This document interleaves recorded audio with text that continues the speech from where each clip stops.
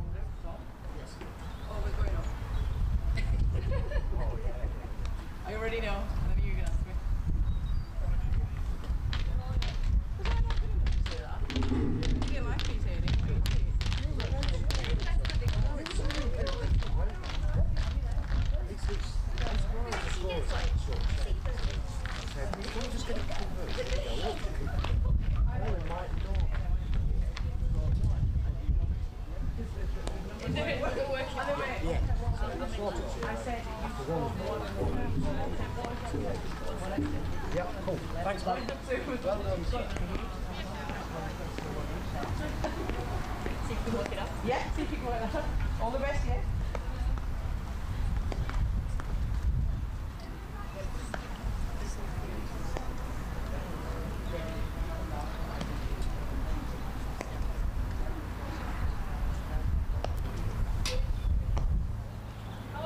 Well, welcome once more, everybody, in the tolling of the bell in the background over by our effects microphone will tell you that we're just about to get underway on this a lovely sunny Sunday morning in Liverpool, which is an absolute delight to be able to say, and it is also fantastic to have you with us for this game between the Thunder and the Lightning. So we're going to try and settle the dispute that the Skies never have quite been able to make their minds up on, and it will be in the Rachael Heyhoe Flint Trophy. It's going to be the Thunder to bat. They have won another toss, a fifth toss in a row, and I'm sure we'll be speaking to Alex Hartley about that, just how she's managed to get 5 tosses in a row won, and she has decided on this occasion that she is going to bat. I think we're going to have Jen Barden first, who's the talent manager for the northwest of England, join us on commentary, because I can see her making her way over now. Let's give you the teams then to begin with. The Thunder are unchanged from their game against the Northern Diamonds, so they line up like this. Laura Marshall, Georgie Boyce will open the batting.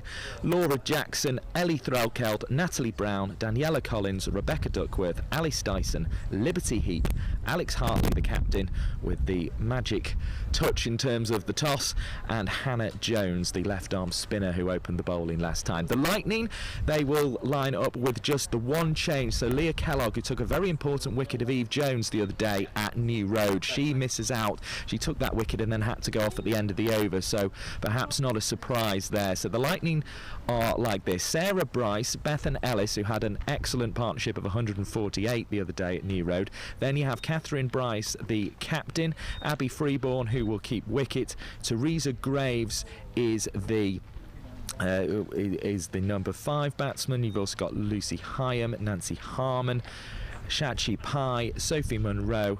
Elenia Sims is the player who comes in for Kellogg, and then we have Alicia Priestland. So those are the lineups. I am delighted to say that I have Jen Barden in the chair next to me, so we will just turn her microphone on. And Jen, good morning, and the first thing to say is the sun is out, the sun cream is on. It has that wonderful aroma that only sun cream can have, and I almost feel like I'm on my holidays up here on the balcony. Indeed. It's a little bit breezy, but yes, the sunshine is out, there's blue skies, and the sun cream has been cracked open, so yeah, it should be a good day. Yeah, it feels very strange almost feeling on holiday, given me Nan's house is just on the other side of the city over there, but and for that reason there's no city I'd rather be in on a day like this, really. But the Loughborough players are making their way out, all in purple, and the 2 Thunder batters are at the crease, and I suppose straight away there's going to be a little bit of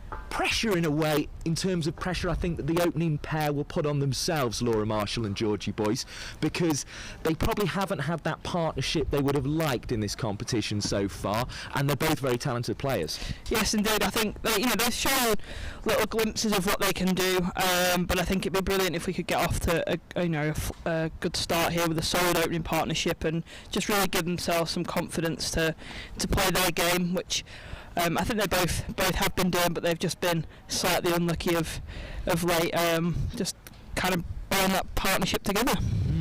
And of course the Lightning is the side that the Thunder beat. The Lightning have been involved in several close finishes but won a close game in their last outing, so both these sides have 4 points. They can't now make it to Edgbaston, which is a little bit of a shame, but there's a huge amount to play for here. Yes, indeed. I think just the learning from the games, particularly as we've got some young players around and some players who perhaps haven't played as much senior cricket as as some other girls, and it's great that they've got this opportunity to keep playing against some of the best players in the country. Well, Marshall will be taking the first ball. The run is being marked out. I think it'll be Catherine Bryce, the skipper, to open the bowling. It is indeed. We're perched just to the left corner of the sight screen. We've had a few little technical issues this morning, just trying to get the sound right and that kind of thing. And I think there may have even been technical issues we had last time out, as Bryce comes in and bowls right arm over the wicket. That one moved in fairly appreciably from where we are, and it's Catherine Bryce's sister, Sarah Bryce, who does the fielding at short mid-wicket. But hopefully you're hearing us loud and clear. Hopefully there's lots of you tuned in, because the numbers were absolutely fantastic for the game on Thursday, so we really appreciate that. As Catherine Bryce comes in and bowls, it's slightly short and worked away into the leg side, and it is returned. The first single is added, so a dot ball and a 1 there. Marshall is underway. 1-0 is the score. The sunshine is out. The Rachael Heyhoe Flint Trophy is in full force. We will bring you scores from elsewhere through the day as well, because as well as Thunder versus Lightning, which as you can probably already tell amuses me slightly, that we have the the matchup of those two particular weather conditions, as Pye comes in and does the fielding here from a stabbed shot down the onside of the pitch by Georgie Boyce, and it's a dot ball.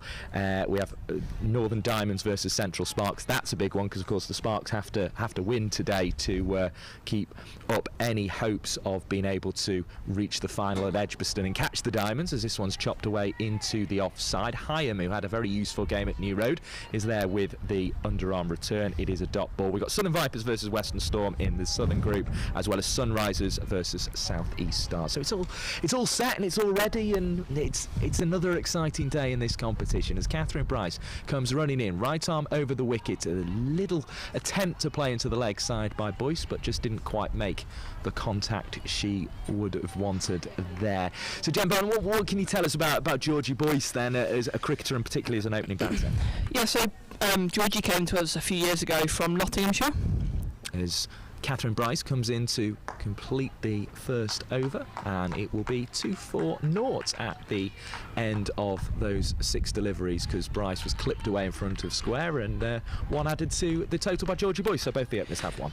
Yeah, a welcome addition from our perspective, a senior batter who goes about her business really well. She's sort of the true professional. She really cares. She absolutely loves helping the younger girls learn and develop, and she really does enjoy her training, and she works really hard, which is great to see, and great for the younger girls to kind of role model and watch her go through her business.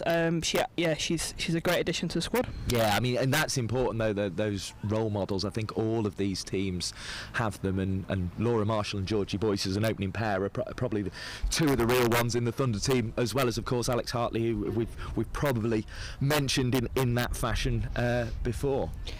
Yeah, I think along with Ellie Threlkel behind the stumps, she's a great addition to our keepers coming through the system. She absolutely loves passing her knowledge on. She's played some really high standard of cricket in and out of the England Academy around the Kia Super League, so she's worked with Sarah Taylor in the past, so I think it's a great addition that we've got those girls as role models. Waiting now then is Boyce, with the bowling from the far end, and the first attempt by Sophie Munro is aborted there. She just not quite happy with her run. Only bowled the 3 overs the other day at New Road, and you were almost expecting to see her come back, but I think Presland bowled so well, taking 3 for 26. I'll just double check those figures in a moment, that it almost meant Munro couldn't get back in, as it was a close finish, and the Lightning won by 6 runs. Of course, the Thunder defeated by the Northern Diamonds in their last game, but their win did come against the Lightning, as that one was driven into the offside. There was no run on offer. And I must also say thanks to James and Jade, who have set up all the equipment this morning. I often, in the excitement of the result, forget to thank our team on the cameras, but they do an absolutely excellent job. As down the leg side that goes from Munro, it will be a wide ball signalled. 3 without loss the score goes to, and actually that was the way the Lightning struggled the other day, was with their wide balls.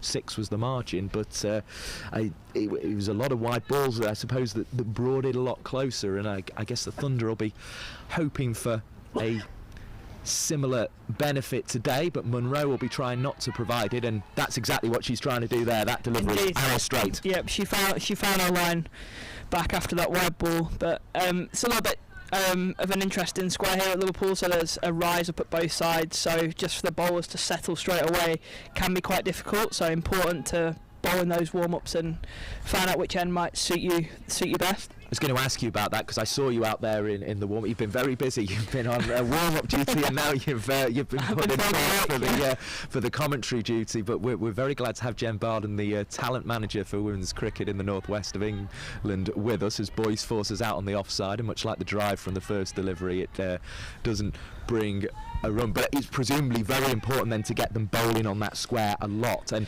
I guess you will have maybe been able to practice here in the week as well. Yeah, we had a practice yesterday, and yeah, it's definitely important that the bowlers get used to which end they might favour.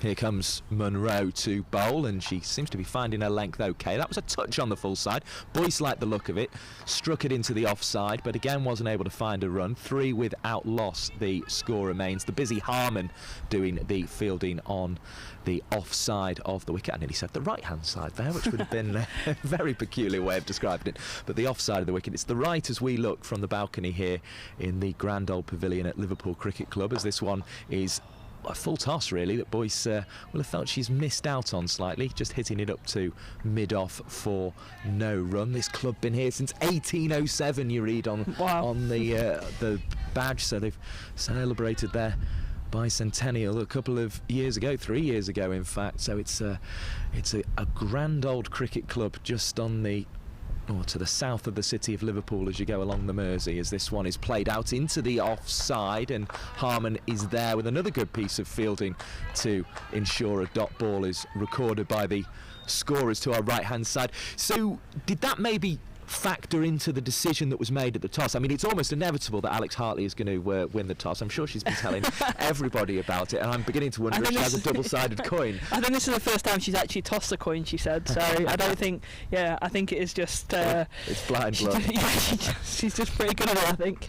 5 tosses, 1. But the decision made, did it slightly factor in, as you say, there's this rise, and that they might be a little uncomfortable with it, the visitors here? I'm not sure that was part of the decision, but it's the same for both sides, and that we've got to bowl on it, they've got to bowl on it, and a lot of clubs have it now. It's not it's not a strange thing. It just can be a little bit difficult for bowlers to get used to initially.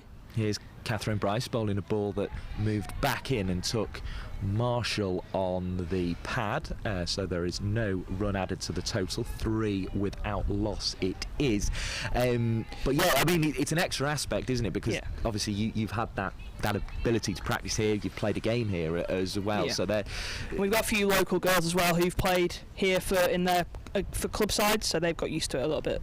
Here is Bryce bowling, it's crept down the leg side, wide ball, 4 without loss, the score moves onto with that. I guess the thing that sticks out in the Lightning lineup is the runs at the top of the order from Sarah Bryce, 4 half centuries, so there must be some real plotting going on to try and find a way to get her out. Her sister Catherine Bryce is bowling at the moment and drives it down the offside of the pitch, does Laura Marshall, doesn't find a run. Sims in the action. Yeah, definitely. She's had an absolutely brilliant tournament, and we can't take that away from her. She's batted really responsible at the top of the order and put the bad ball away when she's needed to. So she's done.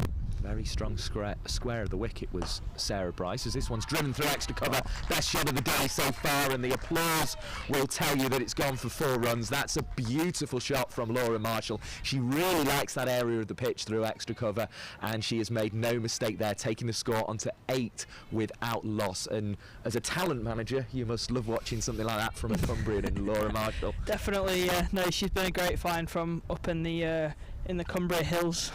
It was something we maybe didn't touch on as much as we should have, as Catherine Bryce is bowling, driven to mid-wicket, and Sarah Bryce is there with the fielding, the Loughborough players in the pink caps and the purple uniforms. I know, certainly like the Central Sparks, for example, that they've made a big effort to make sure that they're bringing in Shropshire, Staffordshire, as well as Worcestershire and Warwickshire, the first-class counties, as this one is played away into the offside, and there is no run on offer to Marshall, but she has that boundary this over. And it sort of feels a bit...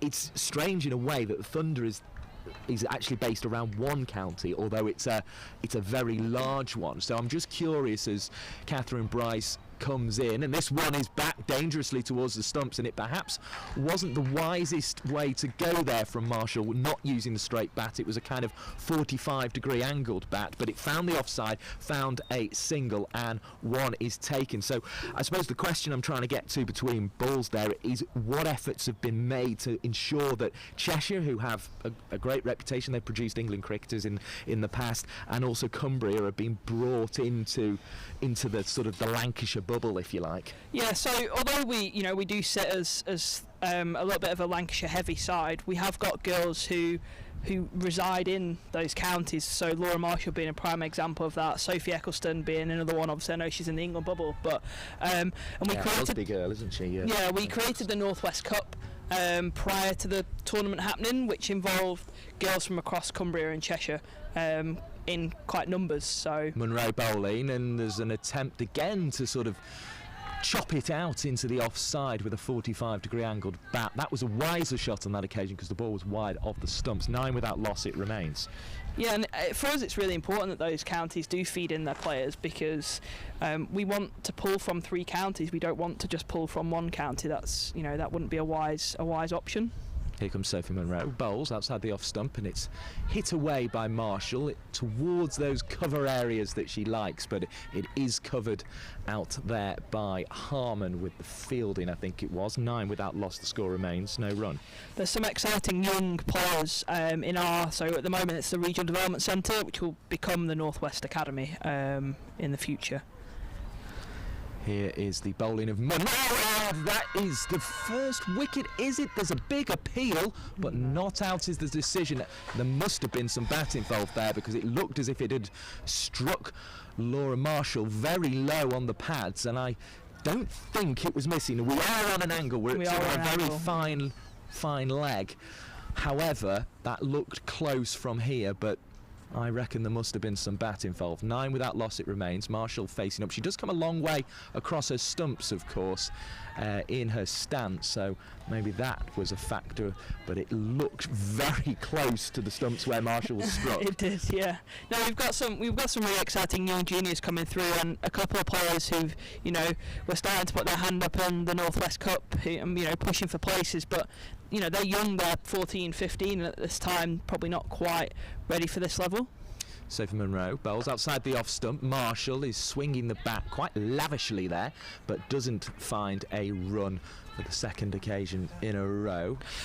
So maybe putting you on the spot a little bit, but maybe give us a name that somebody can expect to see in sort of 3-4 years time, perhaps, who has performed well this time round in the Northwest Cup. Yes, I'd be really excited to see a Sharon Smell in the future. So she's from Wrexham actually, but she transferred over to the Lancashire squad under 15s 2 years ago.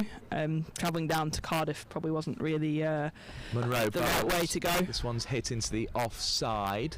There is a single on offer. There might be 2, but Boyce decides she's not going to get back to the non-striker's end, so we'll settle to be, well, she will be at the non-strikers because it's the end of the over. 10 without loss is the score after 4 overs. Yeah, so Sharon, who's a top order bat, she does keep wicket as well, but she scored runs in the Northwest Cup and had a really good start. So it'd be exciting to see what she can do in the future. Looking forward to seeing Tilika Stephen, a tall leg spinner, left-handed bat, hits the ball very hard. Cheshire girl from Sandbach. There's a tall seamer, Bethan Robinson from Cheshire as well. She's an exciting young prospect. All these girls are still 14, 15 years old, so just brilliant to see what the future brings. There's a couple of Cumbria girls as well that we've got our eye on. So yeah, interesting as the reshuffle of the academies will come in place. So the Northern Diamonds at the moment, they've got 2 RDCs running with sort of Durham and Northumberland girls and some Cumbria girls across, and then the Yorkshire one.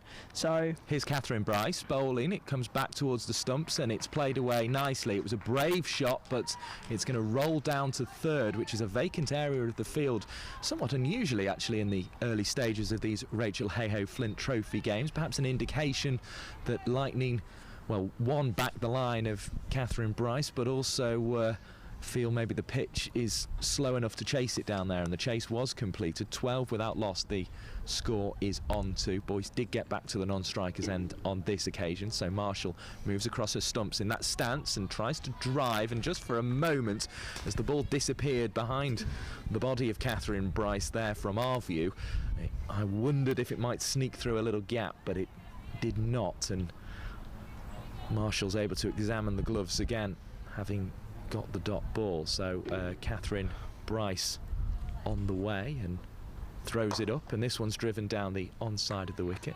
Shachi Pai with the fielding at mid-on, preventing the run. And I suppose the other aspect of it is, I mean, hopefully there are budding young women's cricketers who are watching this stream today and just trying to pick up one or two things, who will be coming into your eye and maybe haven't played in things like the Northwest Cup just yet, as that one goes through outside the off stump because of the chopping bat. Freeborn couldn't take it cleanly, but there is no run.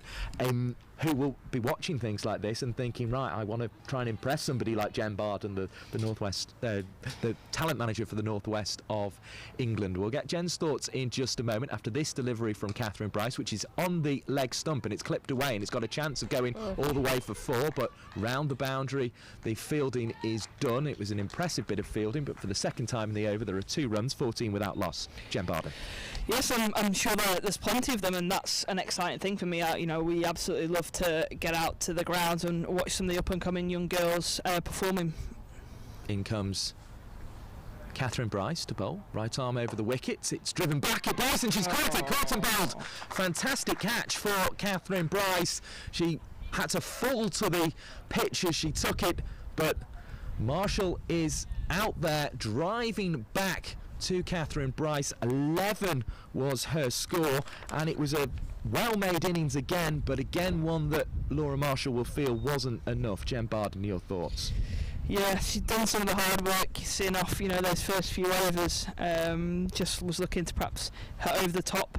Not sure if she needed to do that in the over that we just had, but unfortunately, good catch by the bowler in return, or not easy to take those, regardless of whether they're straight at you or not. But yeah, I think Laura will be disappointed with that she didn't quite hit that cleanly.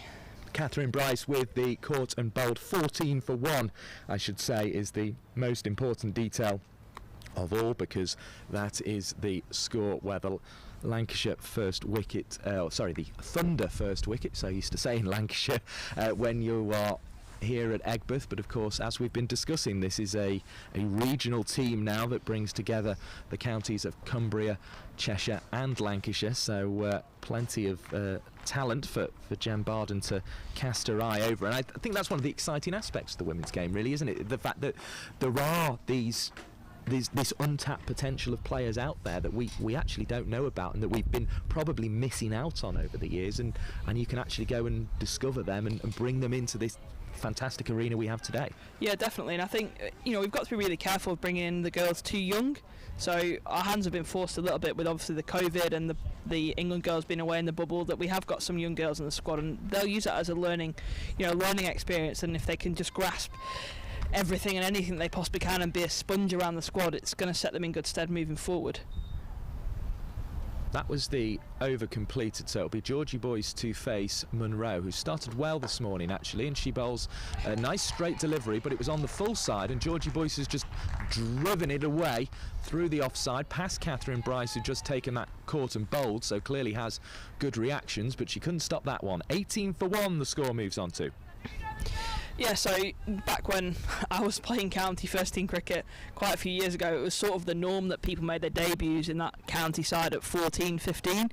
Whereas we want to try and stretch that now. We want we want them playing their own age group and dominating, and we want the talent pool to be so big that we're not making debuts till they're 17, 18, 19. Here's the ball from Munro, takes Boyce on the pad. It will run away into the leg side.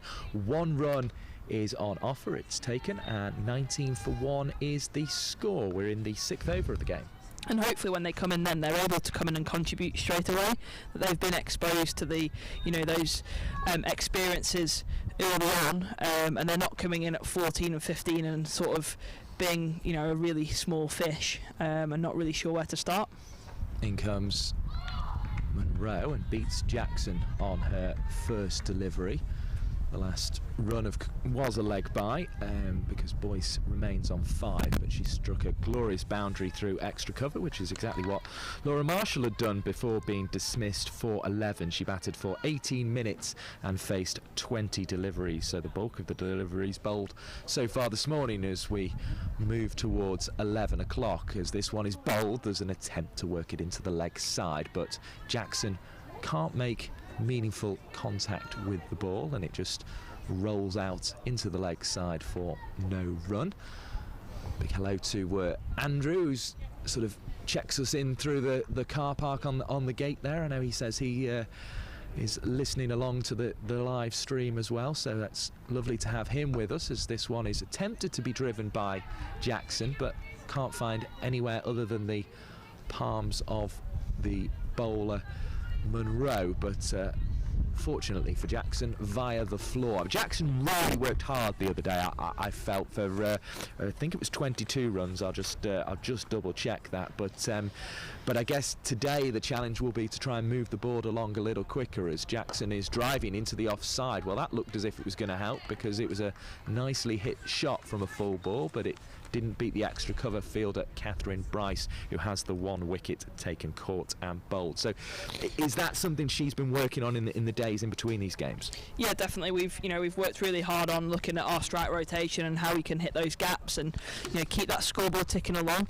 I think it's important that Laura spent a lot of time at the crease the other day, and that's only going to stand her in good stead as she moves forward. We're always lying, and we'd spoken about perhaps moving that scoreboard a little bit and using those angles and perhaps dropping them in. So hopefully some of that practice we've done in between she'll be able to put into play today, her and the rest of the team.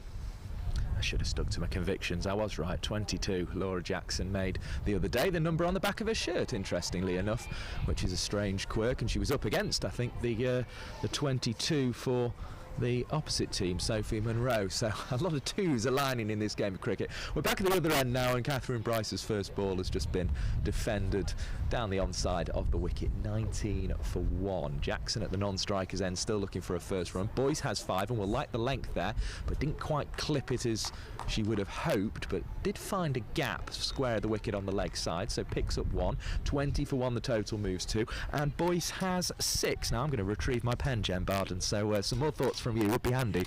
No worries. So Laura's local from round Liverpool area, sort of Ormskirk, and played a lot of cricket at school, which is interesting. In comes Catherine Bryce and bowls a ball that sort of wobbled in the air really, and was a dot ball. Yeah, so Ormskirk School Laura attended quite a few years ago now, to be fair to her, but they really took girls cricket on. They went to national finals indoors and outdoors as a school team.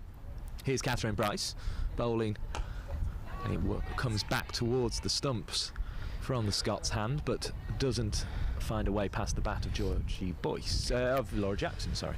Yeah, they had one of the strongest school teams I've ever seen for the indoor competition, where I think all but maybe one played county age group cricket, which was quite exciting at the time. Here's Catherine Bryce bowling. It's played into the leg side, past her sister Sarah, but not past Sophie Monroe, who'd come in from a sort of deeper position on the leg side. Should probably tell you that we have a straight mid-wicket, a more conventional mid-wicket on the back of the ring, a mid-on, a short fine leg on a sort of 45-degree angle, as that one comes back, and that one's out. And Laura Jackson is today dismissed without scoring, and Catherine Bryce, who's been bowling a wobbly sort of line that is very difficult to negotiate, and it has picked up a second wicket for a top opening spell so far, and Catherine Bryce has got Laura Jackson LBW for naught. The score is 20 for 2. Slightly disappointing then that Jackson, we were giving her the big build up there, but unfortunately just hasn't been able to make it count there. But I mean, she looks like the sort of cricketer who has plenty about her and will have success in the future, no doubt. Yeah, definitely, and it's all a big learning curve for her, being put on the stage for the first time. She bowled a really good spell the other day, and hopefully she can do the same with the ball today. Yes, yeah, multifaceted cricketer, and as you say, her school in Ormskirk have clearly put a lot of effort into their women's cricket, which is good to see. And I mean, we've heard about the from Olivia Thomas, we were hearing about the fact of just how important those taster sessions in schools can be, because she was picked up by one being delivered by Kate Cross and has ended up batting with her at Edgbaston. I think we've got some more Olivia Thomas on the way today, which I know anyone who heard her will be a great treat. So we're looking forward to that later on. We have Jen Barden with us at the moment, and Ellie Threlkeld striding to the crease, the psychology student at Loughborough, which of course is the area that the Lightning team is based around. It's the East Midlands team in this competition, but Ellie Threlkeld does her studying there, so will be absolutely desperate to try and get some runs today. I'm sure she has plenty of familiarity with her opponents as Munro bowls through outside the off stump. Freeborn takes it to dot ball to Georgie Boyce. Catherine Bryce has taken wickets with the last ball of her previous 2 overs. She has indeed. Yeah, I think some of Ellie's housemates, when she's normally down in Loughborough, are playing on the opposition, so I think she'll definitely be looking to try and score a few runs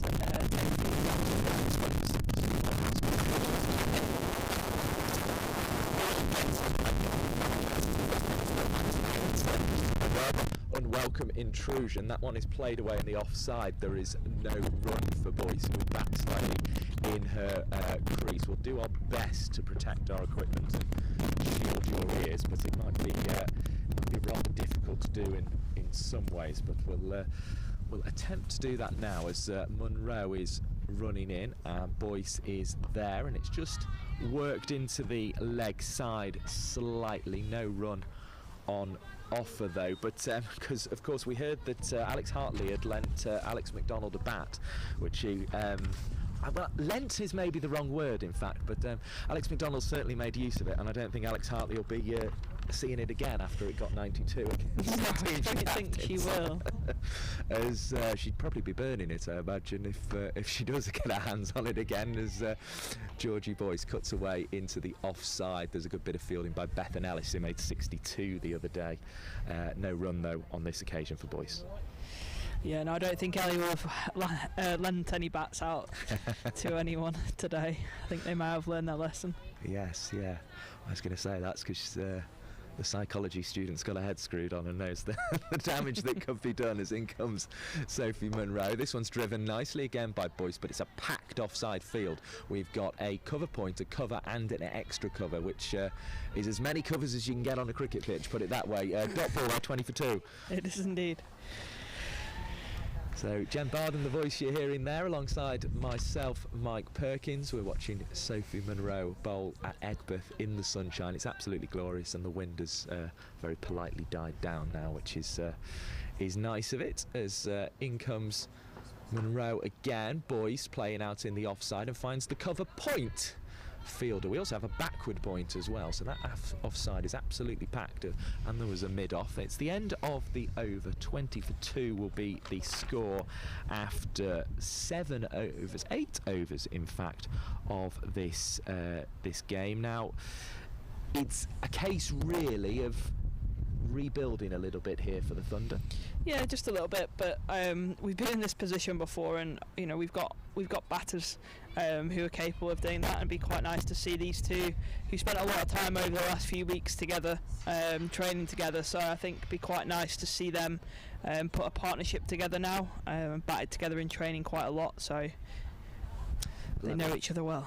11 o'clock has arrived. We don't quite have the beautiful toll of the cathedral bell as we had at New Road the other day, but the hour has reached us, and we have a beautiful setting in front of us with the neat houses with their little square windows away in the distance behind the driving Threlkeld. That was her first ball. Seemed in cheery form this morning. Said hello on my way into the pavilion, and as we say, will be very, very determined to do everything she can to make sure that she is able to get a score today. Down the leg side, there's an appeal for caught behind. Freeborn was actually relatively convincing with the appeal there, but the umpire straight away hands out to signal the wide, which I think was maybe what was trying to be avoided. It's 21 for 2.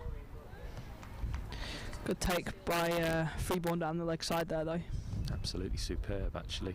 She was a very organised keeper the other day. It was the first time I'd seen her in this competition. She crouches now, and that one kept low, but Threlkeld just got something on it and got it away into the offside. 21 for 2 it remains. Of course Sarah Bryce can keep as well, but her duties have mainly been with the bat in this competition. 4 50s in 4 games, very impressive, and she'll probably be wanting to go to 3 figures. She maybe should have got it in the previous game on Friday, as this one's played away. Threlkeld is off the mark with a neat little single, has to sort of stretch at the non-striker's end, but it was a precautionary measure as much as anything. 22 for 2 the score goes to. And settling on the bat now is Georgie Boyce. A lot resting on the remaining opening batter, it feels, as this one's played out to Catherine Bryce. The fielding is done, there is no run, and we can look out over the wide expanses of the green grass here at Egbert.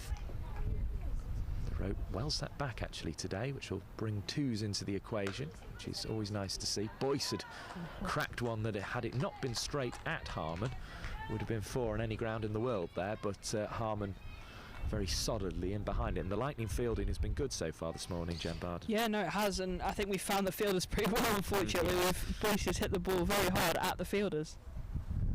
Waits again does Georgie Boyce and plays this into the leg side and has guided it through a very fine gap, because there were 2 mid-wickets, as we've mentioned. This one is rolling away towards the boundary. Will it get there for 4? No, it won't, because the ball reappears back into our vision. That's our one blind spot behind the sight screen. I did try sitting in a few other areas, but couldn't find a better spec than this. And 2 is onto the total. 24 for 2 is the score after 9 overs. Yeah, I think Boyce just needs to be patient, wait and pick up the ones that she can. Don't get too frustrated by hitting the ball at the fielders. I think that's something that we can definitely learn from as we go. And she's she's good enough to hit through those fielders and hit over the ring when she needs to. So she just needs to be a bit patient and bide her time. Hashtag Thunder's coming, or Thunder is coming. To be completely grammatically correct in that hashtag is how you get in touch with the Thunder team, and it is lightning strikes for the visitors today, so do get your messages coming in. I won't go on too much about it today because the numbers were so fantastic. More than 70,000 views on YouTube in the end, another 10,000 on Facebook, but just by tuning in you're helping sort of promote the women's game, help spread the word. Always hit that little thumbs up at the bottom to show us you like it, because it helps other people find it as well. But the best thing you can do is Monroe is bowling and Threlkeld's playing into the offside. Ellis there with a fielding at backward point, no run, is probably to tell someone who maybe isn't watching at the moment that you are, and to try and get them involved if they're somebody you think will love women's cricket just as much as you are at the moment tuned into this live stream. So all that is always very useful, and we thank you for watching today as that one goes through to Freeborn. Another very good take. Those are the difficult ones really, aren't they, where it's very full of length, almost crease length, and you have to just stay down there as long as Freeborn did. Indeed, so tempting to come up as a keeper, but you've got to wait and wait for those really full balls. Keep your hands low. Liverpool looking an absolute picture. I can see on the Northern Diamonds Twitter feed it's looking a picture at Headingley as well, where it's an important game, it has to be said, as this one's worked behind square on the leg side by Threlkeld. 1 taken, 25 for 2 the total moves on to. Georgie Boyce back onto strike, and as I say, it is an important game there for the simple fact that the Central Sparks have to win if they are to remain in contention in this competition. The Diamonds are 30 for 1 at the moment in the 9th over of that game. They looked a very confident side when they were here the other day, as driving is Boyce slightly to the onside of the stumps. Pye is there to prevent the run being taken. 25 for 2 it remains here. The other games, 51 without loss is the Southern Vipers score against the Western Storm. That's a big game as well, because of course those are the 2 sides that are at the top of the South Group. Sunrisers 41 for 2 against the South East Stars, so both of those sides will be looking to add to their tally in the South East Stars case, start their tally of wins. The Lightning got on the board with a win in the last game. The Thunder were there in the first game, and that is wide. It's avoided the batsman Boyce completely. I think she was doing her best actually to get out the way of that one in the end as it went down the leg side, and there will be 5 runs added to the total. 30 for 2, an expensive little delivery, that one from Munro.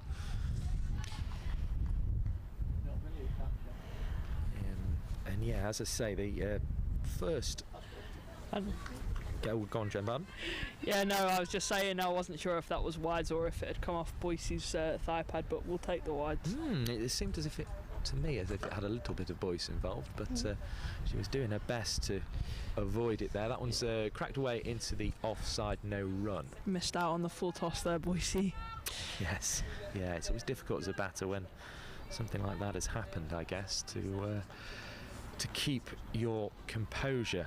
Because 4 runs separated these sides when they played in the opening game of this competition on the 29th of August. How long ago does that seem? As in comes Munro. It was a Duckworth-Lewis Stern altered target for the Lightning as well. They got to 146, so couldn't quite chase down the 150. Dot ball to end the over there as Boyce chopped out into the offside. It's 30 for 2 after 10 overs. Your assessment of that as a power play, Jen Barden? I think Lightning have bowled quite well. We've hit the fielders a lot, which, you know, something that we perhaps could have capitalised on. A few more of those free balls that perhaps we've hit straight at fielders, but losing those 2 wickets has meant we've just had to rebuild slightly and perhaps not been able to put that pressure on the fielders as we'd have quite liked. Quite like now to see the next sort of 10 overs that we really build a strong partnership. Don't throw away the hard work that we've just done to rebuild this one. And what you won't want to happen, and what can't happen, because Boyce is at the non-striker's end, is to lose a 3rd wicket from the first ball of the 11th over, because that was what happened when these sides met last time. Catherine Bryce is trying to make it happen now, and Threlkeld is ensuring it doesn't happen with a defensive out to Catherine Bryce's sister, Sarah Bryce. And that was quite a recovery, actually. 31 for 3 in that game, and he got up to 206 for 9. And OK, the Lightning only had to chase 150 in the end because of the weather, but it was a really impressive effort. I'll get you to fill us in on what that game was like at Trent Bridge, as this one's played into the leg side and Sarah Bryce does the fielding, no run. Yeah, it was one of the coldest days I've ever been at a cricket match, to be honest. I think the girls had about 8 layers on at one point. Here's Catherine Bryce turning again, bowls right arm over the wicket onto the legs and clipped away nicely by Threlkeld. The chase is on round the boundary and it's completed well. The ball returned for the damage of only 1 run to the figures of Catherine Bryce. Yeah, I thought the girls did really well to switch on and switch off, because we were on and off the pitch with the rain quite a lot. As Catherine Bryce is bowling, and trying to force there was Boyce backing away, showing all of her stumps and just getting a fine little touch past Freeborn, the keeper, who stood up. It's 4 runs. It's a fortuitous 4 runs. 35 for 2 the total moves on to, and I think your sound of exasperation there, Jen Barden, told much of the story. Yeah, I was thinking that might have just bowled her if she wasn't careful, but she did well. We'll take the 4 runs. Yes, certainly will. It's been a good over this for the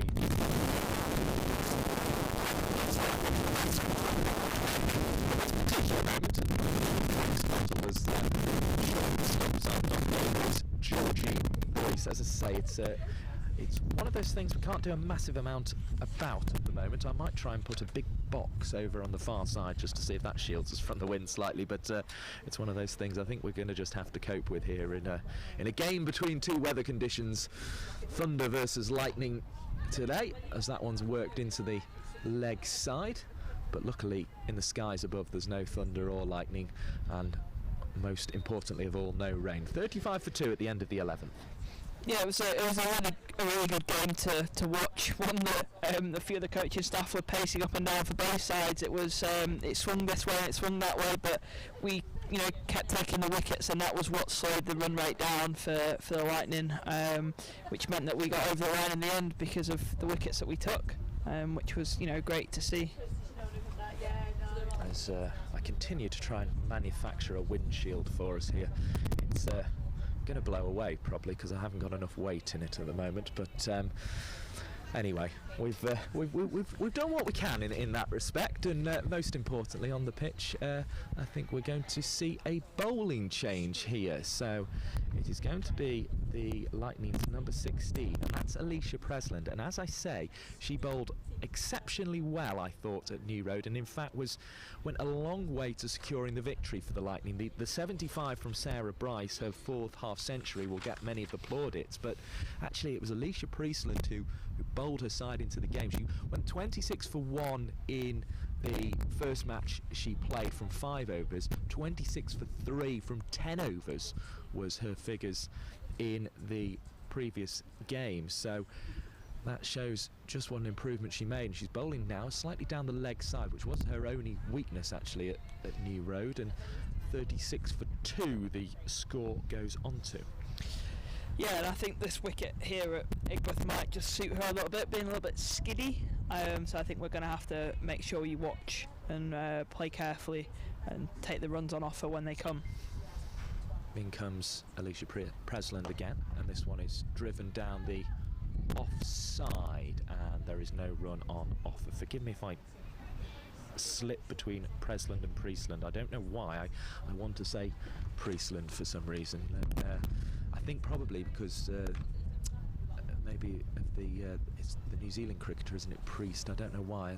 That sort of combination of letters seems to slip into my head. But I think Presland is the correct pronunciation. I'm sure that someone from Loughborough can come and furnish us with that. Yeah, if I think they might have to confirm that. I'm not sure, but I think the spelling says that it would be Presland. But yeah, we'll go with that until informed otherwise. 26 for 3, as I say, was Presland's figures the other day. Very impressive indeed, and she's found her line with that previous ball and does so again. Another dot. Rachael, though, organised in defence, and she got 50 in that first game as well, so will be quite adept with against these. Don't worry, we haven't fallen off the balcony. That was just a crash away in the distance of something against the sight screen, I think, as this odd gust of wind is becoming problematic, not just for us, as there's a defended ball out into the offside by Ellie Threlkel. Jen Barden, the talent manager for the northwest of England, is alongside us. Yeah, Ellie also a local girl. She's from Rainford, so she will have played here quite a number of times, I imagine, from a club perspective too. Yeah, that was something I wasn't aware of until the game on Thursday, actually, and it was good to hear her talking about cricket up in St Helens, and also, of course, that brings you over here to Egberth in the Liverpool competition. A dot ball there for Threlkel, familiar with these surroundings, and waiting with bat raised as in comes Presland, bowling first change today as well, which is another noticeable difference in her role. Single taken, 37 for 2 is the score at the end of the 12th over. We have a hand sanitizer break. Yeah, she came on as the 3rd, 4th, 5th, 6th, 7th bowler the other day at New Road. Partly, I think, the injury to Kellogg contributes to that, but yeah, she's been backed as first change bowler, and again, it's just another little aspect of what this competition is about. It's about discovering players and giving them more and more of a role. Definitely, and just changing that role up, and you might play one role one game, but then you might have to take the new ball, and then the next game you're having to bowl in the middle overs. So I think it's important that the girls coming through the system are quite happy to be really adaptable, and one game will get thrown a new ball, but the next game they're bowling in the middle overs, and even if you're bowling with that new ball, you're going to have to come back and bowl to death with the oldest ball that you're ever going to get. So I think just being able to be adaptable, change up those skills, and use your cricketing knowledge and experience that you have got to influence the game as best you can. Lots of cricket going on today. Of course, England-Australia later in the one-day international. I recommend you get yourself 2 screens for later on today, and keep us switched on, because we'll let you know what's happening in the international game as well, as this one goes down the leg side. I think I've already seen the umpire's arms go out briefly to signal this will be a wide, and it's confirmed as such. 39 the total goes on to, because the batters were able to exchange creases. just trying to settle into the work of the Thunder. 2 early wickets, but crucially not 3, because that's often the position that would allow a opposing captain to control it. And quite rightly, Jen Barden says shot, because this has been cracked away on the offside for 4. Jade, excellent on the camera work there, tracking it all the way for a 4-run addition to the total. 43 for 2, and an authoritative stroke from Boyce. Yeah, it definitely makes a difference having obviously the live stream, but more than just a fixed camera. So the commentary and the roaming cameras make the viewing experience miles better for everybody. Yeah, people seem to have really been enjoying it, and if you are, hit that little thumbs up. As I say, it's always helpful for us. A wide ball here down the leg side. 44 for 2. As I say, I won't keep going on about it, but you know how these things work, and the more of you who can tune in, the better, really. It shows your support for women's cricket, and why not before the games are getting underway today, and hopefully we can stay with us right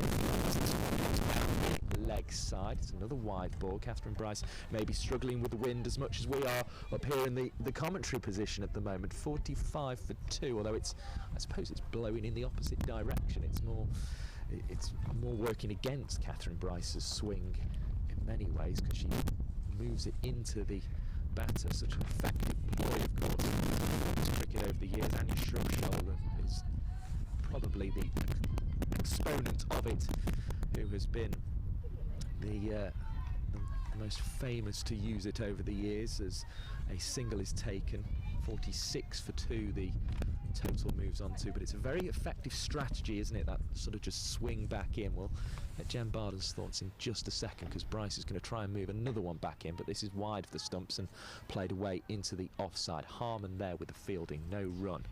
Yeah, we talk a lot about, obviously, in the women's game and the men's game, just bowling at the stumps, bringing as many dismissals as possible, and that in-swing tends to give you that option more often than not. Seems to be the most effective in terms of... And it's played away down the leg side, although I think maybe it was leg buys, and it is signalled as such. 47 for 2. Yeah, in terms of taking wickets, but also putting the batters under the most pressure. So the girls seem to struggle the most to play against the ball coming back into them. Possibly stemming from a lot of early practice against sort of half-balls outside off stump and lining everything up. Here's outside Bryce, the off-stump just line. clips into the leg side. Threlkeld will get through, but will Boyce get to the other end? She does just.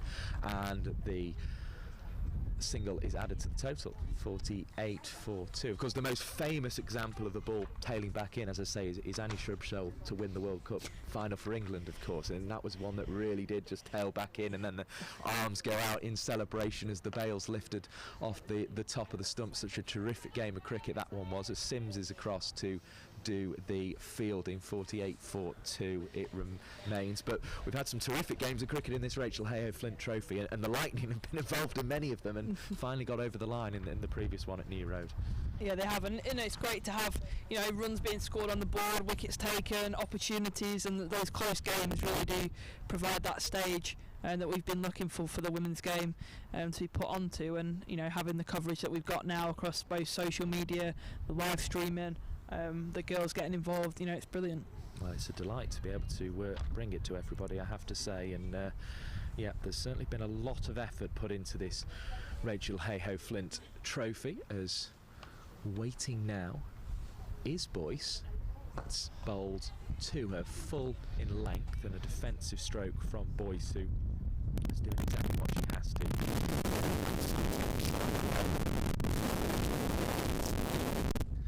Tacked, and Jen Barden very skillfully, you've picked that up already, is shielding her microphone underneath her coat, which is excellent. I'm doing a less good job, frankly, using my bag to try and block it, but there we go.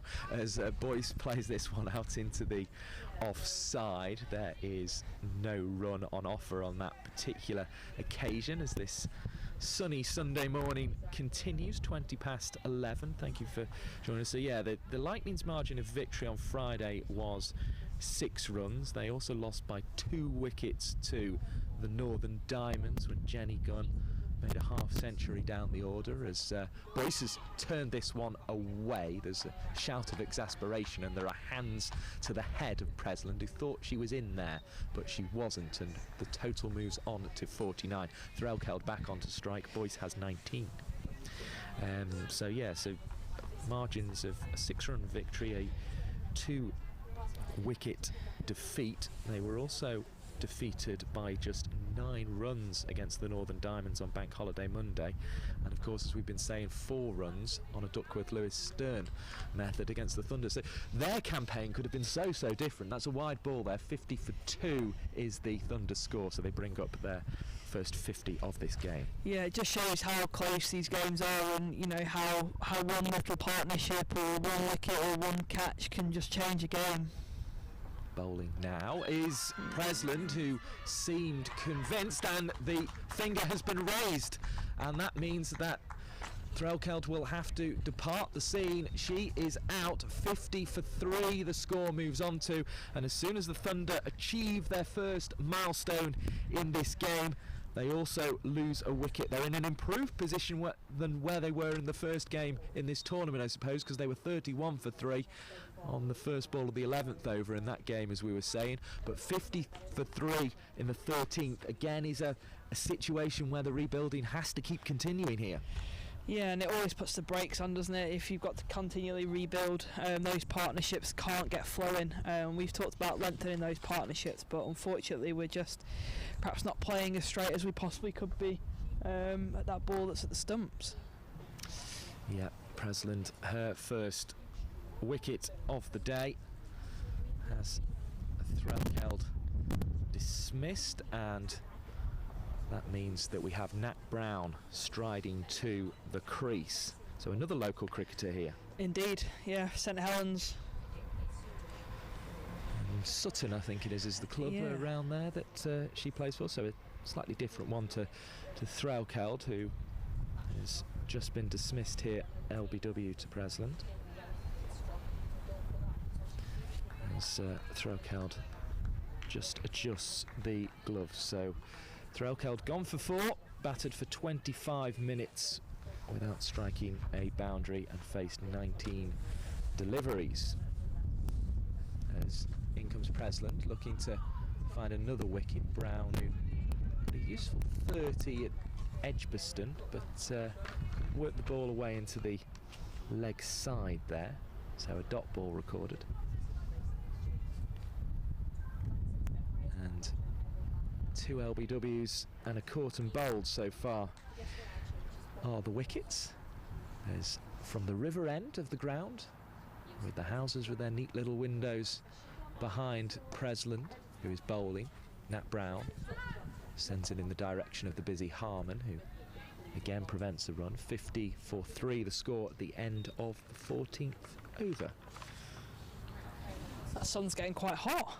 I have to put some sun cream on myself. Well, I've got the sun cream on, as I say. I feel like I'm going to get one side of my face burnt though. There's nothing more satisfying than just putting sun cream on and stepping out the house for the first time in the day. It just has that kind of wonderful smell that conjures up the thoughts of long afternoons at cricket and holidays and beaches, and it's just a wonderful thing to have, and it just means that the sun's out and that it is fairly warm. It'll be nice on the beaches around Liverpool, as I say, mainly out to the north of the city, really, going up through sort of Crosby and Formby out towards Southport there. They'll be doing good business on the pier up in Southport, I would imagine, today. Yeah, I'm sure they will. Late season bit of trade, of course, plenty of restrictions still in place, but we're luckily able to get some cricket on. Now, this looks to me like Bethan Ellis. It is. She turns around to confirm with the number on the back of the shirt. She's a very distinctive cricketer, likes to sort of wear a kind of ribbon in her hair that ties it back in a ponytail. She was very good with the bat the other day, and she's going to try a look with the ball. 62 runs to her name opening the batting. I'm sure we'll see her at the top of the order later on. She comes in, right arm over the wicket. That's a good start. Right onto the dot, and it is a dot that is recorded. Yeah, a little bit of a away swing there for Bethan. It's interesting. I mean, that wind should assist any away swing, you would think, because it's pushing across from sort of our right as we look, and Bethan Ellis's right as she comes in to deliver from the pavilion end, the grand old green and white pavilion here, and the wind maybe just took that one a little bit too much and she couldn't control the swing there. 51 for 3 is the score. Yeah, it's all sort of green and white here in Liverpool. Those are very much the club colours of Liverpool Cricket Club. A little bit of red involved. The numbers 1807, the year it was founded, are written in red on the badge as this one's turned away into the offside. Of course, there's little bits of red in the thunder strip as well, but it's largely dark blue. Applause for the direct hit from the Loughborough seats to our left, but no run added there. 51 for 3 will be the score. A lot riding on Georgie Boyce, and Nat Brown for that matter, even though she's only just strode to the wicket. Bethan Ellis on her way in, bowls, driven nicely into the offside. Lucy Hyam is there with the fielding at cover, no run. And what will the feeling be, do you think, down there on the sidelines in the wicker chairs? I think we'll be looking to create that partnership that we've been looking for. As Alice bowls, it's onto the legs of Boyce, clips away, can't find a way through. Dot ball recorded, 51 for 3. And just take a little bit of control of the game back, put some of the balls under a little bit of pressure, but I think for now, perhaps the next sort of 3 or 4 overs, looking to rebuild this, let Nat Brown get in and go from there. Plenty of pads appearing from the pavilion under arms of Thunder players as Boyce has spotted an opportunity to get onto the back foot and strike it all along the floor for 4. 55 for 3. Georgie Boyce looking very good indeed there. Yeah, she's very strong off the back foot, pounces on anything short, so great that she's able to take advantage of that and put it away to the boundary, which is really important that we get those gaps. When we do see that bad ball, let's make sure we're putting it away. Yes, did so well there as in comes Bethan Ellis again. It's outside the off stump. Nicely played away into the offside. 1 will be the scoring on that occasion. Takes the score on to 56 for 3. Boyce has 24 now, and we speak so much about learning experiences in the Rachael Heyhoe Flint Trophy, and this is potentially going to be one for Georgie Boyce where all the sort of pressure is on her in a way as the one remaining opening batter out there, and with 3 and 4 out as well. Yeah, I think she'll enjoy that, and I think she's hitting the ball really nicely, so it's a great opportunity for her to go on now and stick around for a little bit. Lovely stuff. Now we have another 2 guests who have appeared, and I'm going to have to explain something to them very quickly. In fact, Jen, you might be able to do us a quick favour here. So there's a microphone over there that's been providing the effects. I'm going to turn that off in a moment. If you could bring it over, and then I think we're going to be able to get Liberty Heap and Alex Hartley on at the same time, which will be absolutely brilliant. So that ball is bowled by Presland. It's struck through the offside, and it's going to go away for 4 runs, and that will be struck away to the boundary. So as I say, if you do notice a slight change in sound, it's just because we've taken one of the microphones off, and Alex Hartley's got that in hand, which is good, and Liberty Heap has got the other microphone, so we will be able to welcome everybody back. So Alex, I've got you on number 4 there. Hello.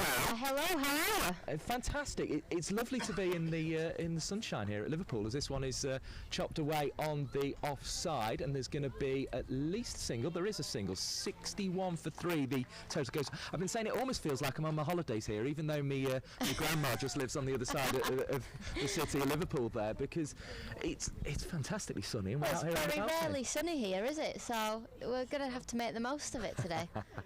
As in comes Presland from the far end, bowled impressively at New Road and is on first change today. He's already picked up an LBW dot ball, and I'm also delighted to be able to say hello to Liberty Heap. Hello, Liberty. Hello, nice to meet you. Good to meet you too. And the reason I wanted to get both of you on at the same time today, and we've been sort of faffing around making sure we can get as many microphones as possible to do that, is because I saw a tweet from you, actually. Well, it was from your cricket club Liberty Heat. She needs it. Well, sorry, it is an unfair place to start, isn't it? Of course, Liberty I put the pressure on straight away as that one goes through outside the off stump. It is a dot ball. But I'd seen you retweeted Lower House Cricket Club, I think it was, in Burnley, had put up a picture of you, Liberty, with Jenny Gunn when you were very, very young indeed. And of course, I was sitting right here commentating on you getting Jenny Gunn out LBW. Tell us a little bit about how the photo came about, first of all. So it was when I was 11. I think I scored my first ton for Lancashire under 11s, and yes, I remember reading the clipping of that, as this one is through outside the off stump. It's a dot ball. I went to watch an England game, and I just remember being in the crowd, and Charlotte Edwards came to find me and asked if I wanted to go up to the dressing rooms to meet all the England players. I got photos with all of them, but obviously that one resurfaced as I got her out the other day in the game. Yes, and it's such a sort of distinctive image, really, because it's you there with Jenny Gunn, who obviously, because you're only 11 at the time, is considerably taller, as this one's played away by Nat Brown behind square, and there is no run. So how did it feel to have Jenny Gunn as your first wicket, and then probably to see that image resurfacing after the game? So obviously this whole tournament and the ability to play in it has been a big opportunity for me. It felt surreal, to be honest, even to just be bowling at her in the game. Obviously I was a bit nervous, but yeah, it was amazing to get that wicket. And so you were actually sort of conscious of it when you were out there. 61 for 3, by the way, is the score. Yeah, I remember saying to Alex before bowling, I was like, oh, I'm so nervous here, but I got on. My first over went quite well. I think it went for just the 2 runs. And then not that she was counting. But yeah, I was just trying to bowl my best ball, really. And then the wicket Bethan Ellis came. Trying to bowl her best ball. That one creeps away and just swings, struggling to control it a little bit at the moment. Bethan Ellis, the score on to 62, which is exactly how many she made at New Road the other day. And as you say, so I suppose controlling those nerves in some ways was the big task, as Ellis comes in again to bowl right arm over the wicket, and it's defended out into the onside. Yeah, I think it helps having such good seniority in the team. We are quite a young side, but having Alex there to support us through it all is quite good as well. She just makes jokes and stuff about it to me, so I just feel less nervous on the pitch, which helps. Don't tell her my secret. In comes Bethan Ellis, and there's an attempt at a drive, and it went early for a moment, but not for too long. 62 for 3 it remains, and Alex Hartley sat there in the sunshades next to us as well. I mean, I think you summed it up very well in that you said, you tweeted it and said this is exactly what this tournament is about, as Bethan Ellis comes in and bowls. It's onto the leg stump, turned away, single taken, 63 for 3 the score. Yeah, I think what the amazing thing for me is now when I started playing cricket, I didn't really know that women played, and now kids grow up, and sorry Lib, as a child she grew up and she looked up to women's cricket, which is fantastic, and now being able to play against those people she looked up to is just amazing, and getting the opportunity even just to play alongside Jenny Gunn or against Jenny Gunn, it's just a fantastic opportunity, and something that I felt quite proud about, because it is what cricket is about. Bethan Ellis bowling, it's down the leg side, and there is no run on offer on that occasion, so we stay at 63 for 3. And was that England side, I mean, you mentioned that obviously Charlotte Edwards came and sought you out after you made that 100 for Lancashire at 11, and then your England side, Alex, that went and won the World Cup, of course. You're presumably very conscious of that role you have as Bethan Ellis bowls. It's chopped into the offside, and it is a dot ball. Well, not really, because I don't see myself as an England cricketer or a World Cup winner. I'm just Alex Hartley. And I would like to say that I don't intimidate any of these girls. I'd like to say that I'm approachable, and I'm always here to have a laugh. The secrecy to my captain is, let's just go out and enjoy it. Let's just have a laugh, enjoy each other's company, and we're all here to do the same job. Ellis bowling, it's just come back slightly towards those stumps, and it brought a sort of from the Loughborough Lightning players. 17 overs gone, 64 for 3 is the total with that dot ball. And we're sort of getting, I suppose, the story behind the picture here. For you, Liberty, making that 100 at 11 then, you must have always, from that point, been thinking, wow, okay, there is a sort of career eventually for me, although I suppose it's only really with the advent of this competition that's maybe becoming a reality. Yeah, so I was on the EPP at quite a young age, so I feel like from quite a young age I've been on the programmes throughout Lancashire, and obviously I've had some seasons which have gone quite well and others which haven't, but if someone said to me at the start of this year that you'd be getting like in your first professional games, I wouldn't have believed them. This tournament's just been a massive opportunity. Bowling from the River End is Presland. There is going to be runs here. There might even be 4 runs because there was a very good stop in the end by Harmon, just sliding back. I'm sure Jade, our excellent camera woman to our left hand side, has picked that one up for you. The score goes on to 66 for 3, so 2 were taken there. Sorry, Liberty, for interrupting. I'll just bring this ball as well because Nat Brown's ready to face up, and she is cutting away on the offside. That's a powerfully struck shot by Nat Brown. It will bring applause from the Thunder players. It brings a shout of shot Brownie from Alex Hartley as well, the skipper, which was lovely to hear, to be honest. I mean, it might have been a bit much right down the microphone, but it was, I'm sure people enjoyed that at home. So Liberty, just to let you continue the point you were making there. Yeah, so like I say, we're quite a young side, but I think it's good that they've been giving younger players the opportunity to see what the game's actually about when you get higher up throughout the levels.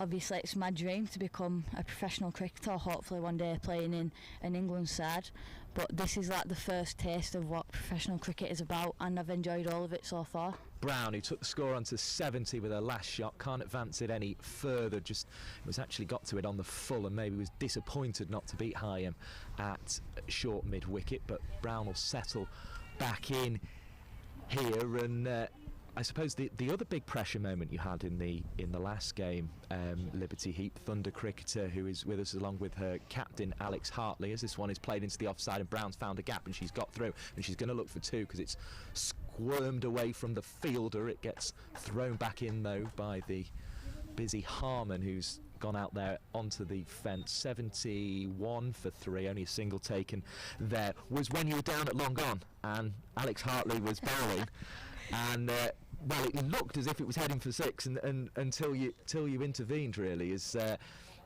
we await Presland to bowl from the far end, and is delivering right arm over the wicket, flicked away by Boyce. She'll get a single. She's progressing nicely into the 30s now. 31 is Boyce's score, 72 for 3. So I guess that was a pressure moment as well, because that ball looked as if it was heading over the boundary had you not been there. Yeah, so I seen the batter lining up. I knew she was going to hit it to me, but then I seen it go up in the air and I was just trying to think, just stay calm, it's just a normal catch, but obviously it's not. It's very important. And Presland bowls and attempting to cut is Brown, but she doesn't make connection that time. She did pick up a 4 in that over though. It was a profitable one for the Thunder, 72 for 3. But especially off Alex's bowling as well. I was just thinking, I need to catch this, and then I just thought, just stand under it. It's just simple basics really, and then just took the catch. I had every faith. And if she'd have dropped it, she wouldn't be playing today. Well, I was going to say, Alex, I mean, you're such fun and you're all things, but the cricketers clearly know not to drop a catch. No, it happens. I drop more catches than I have hot dinners, so it doesn't matter to me. As long as we're all smiling and enjoying it, like, people drop catches, it doesn't matter. But yeah, I had every faith in Lib, which is why she was out there on the boundary. We're delighted to have Alex Hartley and Liberty Heap of the Thunder with us here on the live stream. As that one goes through outside the off stump, it's a wide ball, 73 for 3. And I am conscious, of course, at some point you two are going to have to go and get your pads on, so we will let you do that. And thank you so much for your time, because it's above and beyond to be able to do this. And if you're enjoying it, hashtag Thunder is coming is how you get in touch with us on Twitter. Lightning Strikes is our visitors' hashtag, as this one's played away in the offside.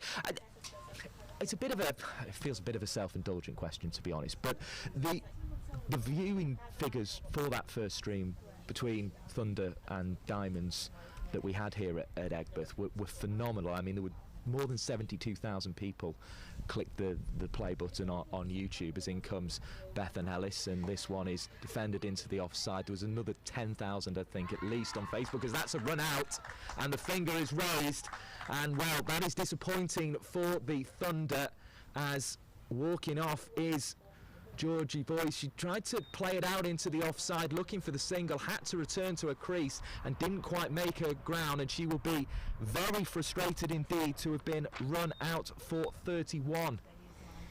That's not ideal, is it? You know, we spoke a lot in training yesterday about trying to rotate the strike and trying to drop the ball into the offside and nick a single, but the single clearly wasn't there then. Nat Brown did the right thing to send her back, but unfortunately Boise wasn't quick enough to turn around and make her ground. Feels like it could be a big moment in the game, that one, Alex. Yeah, a big moment for the Lightning, I would say. Yes, 73 for 4, we should tell everyone. It is discussed. So just coming back to that point, and as I say, it almost feels self-indulgent to kind of raise it, but it is important because a huge amount of people engage with that story. I mean, what were your thoughts, Alex Hartley and Liberty Deep, when you saw those numbers after the game? So, as my mum just been refreshing that page all afternoon, you know, and she assures me she actually wasn't even listening or watching to that one. But seriously, like, that just shows like women's cricket is building. You know, near 80,000 people tuning in to watch a Roses clash. It is everything we want to happen. You know, without the live stream being there, that wouldn't have been made possible. But it just shows people are interested. You know, people want to watch, and we keep saying, oh, you know, can't get it on the TV, there's not that much interest. Well, I'm sorry, we've had 72,000 people watching a Roses clash. People are interested.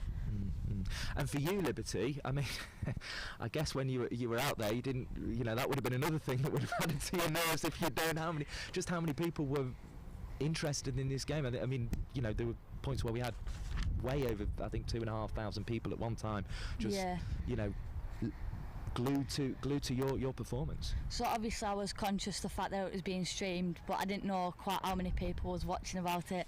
And then I got told after the game, and I was just in utter shock. I just stood there, and I was just in disbelief, really. Obviously. In comes the bowling of Alice. It's just worked into the leg side, a single taken, and it was a sort of reassuring single there for the Thunder after the run out. It's Collins who's got it. She took a lot of singles the other day, in fact. She gets her first one there, 74 for 4. But yeah, since I've been quite young, obviously it's been quite a big thing trying to push women's sport and women's cricket, and to see the numbers Alice that was watching. Bowling, and this one is defended into the offside. There's no run. To see the numbers that we're watching is amazing. Obviously it's growing at quite a quick rate now, which is good to see as a young athlete. Well, I'm thank you from myself, and I think thank you from everyone at home actually for, you know, the quality of cricket that yourselves as players have put on it in this competition. I mean, you know, you laugh, but it has been a fantastic competition to be able to have some part in just watching the games and telling people about them. No run on that last ball. Yeah, I've been really impressed with the standard of cricket that's been played. You know, 220 has been probably a winning score, which I'd quite like, you know, for it to be 250, 260. But, you know, the weather's not been quite as good. As long as I can bowl a 10 overs 20, it doesn't matter. As in comes Bethan Ellis, who's trying to bowl her 10 overs as cheaply as possible, and that dot ball will help as it's defended into the offside of the back foot. But no, the standard's been really good, and a massive thing for our team is we're a very, very young side, and we're developing, and, you know, we're playing against these girls today at Loughborough. Most of these girls go to Loughborough University, so they're all older than our girls. You know, Liberty's still at school, so it's just mad to think about that. She's actually telling me the other day she's at school till 6 o'clock, which I couldn't believe. I was like, that did not happen in my day. No. Well, why was that? To the system after lockdown, getting up at like 6 o'clock in the morning. Oh, 6 in the morning to get up. At 6 p.m. Oh yeah. dear me. I mean, to be honest, you only got kept till 6 p.m. When I was at school. If you've not been very good, to be honest. Even so, I didn't go to my detentions. as the guard has been marked by Daniela Collins, who of course is the new batter who got off the mark in that previous over. We're delighted to have the company of Alex Hartley and Liberty Heap, the two of the Thunder team at the moment. I can't believe I didn't ask. I mentioned, of course, the No Balls Cricket podcast last time. I can't believe I didn't ask 2 questions, one of which will bring you after this delivery, which is going to be bowled right arm over the wicket by Presland to the left-handed Collins, who defends it to mid-wicket for no run. One is, how was your birthday? Because oh, it was very lovely, thank you. The girls got me a birthday cake, so I won. Yeah, Colin the caterpillar absolutely devoured that. So yeah, it was lovely. I received my birthday card from the girls yesterday because they forgot about it. So, but yeah, it was a lovely birthday. Thank you. Well, remember the cake, which is an important bit, as Presland comes in, right arm over the wickets, down the leg side. Collins is attempting to work it away. It's a wide ball. 76 for 4 is the score as a result of that. In fact, the scorer beat me to the button there at 75 for 4. And the other question is, have you put a wash on today? I did last night, yeah. So, yeah, I did. That's a bit of a theme of the No Balls Cricket podcast, if for those not aware. As Collins plays it out, there is a dot ball. Jade's going to slightly adjust the sound, so thank you to her for that, because I think somebody's voice is too loud. It could well be mine, to be honest. It's probably mine. So the other sort of slightly more serious question that I didn't get to ask the other day, as this one is bowled and it's played down the offside. There is no run on offer there. Presland is able to get across and do the field 75-4.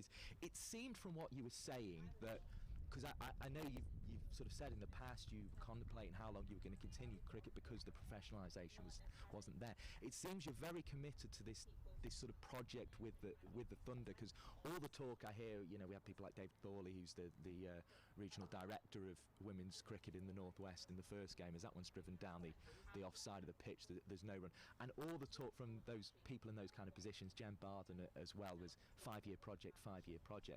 You clearly envisage yourself being around for at least some of that. Yeah, definitely some of that. I'm 27. I mean, it's still young in cricketing terms. I definitely want to play for as long as I can, and I've always said I'll play as long as I'm enjoying it. Bowling here from the River End is Presland, useful cricketer, bowled 10 overs through the other day at New Road, a dot ball there. But I think if I say yes, I'm committed to the next 5 or 6 years, that's a huge commitment, and it's something that I can't say, because you just never know what will happen. Job opportunities that come up, I might stop enjoying it. So I've always said, as long as I'm enjoying it, I want to help the girls develop, I'll play as long as I can. As this ball is bowled and it's driven out to Hyam, who returns with some vigour. In fact, 75 for 4, the dot ball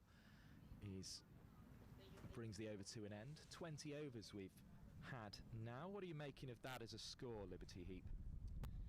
Obviously we've lost 4 wickets, which is unideal from what we've planned, but I back all the girls who are going to come in and bat to get us to where we need to be. Very diplomatic, that, wasn't it?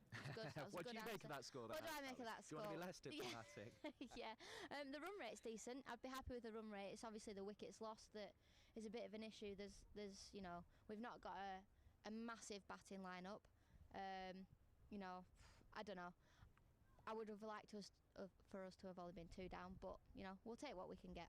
The fantastic Jade, who's not only our brilliant camera woman to our left, is also our audio technician, and is trying to just make this as clear as possible. I hope you're able to enjoy it, because it's been brilliant to have the insight, as I say, of Liberty Heap and of Alex Hartley. There's 1 run taken there from a ball knocked into the offside by Nat Brown. She's on to 9, 76 for 4. She's hit an impressive 4 in that innings so far, as Bethan Ellis is at the back of a run. And as I say, we're benefiting from the insight of Alex Hartley, as in comes Ellis to bowl. It's through outside the off stump, a dot ball, Freeborn quickly with it back to the stumps. I was almost saying earlier in the competition I was considering starting a kind of Stuart Broad is batting for an Alex Hartley nice. is on the radio. Although it could just as easily be an Alex Hartley's captain in a cricket team at the moment, because you're enjoying the role. Yeah, I am. I'm absolutely loving it, and I'm hoping I'm doing a good job. And we're not winning games, but well, there's been ringing endorsements, I have to say, as this ball creeps down the leg side. It'll be a wide, 77 for 4. And actually, one of the things, you were quite right, Olivia Thomas was a belter, and Twitter seems to be the consensus. When Alex Hartley says to you, I pray for you before having somebody on air, you know it's certainly going to be entertaining, and Olivia Thomas was, and I think she's going to drop in at some point. It might even be in the second innings, because unfortunately she's missed out again today with that hip flexor injury. 77 for 4 is the score. But I mean, one of the things she said, and we're sort of talking about, you know, how long you will want to stay involved with this Thunder project, and it sounds like as long as you possibly can, basically, as Ellis comes in to bowl from the pavilion end. This one is down the leg side. Freeborn gets across well, takes it. It's a wide ball, 78 for 4. And she was saying, look, that's got to be the ambitions of girls like Liberty Heap, girls like Olivia Thomas, is to come through and sort of take on those senior roles eventually, and the sort of role that you have at the moment as the captain. Well, yeah, that's the idea. In comes Bethan Ellis. We'll get more on that from Alex Hartley in a moment. There's a dot ball just through outside the off stump low. So as we can get, you know, the likes of Lib and Liv coming through, and we're just exposing them to women's cricket and professional cricket, and then in 5 or 6 years' time, when I eventually do hang my boots up, you know, they'll have had so much experience in this competition, and they'll have been, you know, professional cricketers for a while. I'm told we're relatively all right on the sound, so that's good news. As the ball's returned to Freeborn, no run there. It took the pad on the way down the leg side. And then you kind of pass the reins on. You say, my job's done here. You know, I've done all I can, and over to you girls. And they'll still be young cricketers. You know, 5 years' time, how old will you be, Lib? 21. Wow. See, that makes me feel sick. Hold on to your hats, folks at home, I think is the expression, as that one is played away into the offside. There is a single, there might be 2, there's a misfield, and 2 will be taken. It just crept into our blind spot, but we did spot the misfield there. 80 for 4 is the score. We have had 21 overs of this Thunder innings so far. So Liberty, as we say, we mentioned Olivia, who's as I say, become something of a star, certainly amongst those who enjoy the live stream. And you've played cricket with Olivia, I'm guessing, since a very young age indeed, because you're both lower house players in Burnley.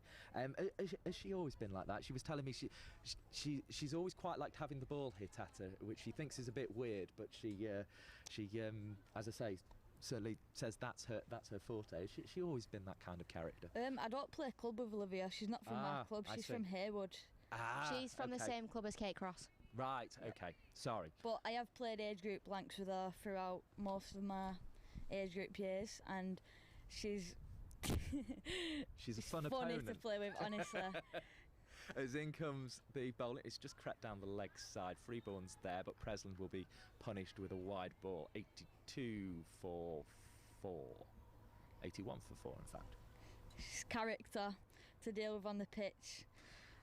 What's she like to come up against in club cricket then? I imagine she could be quite, I suppose the word's probably grating in some ways, because I think she's one of those players who always likes to, you know, be involved and kind of get at you when you're at the crease and you're batting. A single taken there, Nat Brown gets to the non-striker's end, 83 for 4. And there's been so many famous cricketers like that over the years.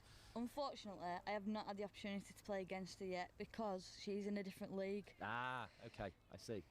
Well, I mean, this is the thing that you know, you often don't realise about women's cricket, and as I say, certainly I'm clearly not as au fait as I should be with things in the Burnley area, but actually the complexities of the structures can be that it's one of the things that actually having a regional structure like this now is helping to simplify. Single there, 84 for 4. Yeah, so most of our girls play men's cricket, so Liberty and Olivia play for their men's teams. I play men's cricket, and we have women's cricket around the country, but you know, it's not as, the standard's not as good as we want it to be. That one goes through outside the off stump, wide ball, 85 for 4. So with this regional stuff, and you know, people playing as much cricket as they can filter down into club cricket, and we can really boost that. And women's cricket then can, you know, because in England 10 years ago, women's cricket was really good, and it was, you know, all the England girls played every weekend, and it was a really good standard. And then you kind of lose people because it's not professional and there's nowhere for people to go. As this ball is bowled, it's driven into the offside nicely by Nat Brown, but there's a cover sweeper, so she'll only get 185 for 4. So with this regional competition, it just opens up so many more doors to people, and it's an exciting future for women's cricket. 86 for 4. In fact, the lots of buttons have been pressed away. Right, I keep hearing them beep, but we're on to 86 for 4 in the Thunder innings in the 22nd over of this game. It's bowled short of a length and it's played away into the leg side, but again the sweeper is found as we approach 5-12, and the score is moved on to 87. So something of a rebuilding job going on here by the Thunder, but they're creeping up towards 100, which will be very satisfying indeed for their cause. These two have put on 37 so far as Brown tries to sweep as it goes down the leg side. It's a wide, 88 for 4. Those extras are actually becoming quite beneficial at the moment to the Thunder total.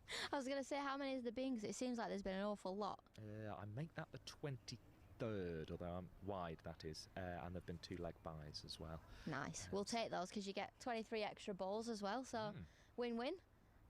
Well, I was saying that, I mean, the margin of victory for the Lightning was very close in the last game. This is aerially away into the leg side. 4 runs from Nat Brown. She dissected 2 fielders behind square on the leg side as well, so it was an impressive shot. 92 for 4 the score goes on to, and Presland I think may well not be getting her full 10 overs today as she bowled at New Road. She's into her 6th and perhaps struggling in this one with the workload, and it was a sort of issue that they had at New Road as well. They only won by 6 runs, but I think there was 35 wides in that game, so the Lightning just trying to tighten up. But of course it's so difficult in one-day cricket now with that leg side wide rule, and with often wanting to bowl into the pads. Brown has taken her score on to 16 there, 93 for 4 with that pulled single into the leg side, because often you've been asked to bowl at those pads, and of course if you miss them you're punished. I mean, that's the way it should be, shouldn't it? We can't get away with bowling down the leg side. It's negative bowling, so I'm all for it. Anything down the leg side should be wide, and it's only going to improve you as a bowler and improve your skills. Is it frustrating though, Liberty Heap, sometimes when you're being asked? I guess as a leg spinner you're always trying to bowl towards that leg stump, and there's always that potential there if it doesn't turn that you are going to get penalised. I bowl off spin, but Alex's laugh motto is bowl straight, be great. So I try and stick to that as often as I can, really.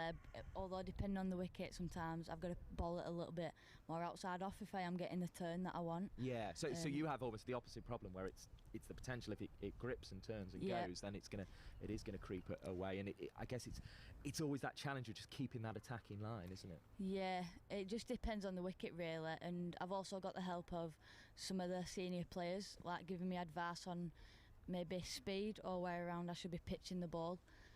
It's good to get like tactics off them as well in terms of fielding positions and what sort of lines I should be bowling. Here's Heyhoe into the attack, another off spinner, and this one is played away into the offside. Bethan Ellis there with the fielding. 93 for 4 is the total here at a very sunny Egbert. Here on the balcony we've got Liberty Heap, Thunder cricketer, as well as the captain of the team, Alex Hartley. And the fact you're both still here shows that you're sort of becoming slightly more relaxed by this partnership that's starting to develop. Yeah, I reckon Lib could do with getting changed, to be completely honest. Okay, well, fair enough. As I say, you should have made sure I knew that, because I wasn't there.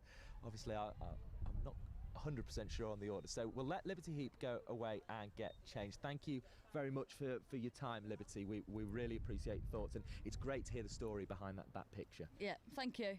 Lovely to hear from Liberty Heap there, and we look forward to watching her bowl later on. Alex Hartley remains with us, and as I say, this partnership, I guess, probably not for Liberty because she needed to go and get her gear on, but probably is just starting to relax things amongst the Thunder team, I guess. Yeah, it is. We need to build more partnerships. I've said this morning just Here's to work. Heyhoe bowling. It's worked into the leg side. It's a vacant area down towards long leg, and there's going to be 2 runs here. Well taken by Brown, actually. She had a little look and then sprinted to the far end. 96 for 4 the score. Just to work together and try and build these partnerships. It's something that we've really been lacking recently, and our scores have reflected that. We've struggled to get above 130, 140. As Heyhoe comes around the wicket to bowl her off spin to Collins, who can't work away. She's on 7 now. So for me, if we can build these partnerships and just nick a few more singles, and one more single and over, sounds stupid, but it's 50 more runs, and that really helps us. In comes Heyhoe. Again, looking to work away as Collins, taken on the pad, won't find a scoring shot there. The over comes to an end, 96 for 4. We've had 23 of those overs. So if we can get up to a target of 200, 220, it's a real fighting target in this competition, and especially in the north with the wickets being a little bit slower, it rains a bit more. So really, we've been aiming to get up and towards 200, and I think that's probably a winning score on a pitch like this, because when we go out in the second innings, we've got a shed load of spinners, and this wicket will have basically had 200 overs on it. So it's definitely a ball second pitch. So we're on the we're on the same strip we were yesterday. Yep. And here, so as you say, it'll almost have that second day feel to it, where particularly with club wickets, you can start to get a bit of wear. Yeah, and the boys played a T20 on this wicket on the Friday before we played our first game. So there's been a bit of cricket on it, but it's just exciting for our spinners. We've got a lot of them. Unfortunately, Liv's on the sideline again today because of her quad. It would have been good to have her, but these things happen, and I'd rather her be fit for next year than tear it and need an operation or something silly. So yeah, just a precautionary rest today. Yeah, Harman just marking out her run, so she'll be the latest introduction here as we approach the halfway point in the Thunder's innings. I guess the task in the second half is going to be getting Sarah Bryce out, because she's made 4 half-centuries in this competition, as Brown is through for the single. 97 for 4 is the total. And have you come up with any ploys? I mean, Central Sparks seem to pack the offside of the wicket to the seamers, because she likes to sort of slash it away, and she still managed to get it through, I think. She does, but for me, cricket's a simple game. You bowl at the width of the stumps, it's hard to get away. So for me, I keep saying to the girls, bowl straight, be great. And I've said it over and over again. But if you bowl straight, it's so hard to get away. I think she is in an unbelievable form, and she's a fantastic player.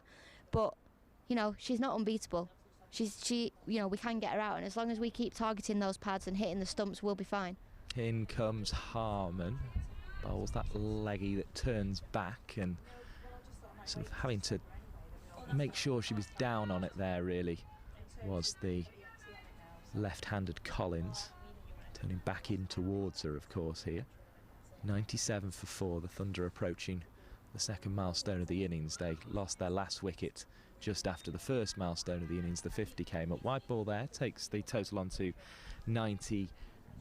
And I was going to say about Sarah Bryce, I mean, I suppose that any luck she is getting will have to run out at some stage. I mean, it was very close indeed, turning back and nearly rolled onto the stumps of the pads of Collins. Fortunately, it didn't.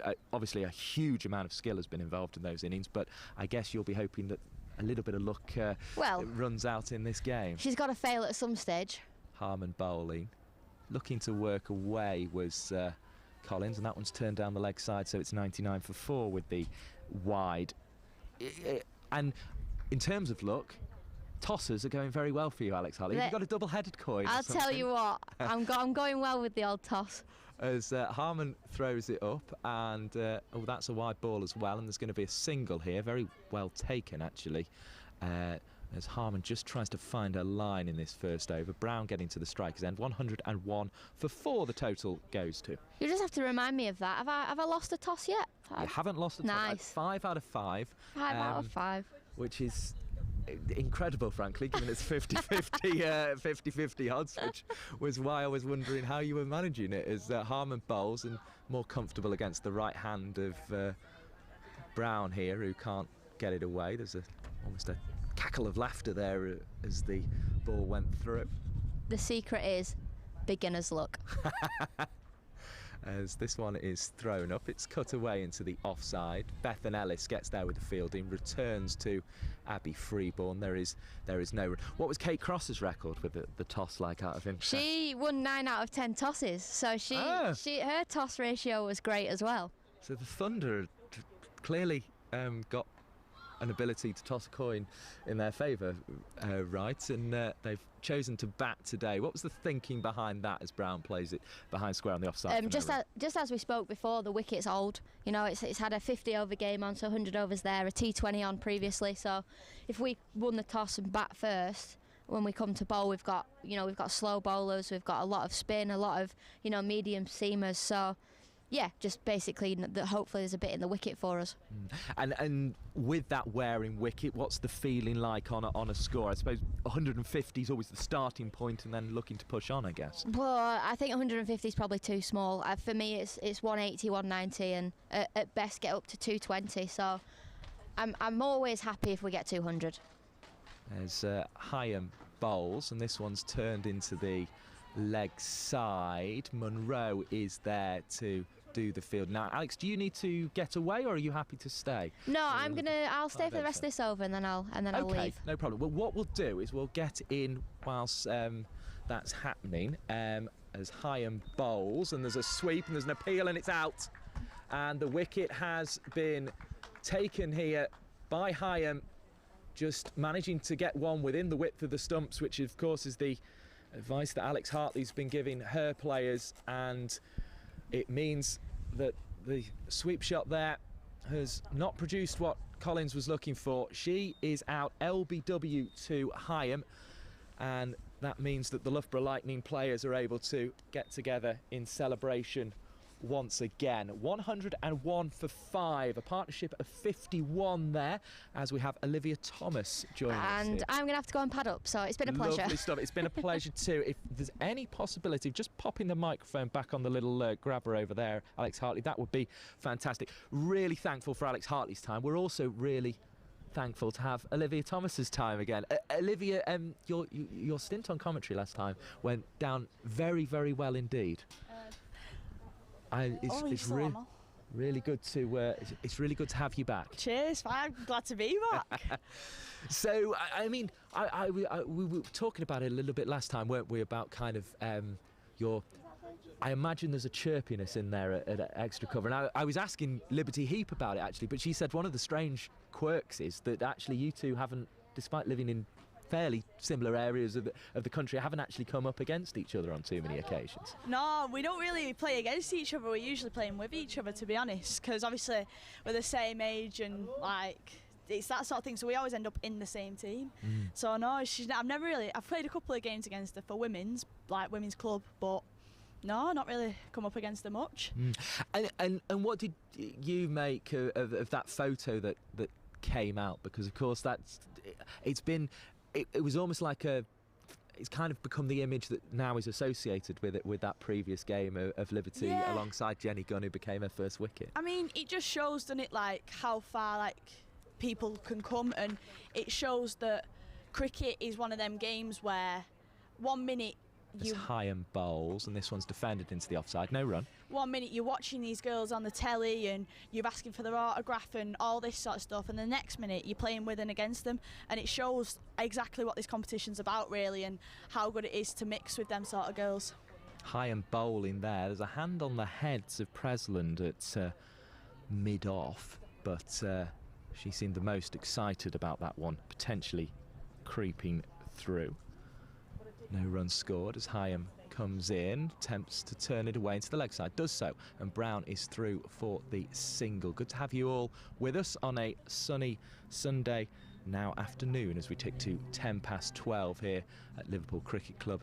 We have Olivia Thomas, who that injury just not quite over. I was wondering, I saw you out there, well, in the shorts, which is very much your look by the sound of things, but it looked as if you were potentially going to get involved in warm-ups and things like that, so I was wondering whether you might be fit enough today. 102 for 5, the score at the halfway point of the innings. I'm still injured at the moment.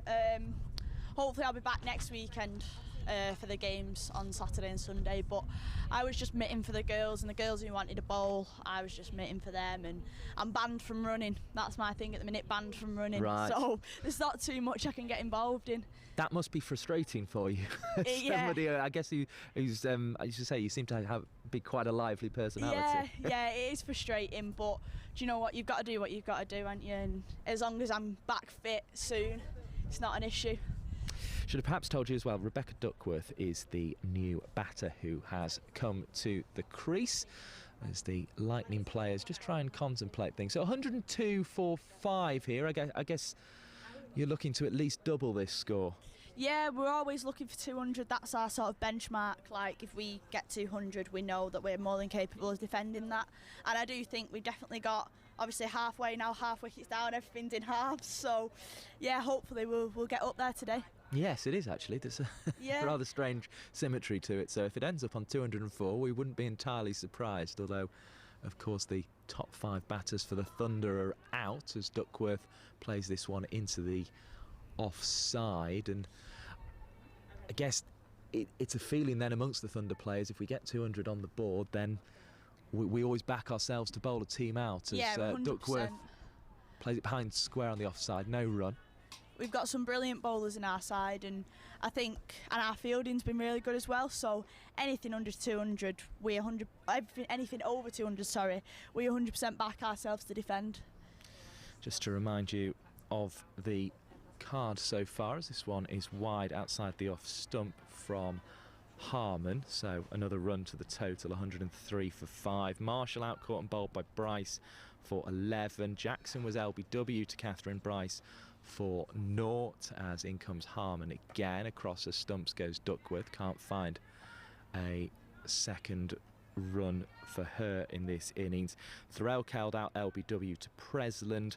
Run out was Boyce by Hyam, and then the LBW of Daniela Collins for 7, as this one is played back down the pitch to Harmon by the watchful Duckworth, who settles at the crease. The black sight screen behind her, the smart little windows of the houses, as well as Duckworth felt she was having to reach there, but the umpire disagreed. What can you tell us about Rebecca Duckworth as a cricketer then, your teammate? Again, Ducky's been one that I've played a lot of cricket with over the years. She's a few years older than me, but she's facing up now across the stumps and forcing away very nicely into the offside, and that is going to be a single. It probably deserved more. 104 for 5 the score. Yeah, she's a really talented cricketer. She's had a few county age group hundreds. She's really reliable, and yeah, she's good to bat with as well. And is that a sort of characteristic stroke that we just saw there? She moved across the stumps and forced off the back foot. Yeah, Ducky's one of them. She's very good at sort of finding the gaps. Right, yeah, we'll have one there. Like, she's that sort of player. But again, she can put the bad ball away. She can then extend and hit the big shots towards the end of her innings, which is brilliant temperament to have.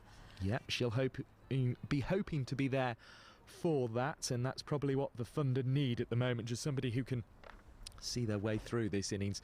Brown is the other batter at the crease at the moment. She's on 18 and started quite nicely. As Hyam's bowling, that's kept low, and it looked as if it was going to be a big decision for the umpire.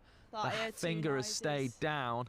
It's probably just done a little bit much, but it kept on the low side there, and Duckworth was struggling as a result. Next ball bounces more kindly and is just dabbed away into the onside for no run. Yeah, the bounce has been a little bit low at that end from time to time. It's one of them you've just got to watch, I suppose. Hyam bowls, the clouds moving across the sky with a little bit of pace all of a sudden. You could see their shadows on the pitch there as Hyam bowled. It was defended into the onside again for a dot ball. Bowling is Hyam, turned away. There's a single on offer. Brown gets through to the striker's end. Good running from the non-striker to spot that single was on. 105 for 5, and Brown is back onto strike. So this is a pitch, I guess, and it's a frustrating question to ask you, but I guess it's one you as a spinner would fancy having a bowl on. As in comes Hyam again. Absolutely love to bowl on this pitch. And bowls outside the off stump, wide ball. It turns. It's a turning pitch, and obviously sometimes a bit of unpredictable bounce. So that is right up my street. It's gutted I can't bowl on it. Hyam bowls. This one is driven into the offside. Single on offer. Brown wants 2, but she's going to struggle to get there and heads back instead. 107 for 5. The total moves on to. Yeah, I mean, it's just knowing that it's been used 3 times, Alex Hartley was saying that seemed to play a big factor in the decision to want to bowl second on it, as that's dabbed away into the offside dot ball. And I guess even if that 200, if you fall short of that, there's still going to be a chance in this game to put pressure 100%. on. We back ourselves to defend all totals really, but I think 200 is our benchmark where we can say, but with the pitch, with our bowling attack, definitely in it here. Olivia Thomas is the latest to join us in the shades on the sunny balcony here at Liverpool Cricket Club, the green and white pavilion. Of course, this club has been around since 1807.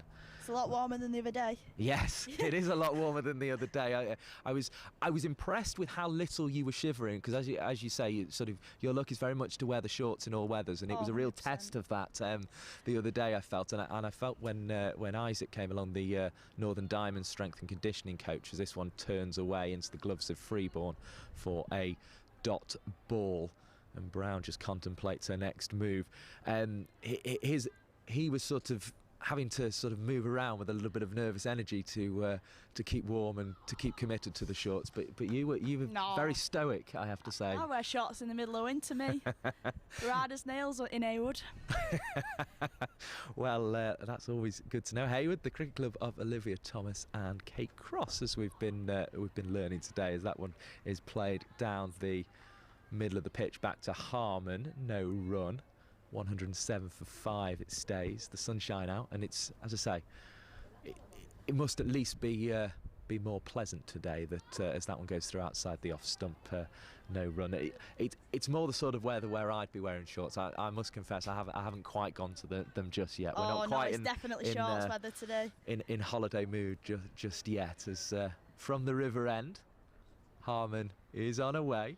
Throws it up outside the off stump. It turns away for a wide this time. 108 for 5 the total. But in terms of the cricket here, it's at an intriguing point once again, much as it was when we were speaking to you last time. That one turns past the off stump. Brown felt it was about the same delivery. It looked slightly closer to the stumps, that one.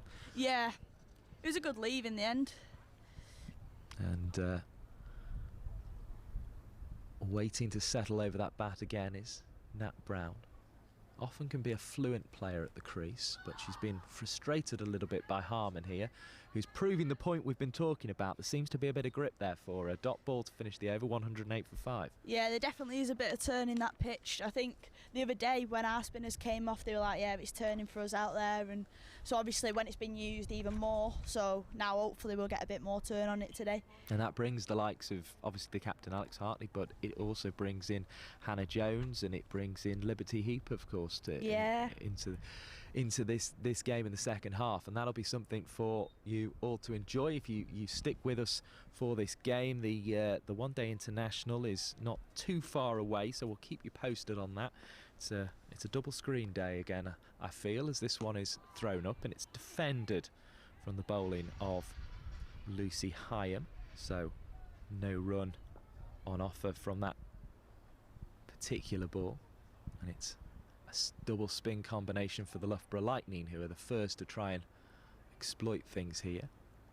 A single is added by Duckworth, who's on to 4 now. 109 for 5 is the total. Scores elsewhere today in the Rachael Heyhoe Flint Trophy. Northern Diamonds 120 for 4, as this one's short of the length, played away into the offside.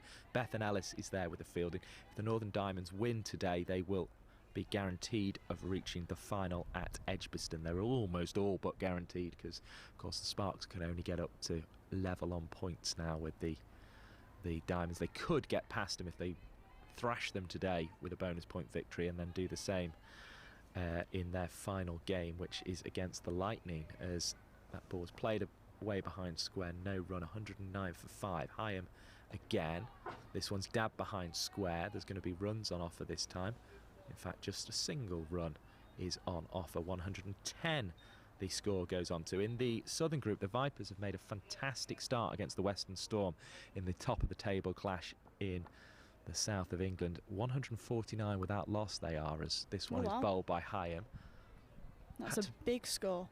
Well, I mean, the Lightning were 148 without loss at New Road the other day before Bethan Ellis was out, as that one's defended. 110 for 5. Ellis got 62. And Sarah Bryce, I mean, you must be impressed. Everybody in women's cricket at the moment must be impressed with what she's doing. 4 half-centuries. She's been batting really well. She's one of them players who, in your meetings the night before, you're like, how can we get her out? She's one of them you focus on, like, how are we going to bowl to her? What's our plans?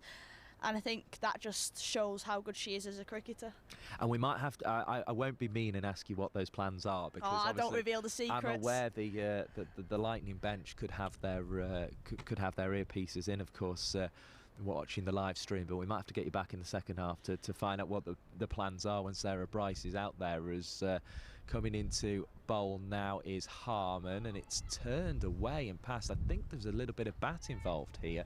We'll get the confirmation in just a moment. It might have just turned that much that it beat Freeborn, in fact, as the signal is made. It is by, so 2 of them taken, so it really is gripping out there. 112 for 5 the score. Always difficult for the keeper with a leg spin ball turning away on a gripping pitch. And the more I see it turn, the more I want to go and bowl. Well, I mean, for it to, because you're a leggy, of course, aren't you as well, Olivia Thomas, the Thunder cricketer who's alongside myself, Mike Perkins, and Freeborn's been such a tidy keeper behind the stumps when I've seen her in this competition, that it was a surprise to see one evade her there, as a singles on offer to Nat Brown. 113 for 5. The total moves on to the partnership up to 12 now, because I think the fall of the wicket was at 101, just as the second milestone had been passed by the Thunder. They lost their 4th wicket as well with their 3rd wicket with the score on 50 for 3. So this one goes out into the offside. There is a no run on offer. 113 for 5. So yeah, partnerships of 14, 6, 20, 23, and then the biggest of the lot for the last wicket as Duckworth plays into the offside again. A dot ball is recorded there, and 27 was the previous partnership, but just one that's a little bigger needed by the Thunder here, and that'll help. I think Sweep by Duckworth. We're going along quite steadily, and we've still got time. There's loads of time left yet. Still another 20 overs. We've got time to build on this partnership. We've got other batters to come in, still back us to get up to that 200 mark, if not further. 114 for 5, the single. Adding to the score, the sunshades of Harman on top of her head glinted there as she came into bowl and beat Brown outside the off stump, and the bounce was fairly low on that occasion. So the batters out so far: Marshall for 11, Boyce for 31, Jackson for 0, Threlkeld for 4, and Collins for 7. But it is Nat Brown that it seems a lot of the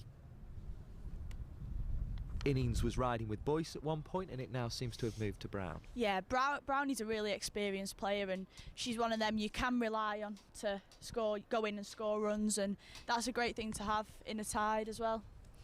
It certainly is, as Heyhoe is continuing this spin partnership. She bowls, and that was the sort of ball that brought about the LBW of Collins there. We've seen a couple of them since, and I guess the straight bat is the way to play him, it seems. We'll get Olivia Thomas's thoughts on that in just a moment, as another ball that's again on the low side and is defended with a straight bat.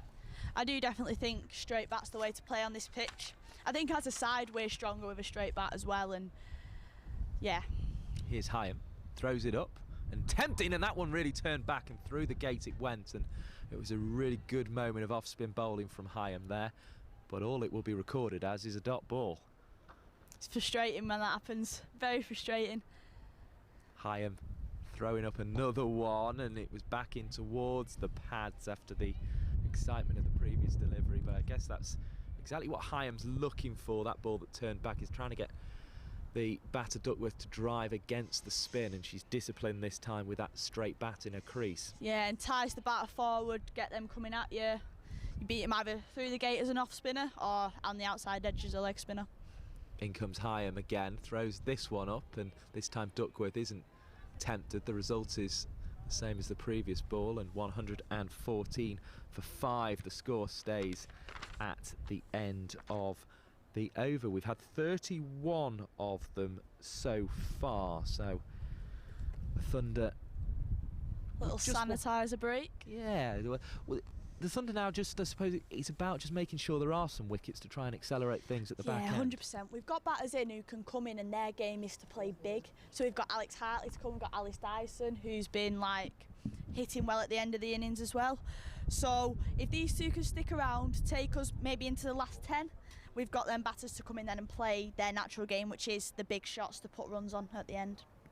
Great insight into the conversations that will be being had out there in the middle with the Thunder batters between them there, just taking advantage to have a bit of a drink as well as the fielders sanitise their hands. What a glorious picture it is we have here, the green of the trees away on the far side, the green outfield sweeping across to the marquee there and out into the blue skies above the flats on the right hand side. It's a lovely day at a lovely ground. Yeah, it's fantastic to just have cricket here in Liverpool, really. Yeah, 100%. I was saying I almost feel like I'm on my holidays, even though my nan lives just on the other side of the city over there. But there's a few better places to be at the moment, I can assure you. Rachael Heyhoe Flint Trophy Cricket. You're listening to the Thunder's live stream of their game against the Lightning. Of course, the Thunder got the better of the Lightning in the first game. No sign of thunder or lightning in the skies above, as we've just been telling you, as the attempt at the drive there from Brown, but she doesn't make a connection. Has that amused you as much as it's amused me, Thunder versus Lightning? I mean, it's a bit of a dad joke. Oh, no. You know what? I'll take it. I can appreciate a good dad joke from time to time. I mean, I know I'm twice your age, but I'm not ready for dad jokes just yet, as that one turns past the outside edge. Oh, don't worry about it. I come out with some shockers sometimes, honestly. You ready? Do you want to hear one of my jokes? As long as it's broadcastable, as Harman Core comes in, and that one is through outside the off stump and it's chopped away. There's going to be a single. There might even be two here as the return. And in fact, she saved that. What's the excitement about there? Presumably, it was just out of our view. I think she's just stopped to 4, I think.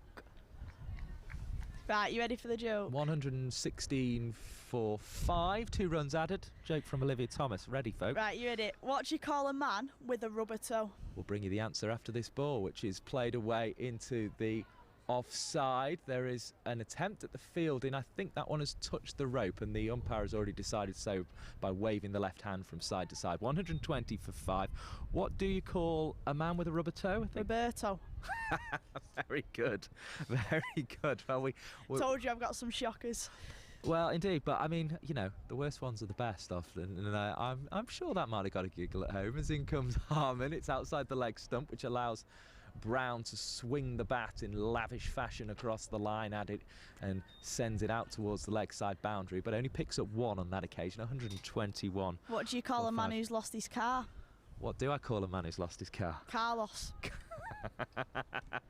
Very good again, as in comes Harman and throws it up, and it's swept away on the leg side. There is a single taken by Duckworth. It's 122 for 5. You got another so I can have a swig of water? Fast too much. I'm sure I do. I'll give you a little bit of time to think about that. We'll get back to the cricket, which has been enjoyable so far here between the Lightning and the Thunder. Tell us about that first game then, when the Thunder came out on top in the first game of the competition. That's the thing I often hear. It was absolutely freezing. No, it was a rain affected game, so we I can't even remember how many overs it was now, but we put on just over 200. Sophie Eccleston bowling from the pavilion end. It's cut away late behind square, just the 1 on offer. Looked as if it might run away a bit further for a second, but 123 for 5 is the score. Sophie Eccleston got 60, Ellie Threlkel got 50 odd. But yeah, we came on, there was, after Duckworth Lewis and a bit of a rain affected, they needed 32 off 5 overs.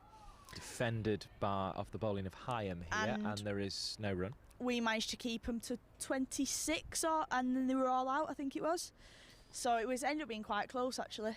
In comes Hyam again, bowling down the leg side, and that's the invitation to get the sweep shot out from Nat Brown, and this one will go away for 4 runs. Really good stroke that, as authoritative as Brown has looked at the crease so far. 127 for 5. This is becoming a handy little partnership. It's up to 26. Yeah, 146 all out the Lightning were in that game. They ended up getting 35. Well, they were bowled out in the 36th over of their chase as Heyhoe throws it up again. Attempts to play out on the offside. Ball goes on the leg side. No run. Yeah, I think we bowled in that 5 overs. We bowled quite well to get them all out. Here's Heyhoe. Oh, that's turned quite away, and that's an indication of exactly what Olivia Thomas, Alex Hartley, Liberty Heap have been telling you on the live stream today. They're expecting this pitch to turn. That one really did. Dot ball, though, is the result. And in comes Heyhoe again, and it's turned into the leg side, a dot ball. So Olivia Thomas giving us her memories of that first game, and what were the celebrations like afterwards? Obviously we were buzzing. It was just a brilliant way to start off the competition, because obviously that was our first game, and to have the England girls there, and Soph obviously performed really well, and all of them did, to be honest, and it was just a great team performance, and it was a great environment in the changing room afterwards.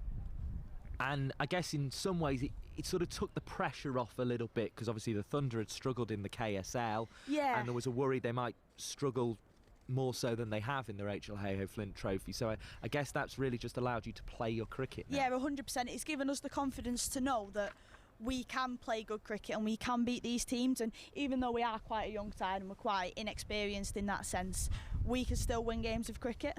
Olivia Thomas, described by Alex Hartley before she came on commentary in the first game as a belter. How'd you like that description? Yeah, I'll take it. I've been called worse things. Probably by Alex Hartley, maybe. Most probably. As we await for the field to be adjusted, it's Abby Freeborn who does it. The sense of fun around the Thunder team is absolutely fantastic. They, well, as you've been hearing, they like a joke. Some of them dad jokes from Olivia Thomas. I have got another one whenever you're ready. Dot ball there. Go on, we'll go for it now. Right. Do you know why I absolutely hate Russian dolls? Go on. Because they're so full of themselves. Very good. Right. Well, we'll leave our look there, I think. Yeah. This one is bold, and it's turned into the leg side, and Duckworth gets through for a single. I'll be the first to admit they're not great. 128 for 5 is the total. 33 overs gone. I hope you're enjoying this this live stream at home. As I say, it is #ThunderIsComing if you want to get in touch with us on Twitter. Lightning Strikes is the visiting team's hashtag, as this one is played away. And Bethan Ellis is there with the fielding. As I say, I feel almost self-indulgent talking about the numbers that the feed had, but it's so significant for women's cricket, as Alex Hartley has been saying. I mean, more than 72,000 views on YouTube as this one is played away, and it's nicely played away. There's a real chase on for the fielder, who does well. We'll give her the credit in a moment. I think it was Sarah Bryce, who took an exceptional catch at New Road on the boundary to prevent a 6 and dismiss Chloe Hill, which was a real turning point in that first win for the Lightning in the previous game. 130 for 5, and then as well as those 72,000, there was another at least 10,000 on Facebook. Terrific interest in your game against the Northern Diamonds. They're insane numbers, and that's a ridiculous amount of people, and it just shows how far the women's game's coming. There's that many people that want to watch a game of women's cricket. This time 5-10 years ago, you wouldn't have got anywhere near them sort of numbers, and it shows just how much the game's coming on and becoming more of a professional game, and how much people are taking an interest. And it makes all of us really hopeful that when we do get to play properly with crowds in, we will be getting those sort of big crowds, and it's just really positive signs for women's cricket. Teresa Graves there completing the over. She took 17 for 2 in that victory we were talking about the other day, and she's back into the attack to break up the spin partnership. And was what was the sort of the overriding emotion amongst the players when they saw that many people had watched their game of cricket in the last outing, as in comes Heyhoe again to bowl, and this one is again on the low side, and watchful is Duckworth, turning into the leg side. I mean, was it surprise? Was it joy? Well, it was one of them where I found out Here's through Twitter. Heyhoe again, and this one is defended back down the pitch, no run. I found out through Twitter how many people had watched it, and for me it was just like, wow. Like, I was genuinely like speechless. Like, that's a lot of people, and Here it's comes really Heyhoe, positive. short of a length, and it's swept away. It sort of almost sat there for a moment and allowed the stroke to be played by Duckworth. She's got to the non-striker's end. Score is 131 for 5. There are 16 overs of the innings remaining after this Heyhoe over is completed. No, everyone was thrilled because it just basically sums up how far women's cricket has come for me. That was a good ball there from Heyhoe, just beating the outside edge. A dot is all that is recorded, but it could have been so much more to Nat Brown, who's on 34 and is turning into the offside and scampering very quickly through for a single. Good cricket from Nat Brown. The running between the wickets today, I know it's something the Thunder have been trying to improve, and it's very noticeable. It has been good. Okay, there has been a run out, but they've stayed confident, the pairs, and continue to rotate that strike. We've said in training, look, this is our aim. Our aim is to be rotating the strike, and Alex said, and Shawsey has said, look, if there is 1 or 2 run-outs, we don't mind that, because that's our intent, that's our purpose, and we're achieving that on the whole. 132, the latest single takes the score onto, and that'll become 133 with a wide ball down the leg side there, and back to mark goes Heyhoe. Just turns in a circle before delivering with a twirl of the arm. It's a nice action, this, from Lucy Heyhoe, isn't it? Yeah, it's one of them conventional off-spinning actions, really satisfying to watch. Georgia Davis is another one I've seen with a really good action, gets really good flight on the ball when she wants to in this competition at the Central Sparks. They're playing the Northern Diamonds today, of course. We're ticking up towards that one-day international, 24 minutes to go until that starts, and as I say, it's a double screen type of day. Make sure you get the cricket on from Egbert alongside the one-day international if you possibly can. 35 overs gone, which means the final power play has been taken. 528 of you watching at the moment, so an absolute delight to have you with us. And as I say, if you know somebody else who'd be interested, pass it on to them, because that's just about the best thing you can do.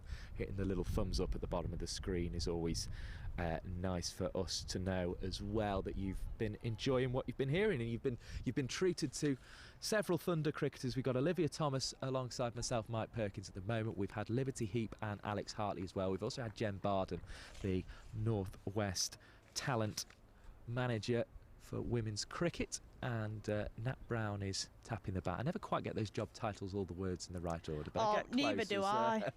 This one's pulled away behind square, 4 runs. Great shot by Nat Brown. 137 for 5 the total goes on to.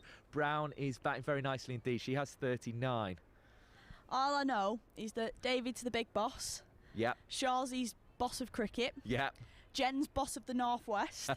Cookie's boss of fielding, and Chrissy's boss of analysis. So you got a lot of bosses. A lot of which is bosses. good. A lot of bosses. Obviously, boss, such a regular part of the speech in this part of the world, as well as if something's boss, it's rather good in this part of the world. Liverpool Cricket Club is where this Rachael Heyhoe Flint Trophy game is taking place. Good little bit of fielding there by Bethan Ellis behind square on the offside. It's where she likes to station herself, and she's done very, very well indeed. Nat Brown, though, settling in and driving through the offside pleasantly, but she'll only get 1 run on this occasion. Jade there with the camera work tracking that one. 138 for 5, so very good to have more than 500 with us once again. So this is now the highest score of the competition for Nat Brown. She made 38 in Nottingham in the first game against the Lightning, as Duckworth faces up and plays with that resolute straight bat from the crease.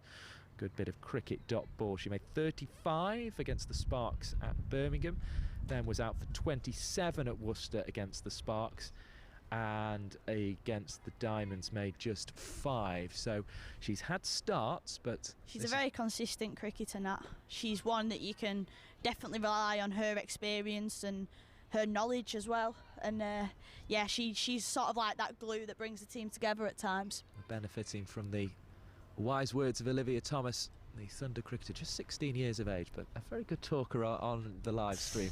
A dot ball from the last ball to Duckworth that she played out into the offside, and in similar fashion she does so again forward onto the front toe and just sticking the bat in the way of the ball. So yeah, this is the closest Nat Brown's got to that half century. She'll be quite eager to get past that milestone, you would imagine. Yes. Touch wood. Well, that's happened a few times in the competition. It's rather a hazard of the job, it has to be said, that you can. Oh, have you been often jinxing people? Well, I don't necessarily consider it a jinx. You have to praise people, and yeah, unfortunately, so. Sometimes people get praised and get out. Unfortunately, and that has happened on 1 or 2 occasions. But these two came together with the score on 100, so a partnership of 38. Very useful indeed. It's the highest of the game so far. The Thunder partnerships have actually been going in the right direction. Yeah, definitely. That's another thing we've been looking to work on, as well as rotating the strike. We've been looking to build and extend them partnerships. So at the start of the season we was getting like 15, 20 partnerships, and then we were losing a wicket. So our aim is to look to build on those, make them 30, 40, 50, 60 partnerships, and you don't realise how much that has a massive impact on the total at the end. A relaxed feel at the moment to the cricket here in Liverpool.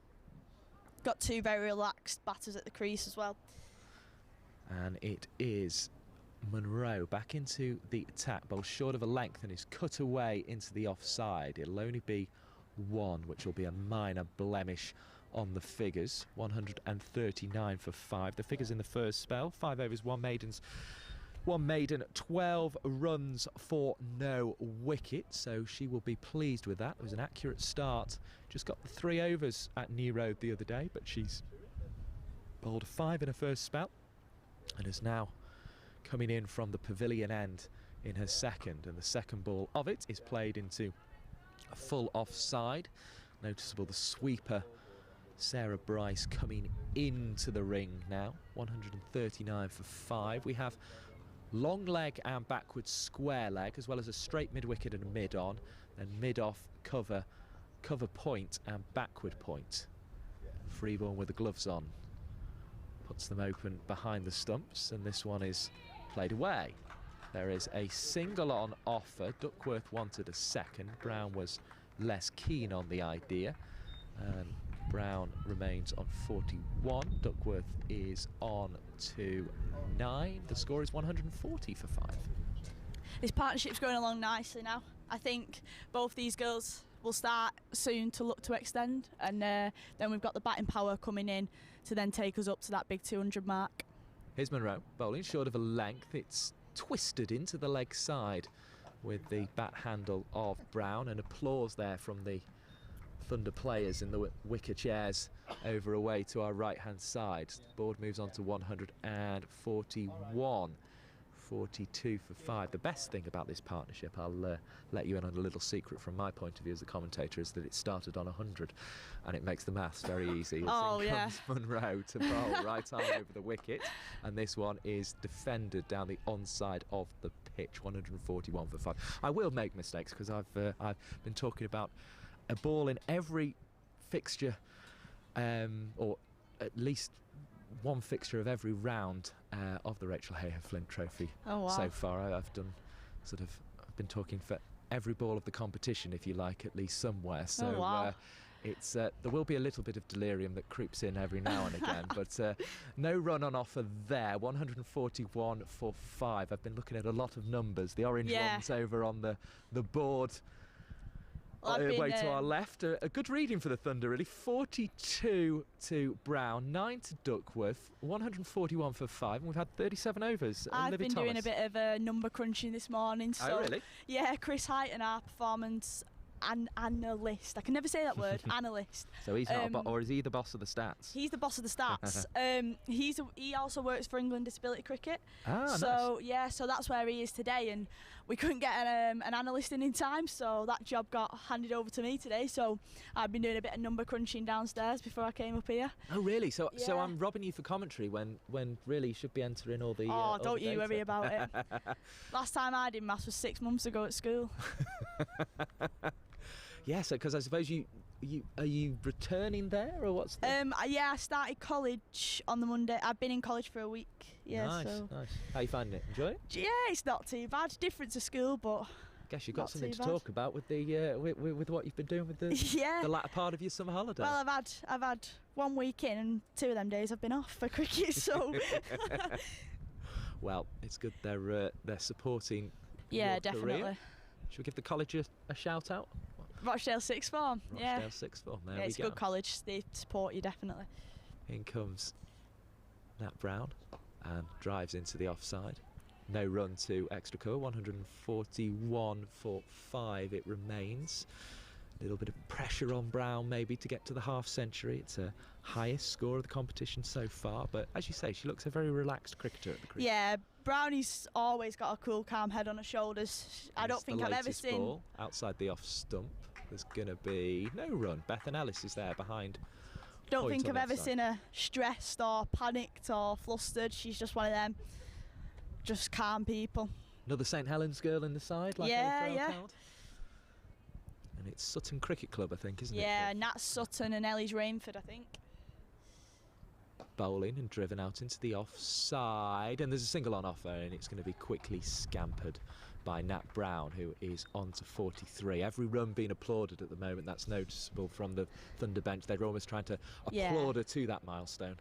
We just try and back our girls, you know what I mean? We sort of this now is what we're looking to achieve. This is the brand of cricket that we look to play, and these 2 girls are doing that really well. So Here's obviously Duckworth defending and doing so well. the bench and the coaches are going to get behind that.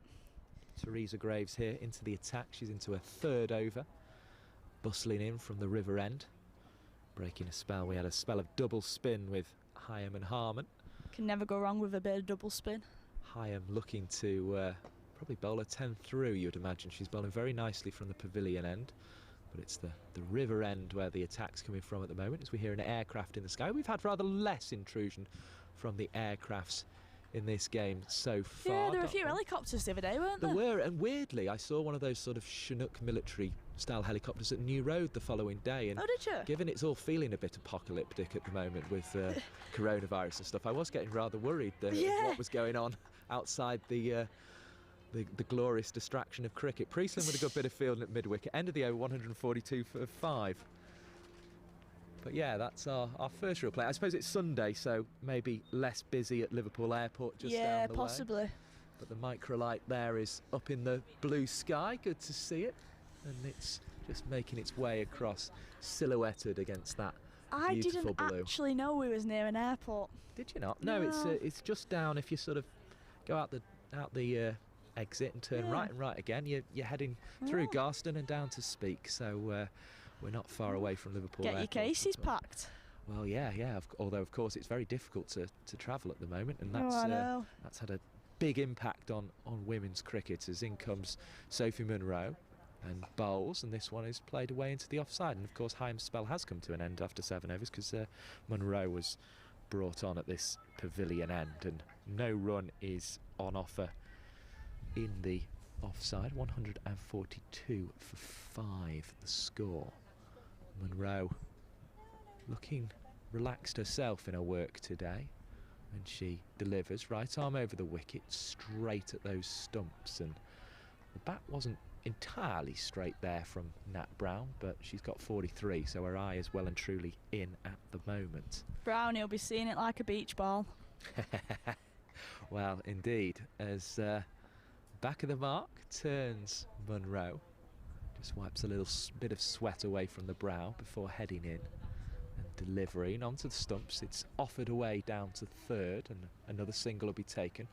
44. I'd be interested. It's a bit unfair to try and catch our scorer's attention because he's so much to do, but how many of Brown's recent scoring shots have been singles? It feels as if I would say, if I was to put my predictions on it, I would say Brownie scored about 30 runs through singles today. in runs Munro and bowls, and this one is played away on the leg side. There is a single taken out to Teresa Graves on the boundary at deep backward square leg. Another addition to the total, 144 for 5. There are 44 runs against the number 10, which belongs to Nat Brown. Tapping the bats and waiting as Munro bowls, and Brown is cutting, and we'll get another single here. It was well fielded at backward point. There was perhaps a thought that there might be more on offer of when she first struck it, but she'll settle to take the score onto 145 and her own total onto 45, which has a nice symmetry to it. Oh no, easy maths again. Yes, we like the easy maths up here. That is one thing that is for sure on the live stream from Liverpool Cricket Club. A little bit of a siren goes in the distance along that road that takes you out of Egbert into Garston and off towards Speke and the airport, as this one's played away. Single taken by Nat Brown, by Duckworth, sorry.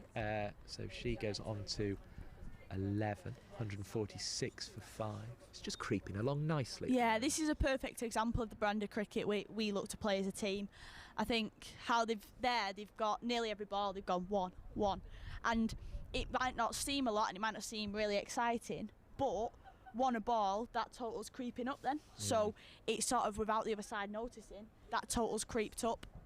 The analogy Alex Hartley used before was she said, look, if you take a single in every over, you add 50 to the total, and that's a big difference in the game. So Presland is going to come back on now from the river end with the houses behind her, just trying to ensure she keeps.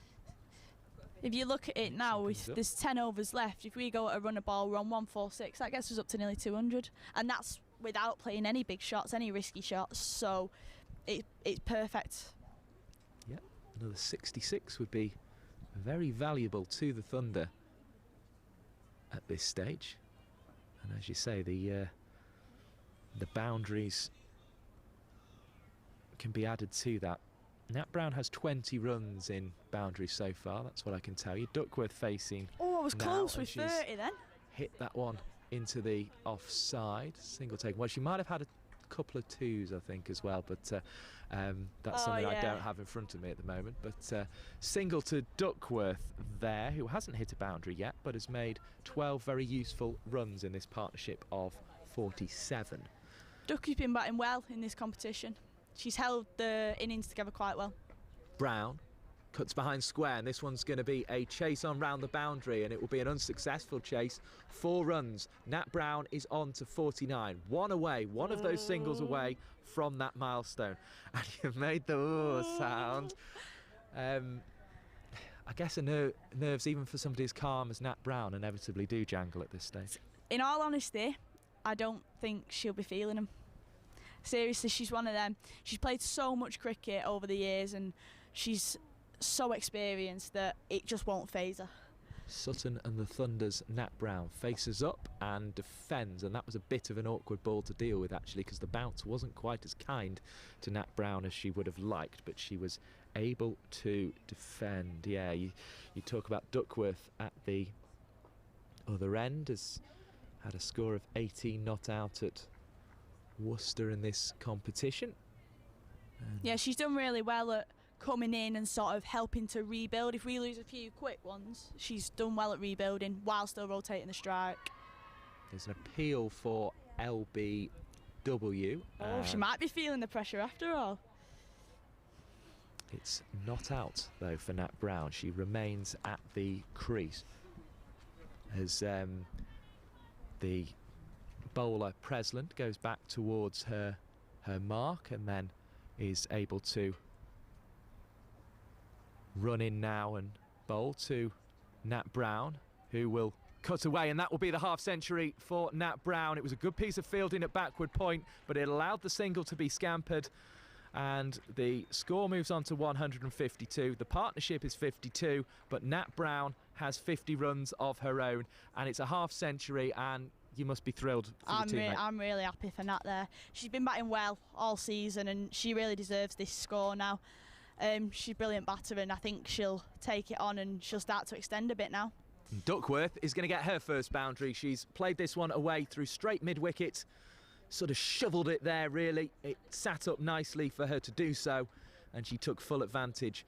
156 for 5, and that's a very encouraging sign. Nat Brown reaches the milestone. Rebecca Duckworth gets the boundary. Yeah, 100%. Them two balls now have sort of looked as if they're going to start to push a bit more, which is ideal. Last 10 overs. Now we've still got batting to come. It's like what we love to see at this point. Yeah, and it's making things difficult for the Lightning. It almost seems as if they've saved Hyam because she's been so accurate to perhaps bowl the overs at the death, although that's a risky ploy with a spinner, as you will well know, Olivia Thomas. Yeah, with spinners it's a massive case of risk versus reward, so as a spinner myself I know that I might be a little bit more expensive, but at the same time I back myself to take wickets, so it's just sort of finding that balance really. Here is Munro, back of the run. The sun gloriously shining down here at Egbert, and there's an attempt to find another run, but Bethan Ellis has other ideas, throws straight to the non-strikers. We're 5 minutes away from the start of the one-day international that's taking place today. There's some fixtures in the Blast, but elsewhere in the Rachael Heyhoe Flint Trophy, which has been providing the entertainment, and more than 500 of you listening, those views will be spiralling up, I'm sure, today as this one's played away into the offside. I'm sure there'll be many other people tuned into the streams elsewhere as the score remains on 156 for 5 here. The Northern Diamonds 160 for 6 with 11.5 overs remaining there. Of course, a victory for them would guarantee their place at Edgbaston for the final. The Southern Vipers 204 for 1 against the Western Storm, as this one is chopped away into the offside. No run is taken. And the Sunrisers are 160 for 7 against the South East Stars. So a battle there at the bottom of the South Group as well, with those two sides up against each other. Dot ball added to the Munro analysis. She creeps in, heel to toe, and will bowl. Right arm over the wicket, it's chopped up, and, well, there was a little bit of excitement there, but Nat Brown, very calmly as she does, just walked away from the ball and was quite assured that she'd not chopped onto her stumps. But I don't know about you, Olivia Thomas, I was a little bit worried for a second there. Yeah, just a little bit. It can often happen on these low bouncing wickets, can't it? Yeah. A player chops on. You just got to be very careful. Here comes Munro. Right arm over the wicket, and it's flung away into the leg side by Brown. Oh, she I didn't only see gets that fielder then. One, and yeah, it just sort of crept in from the rope there. Thought that was going to be 4. And a single is added to the total, 157 for 5. The scorer beating my glance towards the scoreboard on that occasion. Brown has 51 of them. This is a very useful partnership indeed. Of course, 206 runs were made by the Thunder in the first game. That was reduced at one point because of rain, and the Lightning came up 4 short of their target of 150. Appeals for a run out, but hopeful appeals. Brown was well home. 159 for 5 the total goes on to. Duckworth just starting to accelerate a little bit here. She has 18. Yeah, running really well, these two. They've got to go big here though, haven't they? They've got to carry this almost all the way up to kind of 45, 46, you feel? Yeah, I mean, if they carry on now at this sort of 1s, 2s, and they're getting 6s, 7s and overs quite easily by doing that. So they don't need to play any risky shots yet, and it'll be in their minds out there that we've still got batting power to come. We've got Alex Hartley, we've got Alice Dyson, we've got Lib Heap, all who play big shots. So that'll be in the back of their minds as well. So they won't be worrying too much about thinking, oh, this needs to go for 4. They'll just keep rotating the strike. Well, wonderful insight we're getting from Olivia Thomas here, the Thunder cricketer. Unfortunately not in the starting lineup today, but still crippled. Providing the insights for us here on the live stream. 159 for 5. Another little microlight makes its way into the sky. 1 o'clock approaching on the clock, so maybe things will get a bit more busy in the skies. A above. Nat Brown just has her bat over her right shoulder.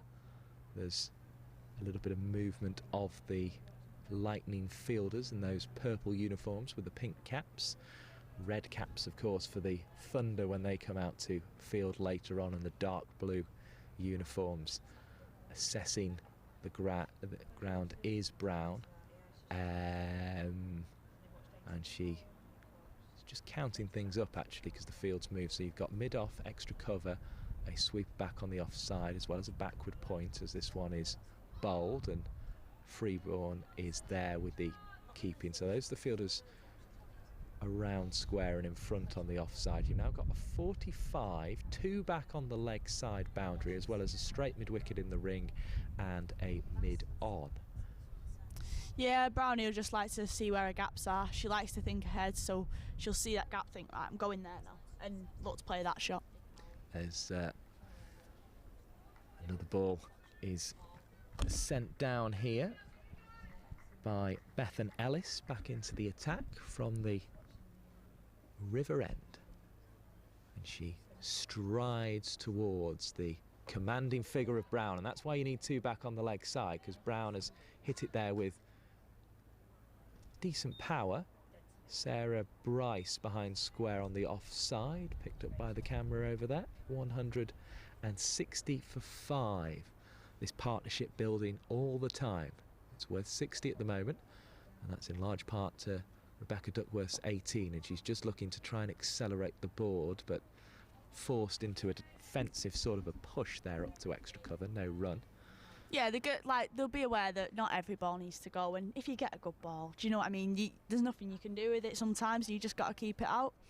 Yeah, respect shown to that previous good ball, and a little more respect shown here, although it was fairly well placed but didn't evade backward point in the form of Harmon, who's always busy.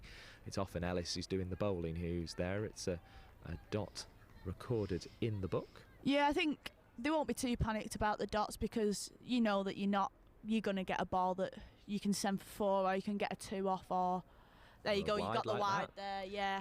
And Brown has run through, and I think Duckworth is going to have to consider whether she leaves the ground. No, Brown's walked straight off, and it's the second run out of the innings. It brings to an end a partnership of 60 between Nat Brown and Rebecca Duckworth, just trying to look to push that single. In fact, it'll be worth 61 because the wide will be recorded.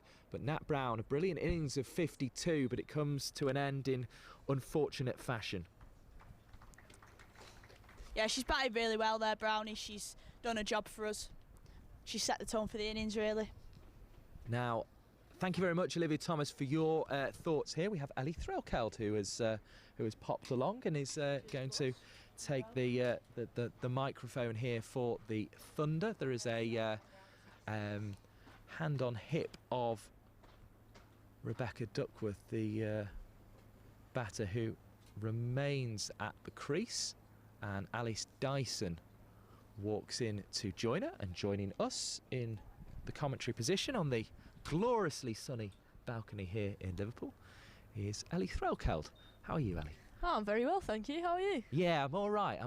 One thing I remember thinking after we chatted last time is, of course, you have this sort of dual experience, if you like, in that you have the experience from the KSL as well as the Rachael Heyhoe Flint Trophy now. How are the two sort of competitions compared in your eyes? A score, a reminder, 161 for 6.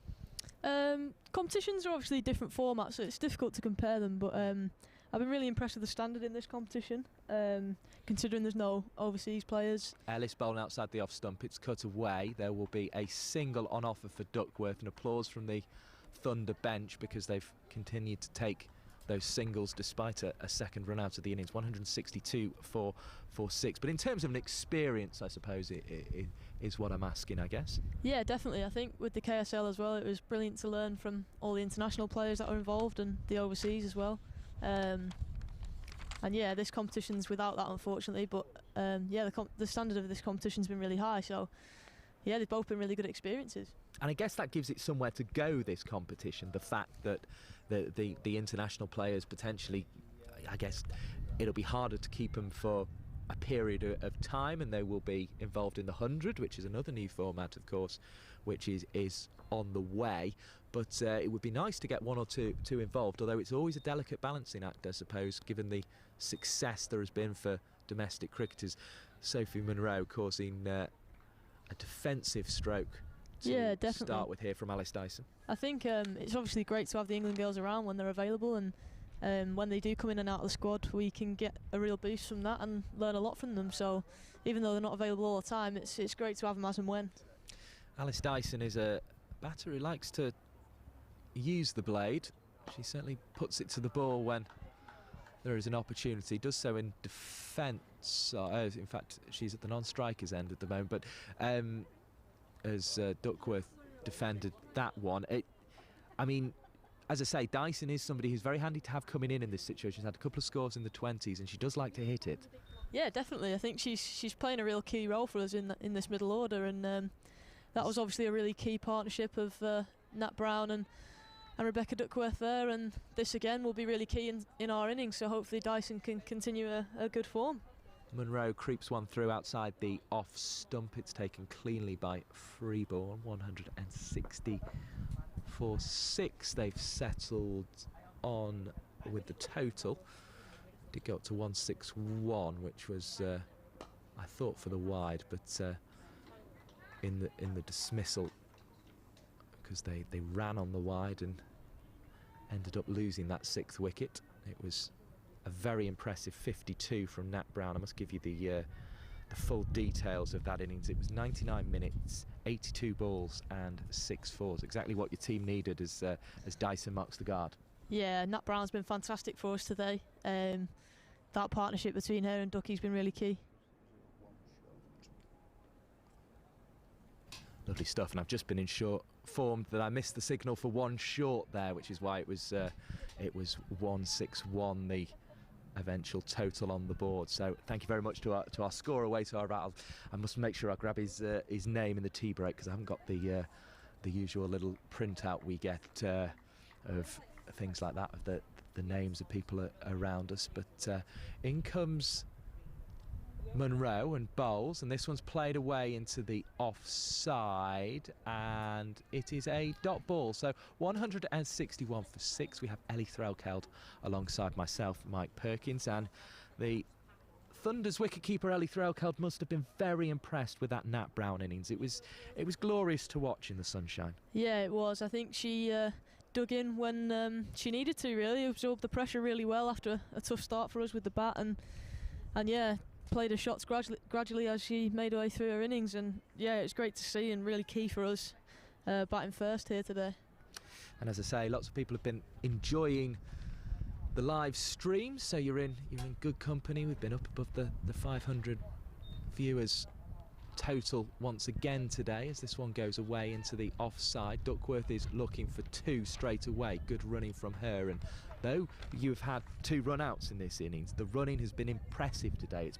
There's been a noticeable emphasis placed on it by the Thunder. 163 for 6. Yeah, that's something we've worked on in training this week, actually, trying to maximise our singles and running between the wickets, and we sort of said if we have to take a couple of run-outs, then so be it, but we've missed out on a lot in the last couple of games, and it's great to see the shift the girls have made today. A dot ball there, 163 for 6 it remains. Duckworth, I suppose, the senior partner at the moment. She has 20 runs to her name, but she's joined by Dyson, who can hit a cricket ball very cleanly if she has to, and that one is defended into the onside. Hyam there with the fielding. Busy cricketer, useful cricketer. Can played a couple of reverse sweeps at New Road that were very eye-catching indeed. It was a brief innings of 15 from 15 balls, but exactly what was needed at that stage of the innings. In comes Bethan Ellis, bowling the 44th over. That's one that's just drifted down the leg side and is signalled wide. 164 for 6. That has been one blot in the copybook of the Lightning's performance. 33 wides so far today. There's a little glint off the sunglasses on the head of a extra fielder in PPE away to our left-hand side. This one's played away. There is a single on offer. Duckworth will accept it. 21 her total moves on to 165 for 6. It's going to be a little bit of a touch and go to get up to 200 here, Ali Threlkeld, do you feel? Yeah, a little bit. I think that's definitely the target we've got in mind, and we've been struggling to get there over the last few games, but we are getting better, and we're getting more and more runs each game, so hopefully today's the day we get past that 200 mark. This could be why Dyson has been brought to the crease. Facing up to Ellis now, gives herself some room and hits into the offside, but isn't able to add to the one run she has against her name so far. Lots of encouragement for Bethan Ellis. You can probably, in fact, I've not switched it back on after Alex Hartley had put the effects mic back over there, so I hope it hasn't been sounding too quiet up here on the balcony. It's always busy at Liverpool Cricket Club, so I'm sure it hasn't been, even when spectators, of course, aren't allowed in. It'd be great to see them, even at a social distance, lining the boundary rope here. And another single is added to the total, 167 for 6, and you can probably already hear a brum of an engine in the background now we've popped that microphone back on there. And I suppose that's one of the big differences really actually between the KSL. You mentioned obviously they're different formats, but also I was here for your game against the Southern Vipers last season, and there were plenty of people here.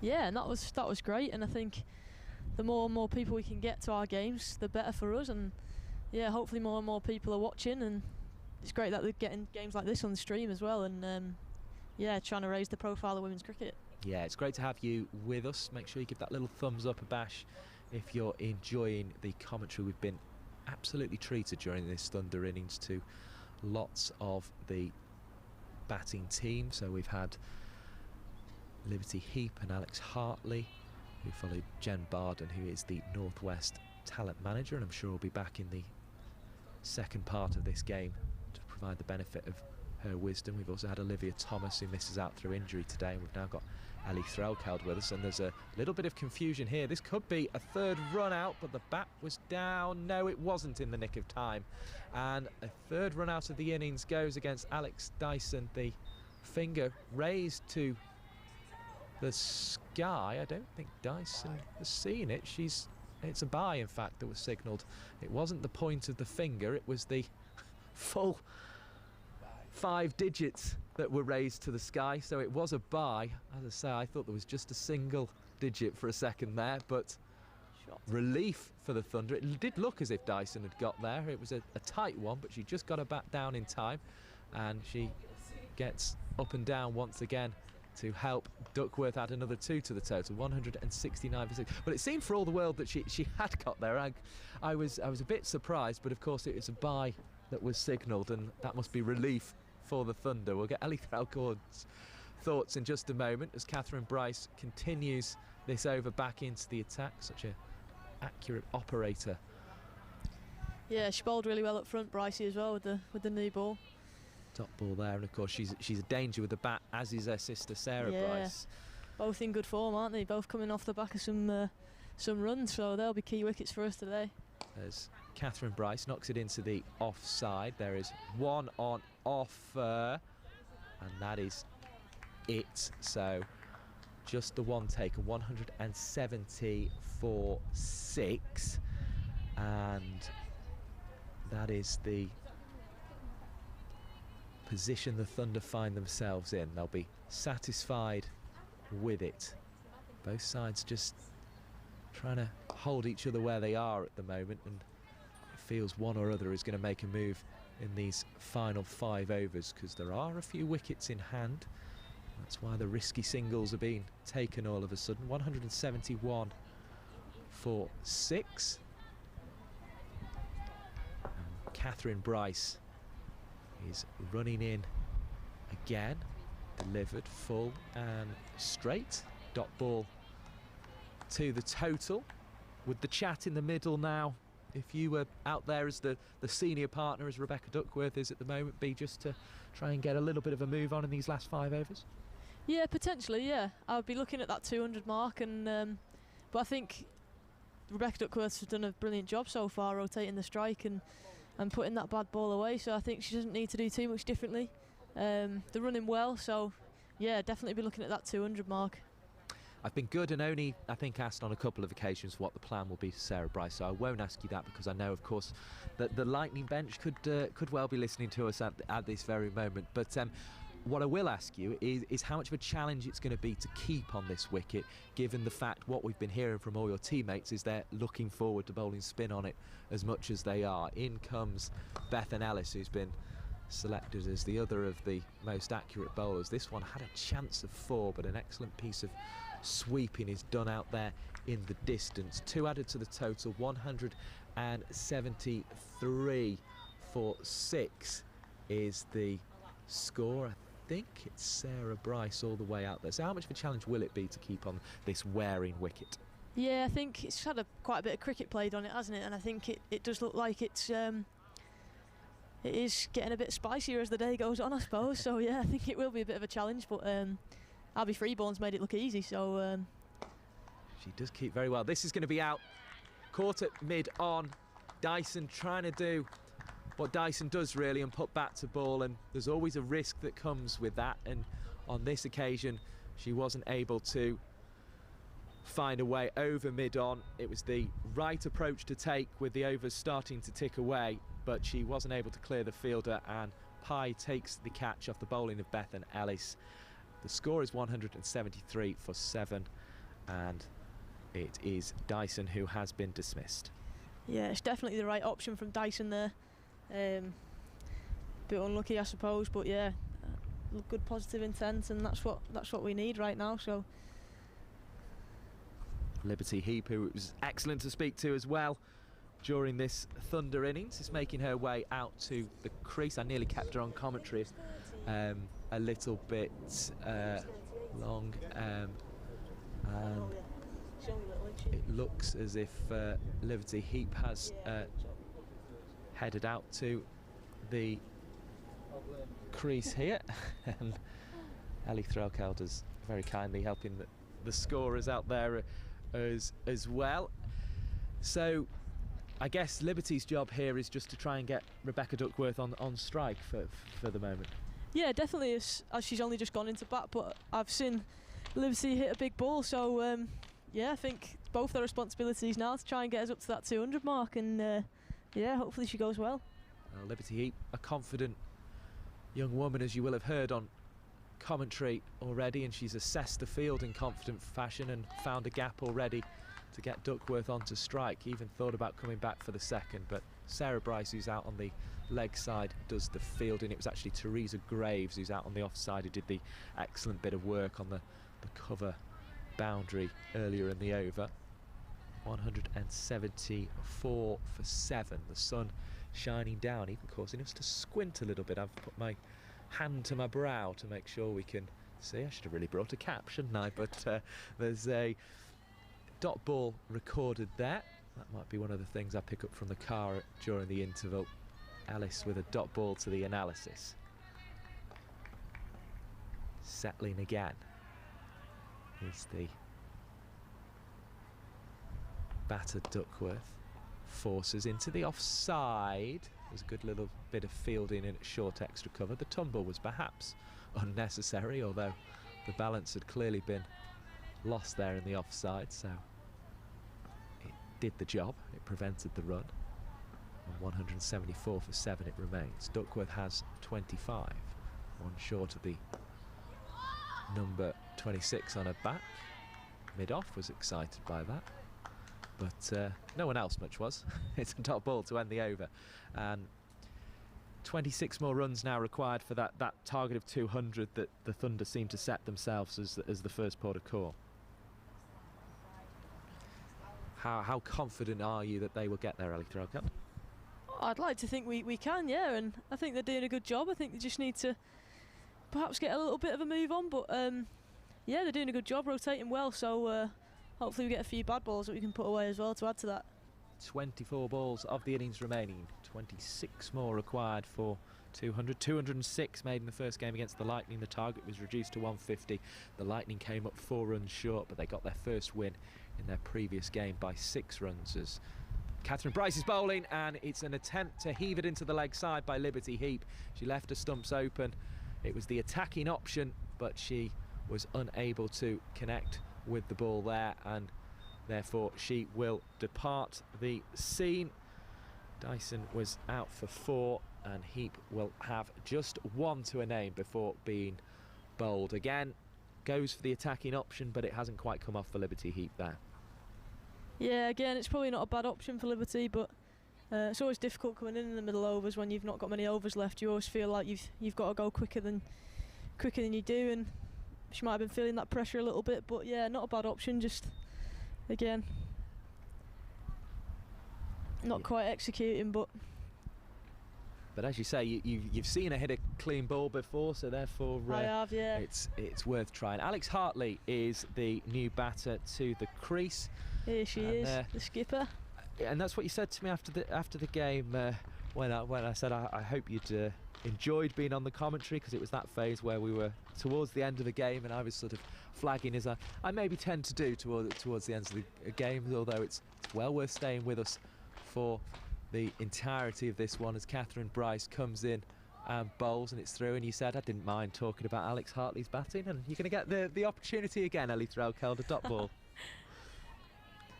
Yeah, we were talking about trying to get her up the order a little bit today, actually, because yeah, she's impressed everyone when she's come into bat, and I think she often puts herself down, and in comes there's Catherine no need. Bryce, and through it goes outside the off stump, dot ball. I guess she maybe thought that Dyson and Heap could try and go in and do a bit of hitting. If it didn't come off, she'd be able to sort of just shepherd things around, which I guess is the job now. Yeah, I think that's definitely the plan, so yeah, hopefully she can rotate the strike for us well here. Here is Catherine Bryce, hit into the offside. Ellis is there with the fielding, dot ball. So a couple of wickets in the 46th and 47th overs. Dyson out for 4, caught by Pye off the bowling of Ellis, and then Liberty Heap bowled by Catherine Bryce, who's trying to bowl another one. It's been hit in the air. There's a tough chance out there, and no hand was laid on it because the ball just got away over the top. There's an ambitious stroke to get off the mark with there from Alex Hartley, but she achieves it, 1 to the total. Again, just not quite getting hold of it, which is maybe an indication of a wearing pitch, of course. As in comes Bryce. This one's played into the offside. Cross came Pye to help out with the fielding, but it wasn't needed because Bethan Ellis was there. She takes up a cap. She'll be into the attack, Ellie Threlkeld. Yeah, pitch is looking slightly tired now, isn't it? And I think the Loughborough seamers don't give us loads of pace to work with, and I think, yeah, they've showed that pace off seems to work, and yeah, they've fielded really well. Been really impressed with the fielding as well. So it's been difficult to score out there. So hopefully, if we can get up to, it's looking more like 190 now. Yeah, we can put a good shift in the field, and hopefully it'll be a good game. You described the pitch as potentially a spicy one. How, as a psychology student, then do you approach the mental challenge of having to keep on a spicy wicket, a wicket that's going to turn? I think just making sure I'm technically good, so my head and my hands are together, staying nice and low as well, because I think the odd one is keeping low. Ellis bowling to Hartley, who looked to play offside, and the ball went leg. 175 for 8. And although it'll be a challenge, just to keep relaxed and keep enjoying it, because that's when I feel I'm at my best. So yeah, well, it's a challenge you'll be able to enjoy by staying tuned to the live stream on the Thunder website, as in comes Ellis and bowls, and Hartley finds a way up to mid-on but doesn't find a run on that occasion. Crucial, these late order runs, aren't they? Just these last overs, they can swing a game one way or another. Yeah, definitely. The Thunder just trying to find a way past the Lightning, who have been a little indisciplined again in terms of wide balls, and that one was a good take from Freeborn. 177 for 8, 176 for 8, I apologise. Yeah, Freeborn's been brilliant behind the sticks today, hasn't she? Yeah, took a lot down the leg side as well. I'd not seen her till that game at New Road. She was impressive there as well.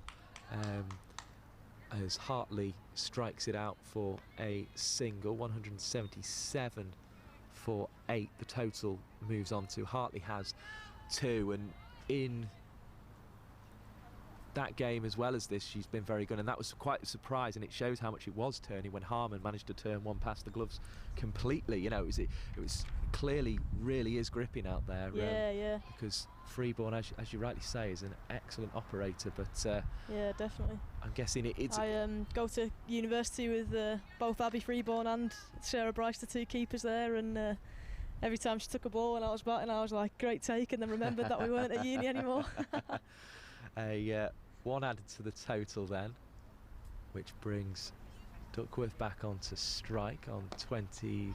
Hartley back onto strike, who's on 2 and now onto 3 as Duckworth comes to the strikers end on 26. 179 for 8 the total. Yeah, so you must have particularly enjoyed that 50 in the first game for the fact it was against your uni mates. Yeah, definitely. More importantly, to get the win, I suppose. But yeah, always good to contribute. I like you got the diplomatic PR answer in there as well. But getting the better of your mates is always good. Another wide, 180 for 8. Can't let them get their own back today, can we? So. Well, yes, that'll be the challenge, won't it? 35 wide so far in the innings, helping the Thunder total up towards where they want it to be, and there'll be a 36 there. 181 for 8 is the total. Of course, you get all the facts and figures at the end of the over, and I hear Olivia Thomas has been inputting those today. She was telling us at times. She has, yeah. She's got her own colour-coded big table going on over there. It looks very complex, but she's doing a great job for us, sat down there doing a bit of scoring. I know, I felt rude to drag her away from it, really, but yeah. Another one is added to the total to complete it. 182 for 8 is the score. Duckworth has 27. They've been important runs. Yeah, definitely. She's done a great job as Rebecca Duckworth, and yeah, just in conversation with Hartley at the moment as another aircraft makes its way into the air. There was definitely a Sunday morning feel to the skies. They were very quiet early on, but we're getting a little bit of a buzz and a hum now as we approach 1:30. I should give you that one-day international score. England batting first, 24 for 1 in the 5th over of that game. Catherine Bryce here is bowling a ball that is driven back down the pitch by Duckworth. She took a couple of paces down and then retreated when she realised the run wasn't on offer. 182 for 8. We're in the 49th over of this game in the Rachael Heyhoe Flint Trophy. Worcestershire Rapids batting against Birmingham Bears, 58 for 1 in the 7th. Northern Diamonds, of course, that's the crucial game in many ways. That's a great stumping. We've been praising the glove work of Abby Freeborn, and Duckworth has overbalanced there, and the hands were lightning fast in the lightning strip for Abby Freeborn. She takes the stumping, superb piece of work, and it brings Duckworth's innings to an end. She will depart the scene having been out for 27, and you will have been really impressed with that bit of glove work with the score on 182 for 9, Ellie Threlkeld. Yeah, another great take from Abby there. She's done a great job behind the stumps today. Made it look easy on a pitch that probably isn't quite so easy, so yeah, another great take, very sharp.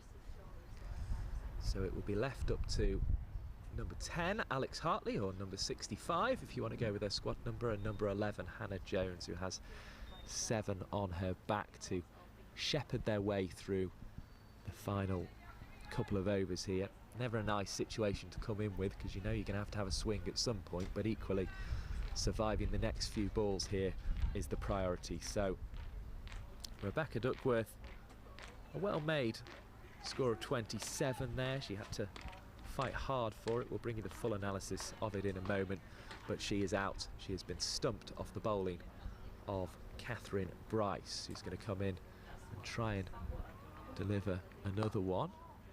This one is played out on the offside, and Bryce now has 4 wickets and might be fancying the 5th here, you would imagine, Ali Threlkeld. Yeah, definitely. She's been brilliant today, Brycey. Bowled well up front with the new ball, getting plenty of swing, and has just come back now to close the innings, and again, bowling really nice and full and straight. She another one you know from being in that part of the world, as this one struck out into the offside. One taken, 183 for 9. Yeah, she's actually my housemate, so so you know her very well. Yeah, I do, yeah. praying for her not to get me out. Yes, I remember now. Bragging rights. Right at the start of the innings, Jen Barden telling us about that as through outside the off stump goes Catherine Bryce. No run on offer.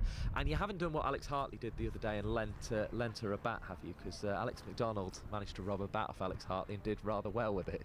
No, her bats are probably better than mine, to be fair. She's in the form of her life, is Brycey. Both of them are. Yeah, leading the team really well, aren't they?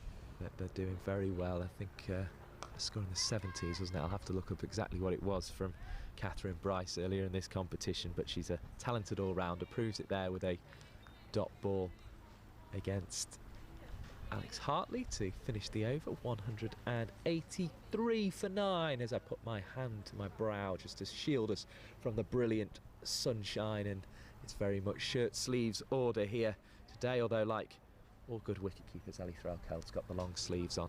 Oh, absolutely, yeah. A devotion to that trend. It is a must as a keeper.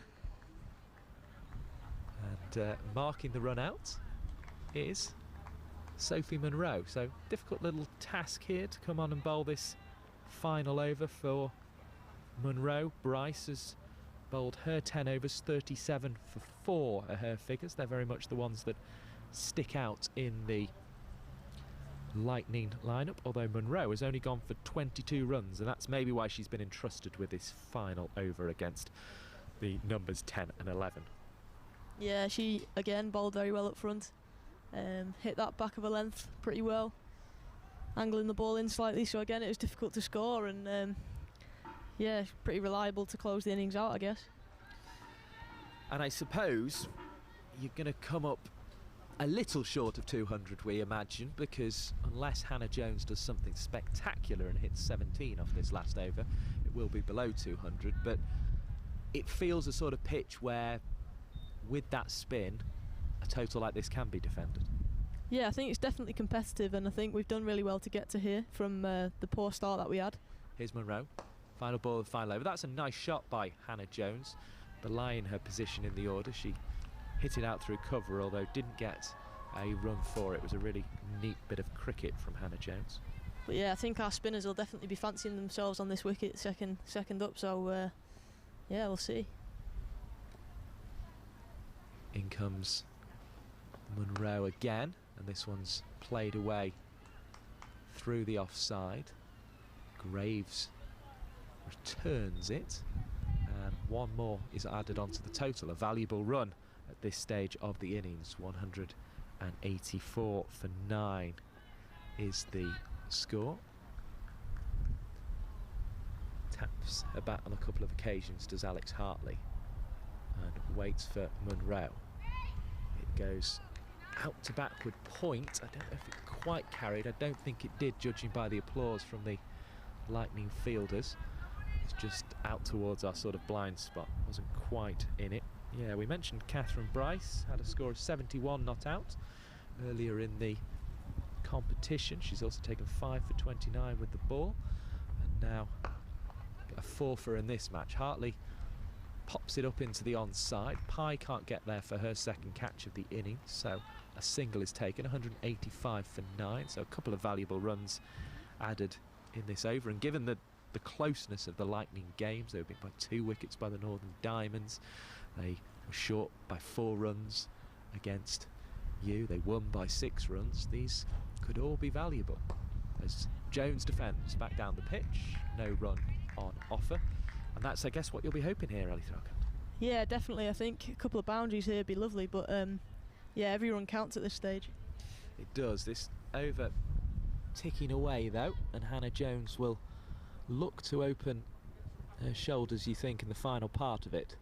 She played a very nice off drive. Maybe that will be her approach. She can't off drive that one because it's too wide, as Munro was trying to throw something up wide on the crease, but just got it wrong. 186 for 9.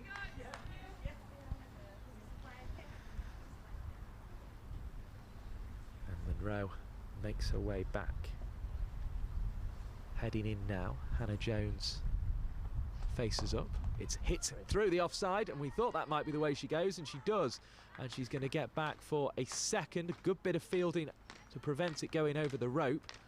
She perhaps deserved 4, having taken the risk there, and that will be the end of the innings. 188 the score, so the chase will be 189, and it's been an excellent approach taken by the Thunder. They've run between the wickets well, and despite losing a couple of wickets to run outs, there were excellent scores from Nat Brown of 52 and 31 from Georgie Boyce. Rebecca Duckworth also made 27. What do you make of that as a total, Ellie Threlkeld, and how are you going to go about defending it? Well, I think we've done brilliantly to get to where we have from the start that we had, and yeah, I think on this pitch it's going to turn second innings, so I think it's definitely competitive with the spinners attack that we've got. So yeah, looking forward to getting out there and putting up a good fight. Well, I will let you get to it, Ellie Threlkeld, because I know you'll have to probably get some food in you and get some wicket-keeping gear on, so I'll let you get off and do that. Thank you again for your company, Ellie. We really appreciate that, and we look forward to watching you keep wickets in the second half as the players come off the pitch. Away to our left, the purple-kitted Lightning team, applauded by their support staff, and we can run you through the card, and it'll be a fairly quick run through because I've got to find a couple of bits of bread for a sandwich during this interval, because I've been at cricket games the last few days. I've used up all the bread, so we're going to have to find some. As the innings started with a dismissal of Laura Marshall with a score on 14. She was caught and bowled by Catherine Bryce, the first of her 4 wickets. Then Jackson was second out, LBW to Catherine Bryce for 0, before Threlkeld was dismissed LBW by Presland for 4. Then the next wicket to go with the score on 73. The 4th of the innings was Georgie Boyce. She was run out by Heyhoe for a score of 31. Then a partnership took the score up to 100, a partnership of 27. That's when Collins was dismissed. 100 for 5 was the score when Collins found herself LBW to Heyhoe for 7. Then the total was taken on the main partnership of the innings, really, between Duckworth and Brown, takes the score up to 159. At that point there was the run out, the dismissal came there on 159 of Brown, run out again by Heyhoe for 52. She batted for 99 minutes, 82 balls and hit 6 fours. An excellent innings from Natalie Brown, her highest of the competition so far, and it was a valuable half-century indeed. Brown was out, so that meant that Dyson came in to try and put a bit of bat to ball, but couldn't quite clear Shachi Pai at mid-on. She was caught off the bowling of Ellis for 4. Then Heap came out and went for the same approach, but was bowled by Catherine Bryce, the 4th of her wickets, and Hartley and Jones saw the innings through, both 4 not out at the end. The bowling figures then: Catherine Bryce 10 overs, no maidens, 38 for 4. And Sophie Munro 10 overs, 1 maiden, 27 for no reward. Alicia Priestland 7 overs, no maidens, 40 for 1. Bethan Ellis bowled 8 overs, no maidens, 34 for 1. Lucy Hyam 7 very tight overs, 1 maiden, 17 for 1. Good contribution there. Harmon bowled 5 overs, no maidens, 18 for no wicket for Nancy Harmon, and Theresa Graves bowled just the 3 overs, 8 runs for no reward. So the chase will be 189. The Thunder have made 188 for 9 in their innings.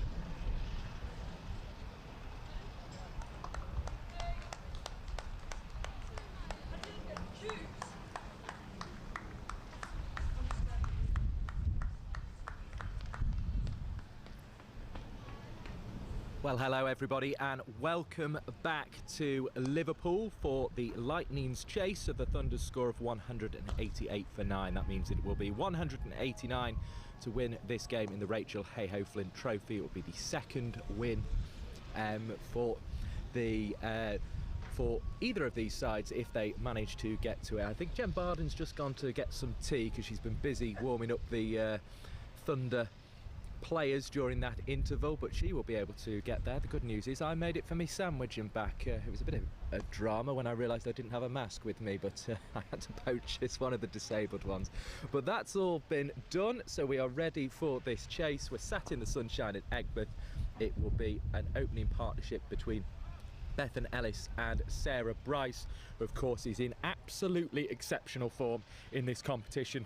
4 half-centuries from her 4 innings so far, and she is going to be facing the bowling of Hannah Jones, who opened the bowling from the river end in the previous game, and she is going to be opening from the pavilion end this time. And it's a very good start, and there's a big appeal for caught behind by Ellie Threlkeld, but the umpire decides no, it was pad rather than bat as it went down the leg side. But there was clearly something involved because there was no wide ball, and Threlkeld was very excited.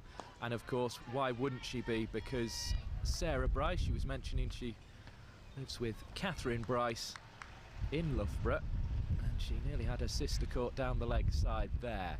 2 dot balls to start with, and another one as it's worked away into the leg side. I'm going to allow Jen Barden to have that excellent looking tea that she's managed to find in the pavilion, and then we will get some thoughts from her in just a moment. But Bethan Ellis comes down onto strike. The score's 1 without loss, and the guard has been marked by Ellis, and Jones is bowling. It's turned away. No, it isn't. There's no contact made by Ellis, so it's a wide ball.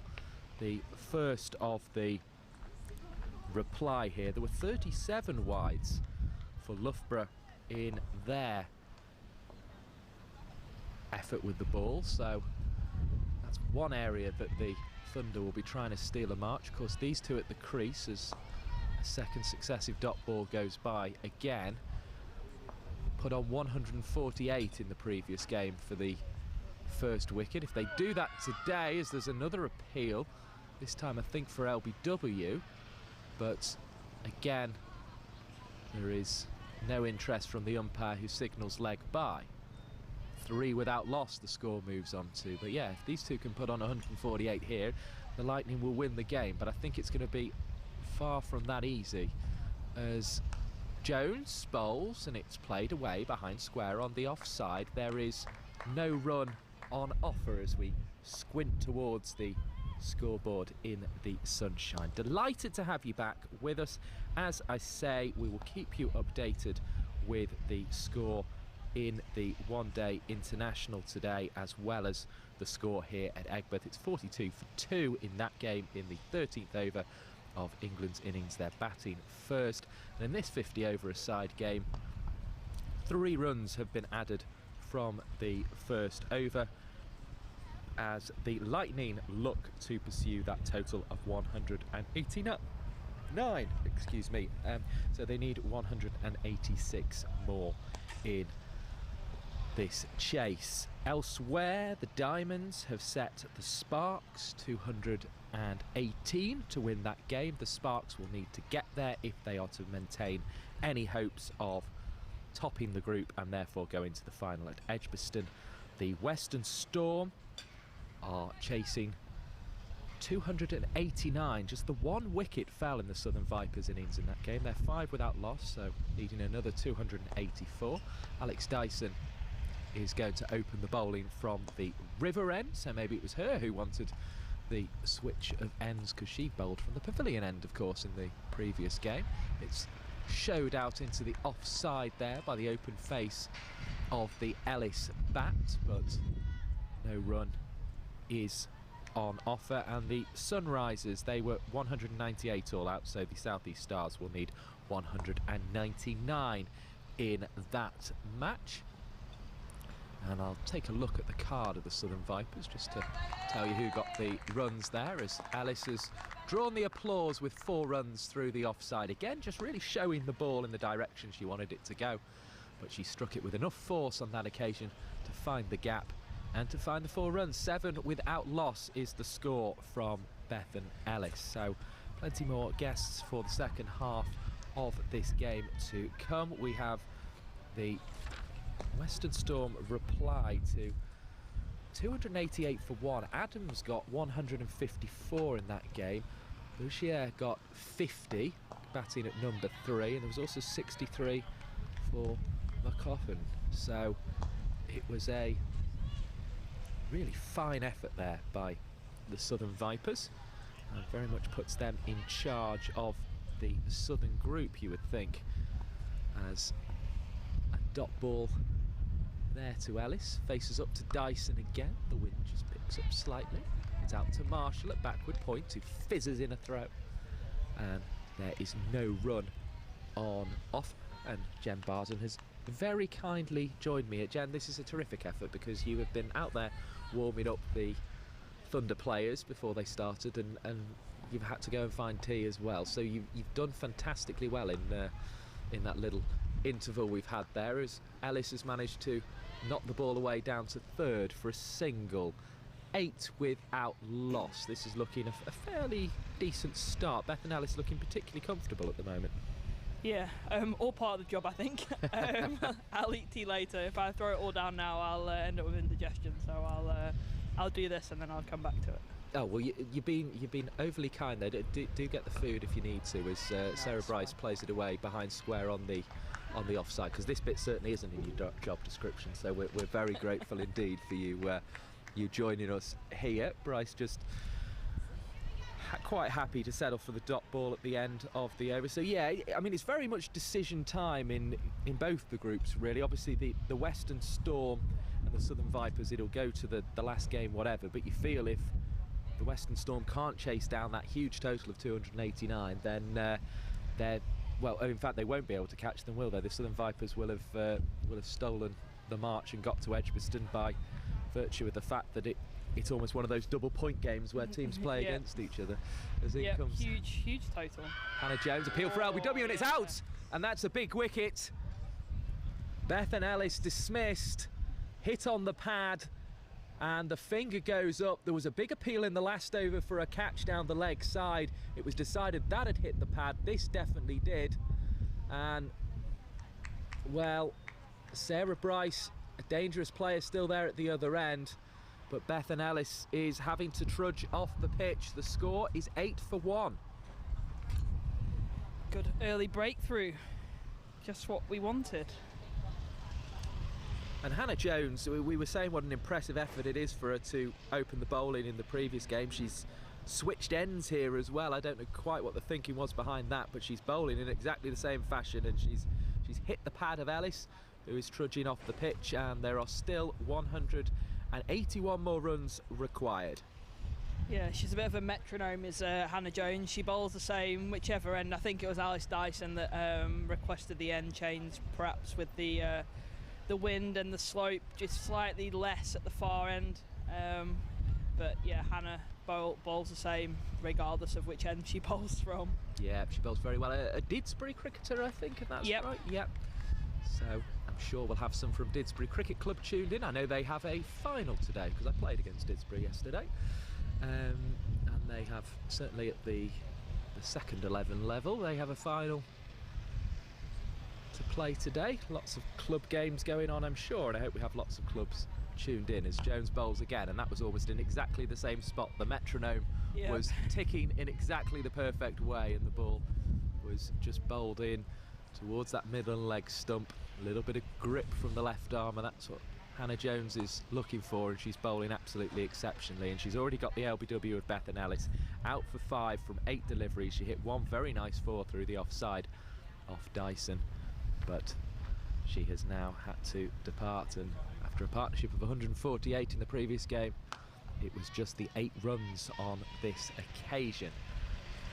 Yeah, I think Didsbury have got a really strong women's and girls section down there. They play in the Cheshire League. They're a strong unit. Lots and lots of women and girls down there. Running in again is Jones, who is part of that strong setup, and there is no run as it's played into the leg side. 8 for 1 it remains, and we've had 2 number 8s opening the batting, Sarah Bryce and Georgie Boyce, both wearing that number. As in comes Jones, and that one was the first one that really offered an opportunity to drive there. It was taken by the new batter to the crease, Catherine Bryce, of course the sister of Sarah Bryce, and the 2 sisters go for a little chat in the middle, but Catherine Bryce still not off the mark. But they're 2 of the premier operators really in women's cricket, these 2. They have certainly taken this competition by storm, that's for sure.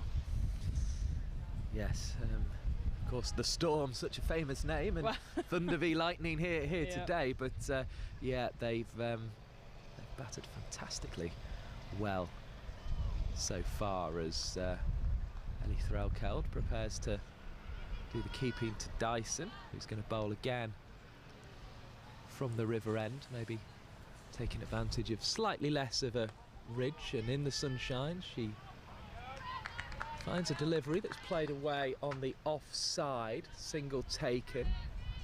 9 the score moves to, another 180 are required to win this game.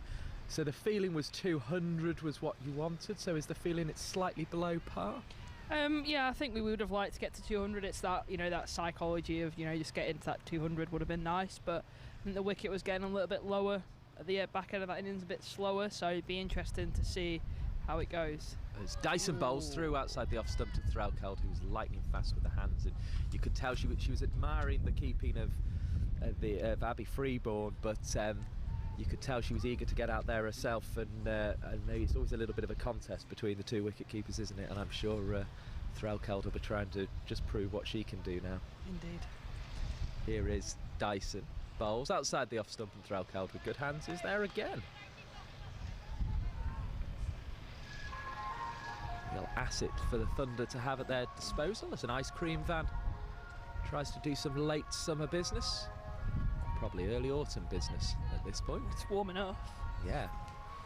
If you want to come over here, Mr. Ice Cream Man, you are more than welcome.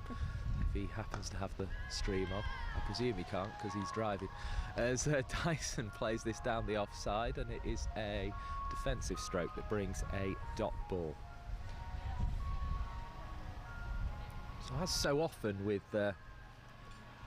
this Rachael Heyhoe Flint Trophy, it just feels as if one team has started fairly steadily and fairly well, and then all of a sudden there's a wicket and it goes back the other way a little bit, and the pressure's now on the Lightning. Catherine Bryce unable to drive through the offside there, dot ball.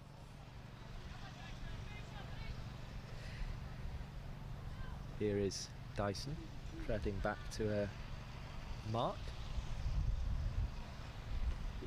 Tractor whizzing away on the tennis courts in the distance as Bryce drives again and finds short extra cover this time. Nat Brown with her, although it was almost like she was doing a mime act there the way she stopped that ball, but she stopped it very well indeed. 9 from 4 overs, very tight all of a sudden. Yeah, we've just built a little bit of pressure with these dot balls, just bowl a little bit better channels than we have done in the past, so nice to see the bowlers taking on board that feedback and looking to bowl nice and straight, especially on a pitch that's going to potentially keep low and it's quite slow. You don't want them hitting those wide balls for 4. So 4 overs gone, 9 for 1 is the score as Hannah Jones bowls and is right on the spot yet again, and there's nowhere you can put that other than straight back to the bowler's hands, and Sarah Bryce took the precaution of doing it on the floor as the hand is back up on the brow to shield us from that sunlight. Single taken there down the leg side. It's a leg by, 10 for 1 the score. The wicket always helps, of course, with keeping that tight start. Yeah, it's always nice to grab one, if not a couple, in the power play. By way of comparison, 9 for 1 the score at the end of the 4th for the Lightning. It was 10 without loss for the Thunder, and they lost their first wicket in the 5th over, so all very tight it seems, and I feel we're going to have a thriller today as Jones bowls down onto one knee. Goes Catherine Bryce and finds the rope on the leg side, and plenty of encouragement from the Lightning players, who are always keen to get involved with a bit of applause. I learnt watching them the other day at New Road, and they were so again there. 14 for 1 the total moves on to, and Catherine Bryce has her first scoring shot, a boundary. That tractor's busy up there, Jen Barden, isn't it? It is indeed. I'm not quite sure what they're doing, but Nunny, who's the men's dressing room attendant, is doing a great job at holding something. I'm not quite sure what it is, but very strange. Anyway, no concern to Hannah Jones, who's bowling and is driven away on the offside. And this is going to be a real chase out towards the boundary, but it's completed well by Nat Brown, who returns it on the throw to Hannah Jones. Another couple added to the total. That is 16 for 1 now, so steady progress being made after the early wicket in this game. Jones again, down the leg side, turned into the leg side for 1 run. Thrown back in over the stumps by Dyson out there. 18 for 1 the total. Wind continuing just to provide a cool breeze up here, and it's much needed on this sunny afternoon in Liverpool. So is the thought to just try and keep this tight for as long as possible, and then hope the wickets will arrive? Is that the thought process? yeah, I think so. I think we're trying to build that pressure with those dot balls, a little bit of spin early on, just to see if we can break those partnerships. Here is Dyson after a good bit of fielding out on the boundary. She's now bowling, and this one is driven powerfully, and Nat Brown has to be across to her right, and she's been given the duties close in the absence of Olivia Thomas, I see. Yeah, Brownie loves it in there. We used to do it when they used to have the 2 catching circles, and the county champs have 1 in close, so it was usually Brownie. She's there at short extra cover at the moment, as this one's delivered by Dyson, driven by Bryce, who has a 71 in this competition. 17 in the first game, which is the number on the back of her shirt, and then the opposite of that in the second game, 71 not out, as this one is, well, doesn't provide a run up to mid-off. 17 for 1. And in comes Dyson to bowl. Bryce drives and Brown fields, and it's a little bit of a game of bat and ball between those 3 at the moment, it seems. Yeah, always in the game is Brownie, always wanting that ball. We haven't got your thoughts on her innings just yet, but a half century, our highest score of the competition. We'll get those thoughts from Jen Barden, the North West Women's Cricket talent manager, as this one is played up towards mid-off for 1 run. 18 for 1 is the score. What did you make of the Brown innings? Yeah, no, she really did watch, and it was nice to see her kind of get into her stride and start putting the bad ball to the boundary. Watchful's a good word, actually, because you have to be that on this wicket, as this one is played well by Sarah Bryce into the offside, but no run is produced. Yeah, her seniority came in, and she was able to put sort of the short ball or the full toss away to the boundary, whereas a lot of the other times our players were maybe finding the sweeper and getting 1 or 2 for it, but Brownie found the boundary. Bowling is Dyson, driven down the pitch back to the bowler is the ball by Sarah Bryce, who actually was timing it incredibly sweetly at Worcester, as you'd expect, but hasn't quite found a stride here, which is an indication that that pitch is a bit grippy maybe. 18 for 1 at the end of the 6th over. Sarah Bryce has 2.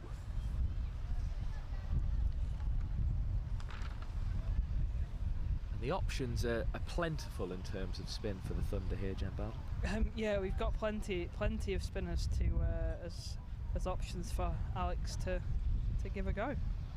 Including Hartley herself, but it's Jones who has been entrusted with the new ball and is doing a very good job.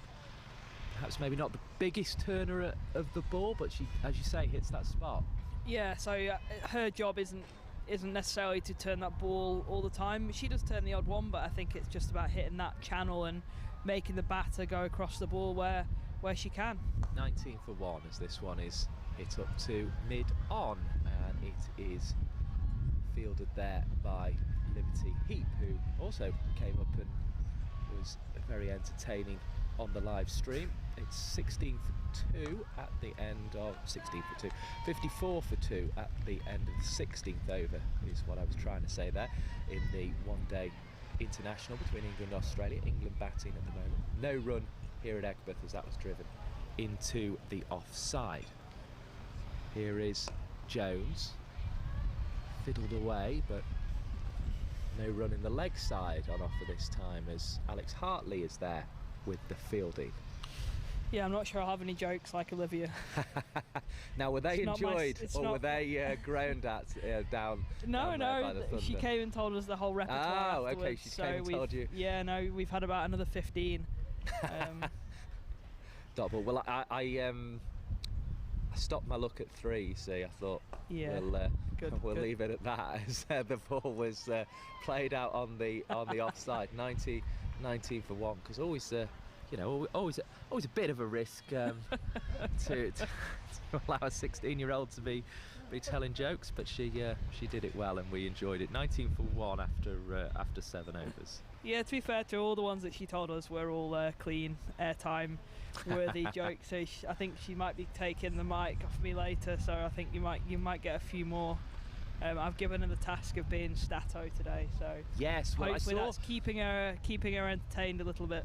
Yes, I saw her relaying the stats actually at half time to the coaching staff. I was very impressed indeed. I almost feel bad that I drag her away to come and have a chat with me and keep me company, to be honest, but it's very entertaining when she does, so we're appreciative of that. No run here to Catherine Bryce, turning away on the leg side. 19 for 1. We're in the 8th over. Dyson has bowled the previous 3 from the river end as this one's driven away. That's a really nice shot and it's going to be 4 runs. There's no stopping that one. A white ball just disappearing into the green turf and over the rope. 23 for 1 the score goes to. The work continues on the tennis courts in the distance, but Catherine Bryce played that across an outfield which is almost as smooth as the tennis courts over there in the distance. Yeah, I'm intrigued what he's doing because it's AstroTurf, that grass, but it looks like he's going well with a lawnmower. Well, he has obviously the grass ones he can use. Yeah, and they look right side, still in fairly good shape, even though they won't have been used. Is it like a road sweeper thing? Well, I think it's sort of presumably just the little bits of sand and stuff on there. It just freshens them up, but it's quite peculiar to see a lawnmower on the AstroTurf ones as this ball goes away for 1 down to 3rd. 24 for 1 is the total. Another aircraft, another microlight buzzes into the sky. So it's getting a little bit busier on this Sunday afternoon, but still a very leisurely field here at Liverpool Cricket Club. Bowling short outside the off stump to Bryce, and she likes it there and she's slashed it away, and there's going to be a chase on, and it is completed well, so it's just the 2. Bryce makes her way onto 4, but that's the area where Bryce is strong, Jen Barden. Yeah, and we talked about that in the pre-match briefing around, we need to make sure we bowl straight. That's one of her strengths, is outside that off stump, don't give her any width. Here's Dyson. Good reply.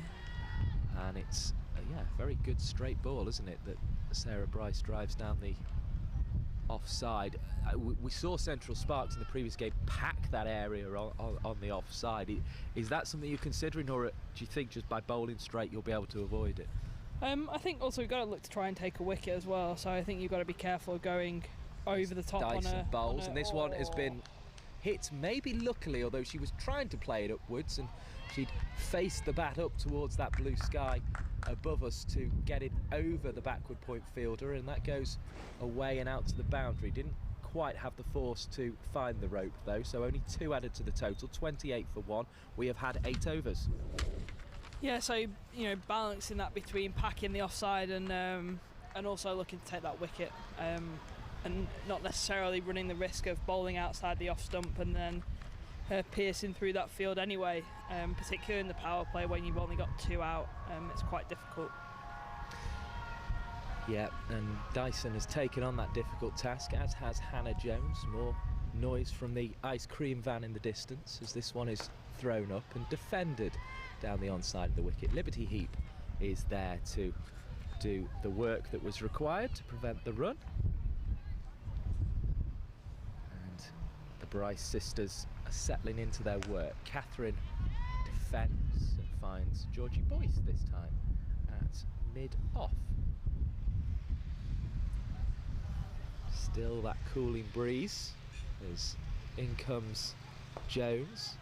The temperature's high and it'll be hard work out there for the Thunder players. Brown the latest to do it. I think they'll be relishing the sunshine. They've been moaning it's been too cold so far, so that is they'll true. be happy.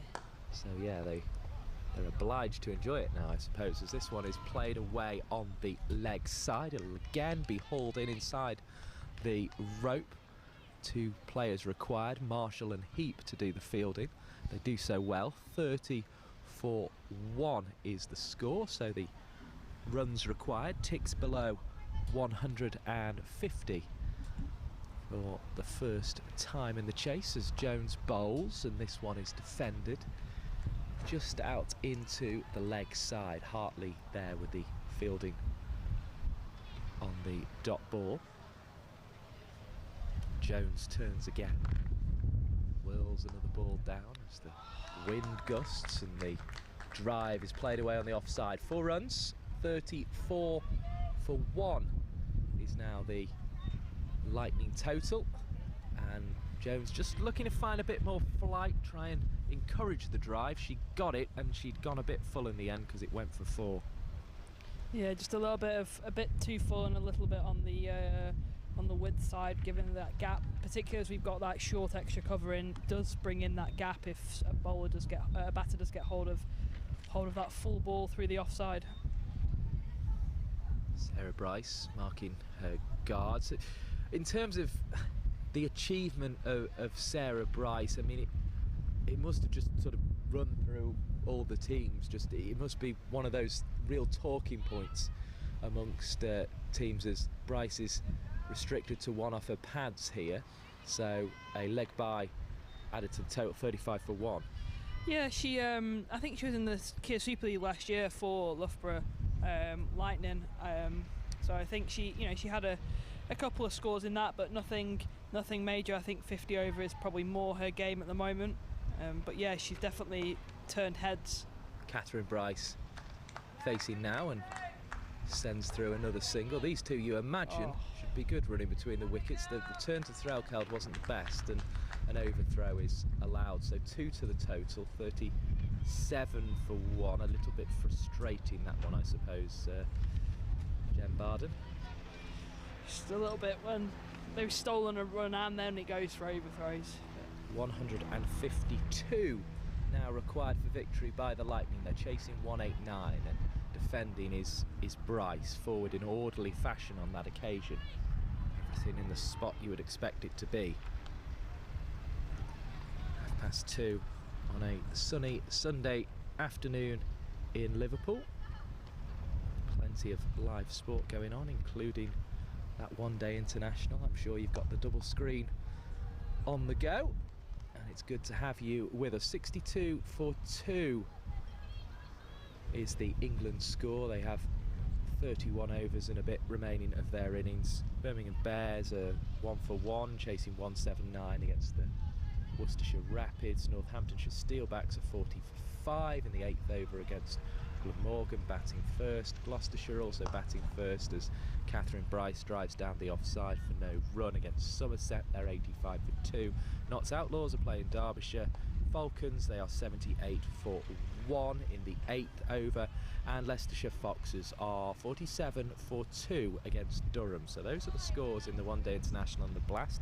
Elsewhere in the Rachael Heyhoe Flint Trophy, we will bring you the score in just a moment as Bryce is forward again in orderly fashion and brings the over to an end with a dot ball. 37 for 1 is the score after 10 overs. That compares to 30 for 2 in the Thunder innings. So very, very close indeed, Jen Barden. Yeah, I think, we'd be fairly happy with that start. I think it would be quite nice just to have perhaps stopped a couple of those boundary balls and been more 30, 35 off 10, but quite happy that we've got that early wicket in. key now is to not let these two get too set. Let's make sure we're on that ball straight away. I think we've got change of bowling now, so maybe that will just give us that opportunity to take that second wicket and break this partnership before it gets too far underway. We have got a change of bowling, well spotted. It's going to be Nat Brown to come on from the pavilion end. The Thunder, of course, setting 189 for victory here, so another 152 runs required by the Lightning to settle that contest between the two rival weather conditions and the two rivals in the Rachael Heyhoe Flint Trophy. As in comes Nat Brown, and it just had a little wobble and shape out towards the off stump there. A dot ball is recorded by our scorer away to the right. The tractor's done its work for now and is just trundling off. And bustling in is Natalie Brown, and she bowls and is knocked down the ground, and with the fielding is Hannah Jones, who was still fairly tight despite conceding that boundary at the end of the spell. As I say, elsewhere in the Rachael Heyhoe Flint Trophy, Central Sparks needed another 194 against the Northern Diamonds. Of course, they have to win that to keep any chances of reaching Edgbaston going into the final game of the group stage. Single there for Sarah Bryce, 38 for 1, so 218 is the target, 194 more needed because the Central Sparks are 24 for 1. As Natalie Brown is bowling, this one is defended out into the leg side. Liberty Heap is there. Davis, Gwennon Davis, the player out so far, LBW to Langston for naught in that game. So Marie Kelly and Eve Jones are together, who are probably the two most successful batters so far in this competition for the Sparks. Southern Vipers versus Western Storm. The chase of 289 has reached 41 for 1, so 248 more required by the Western Storm to keep their hopes of reaching Edgbaston alive in the Southern Group. The two lower placed sides, the Sunrisers and the South East Stars. South East Stars 24 for 1, chasing 199 for victory. There's a little bit of a indecision in the fielding there, but the run is prevented, and 38 for 1 is the score at the end of the 11th over. So yeah, so Hannah Jones there, it was still a reasonable opening spell, it has to be said. 16 for 1 in 5 overs, but the changes come, and Natalie Brown's also contributing nicely. Yeah, she started with a really good over there. She started quite a few Yorkers. She got a wicket the other day with one of those swinging Yorkers, so I think she was perhaps searching there to replicate that ball that got her the wicket the other day. But yeah, good start. Nice to build a few dots. Certainly is, and the Lightning will have to keep their eye on that in pursuit of their second win in this competition. A very good competition it has been. I'm anxious to make sure you can get your tea at some point, Jem. Oh, it's fine, don't worry. I'm hoping that someone's going to take over from me at 15 overs. Right, that is my lovely stuff. gap. That's the target, as the ball is bowled and Sarah Bryce is driving, and the long barrier comes out at mid-off by Georgie Boyce. No run is possible on that occasion. I am, however, unsure who that may be, so whoever well, walks yes, past too close is going to have the microphone. they can have it thrust upon them. Well, that's always entertaining as the ball goes into the leg side. Really nice shot from Sarah Bryce. She hasn't had much width on offer outside off stump, which is her favoured area, but there she got a slight little bit in the length and was able to play into the leg side. So 42 for 1 her score goes to. 11 runs though you've restricted her to, Jem Barden, in the 11 and a bit over so far, so that's impressive that the ploy's working at the moment. Yeah, I think we're looking at perhaps trying to keep her off strike a little bit, so just build those dots, build that pressure, perhaps put her under a little bit of pressure to see what else has she got, what other options has she got with scoring. I'm glad you're able to furnish us with the plans here, because I was a bit reluctant to ask in the first innings. It felt a bit rude to do so, just in case the Lightning we're listening. Well, she's got some width outside off stump here, as Sarah Bryce, and she's slashed it away to the marquee on the far side, the right as we look of the ground. 46 for 1 becomes 50 for 1 with that. No, it stays at 46 for 1 with that slashing cut stroke from Catherine Bryce. Yeah, I don't think it's not rocket science to let's bowl straight in, let's try and starve her with a little bit of strike. So that was the plan. As this one is played away into the offside, up to short extra cover. A little on the short side there from Dyson, but doesn't damage her figures as there's no run.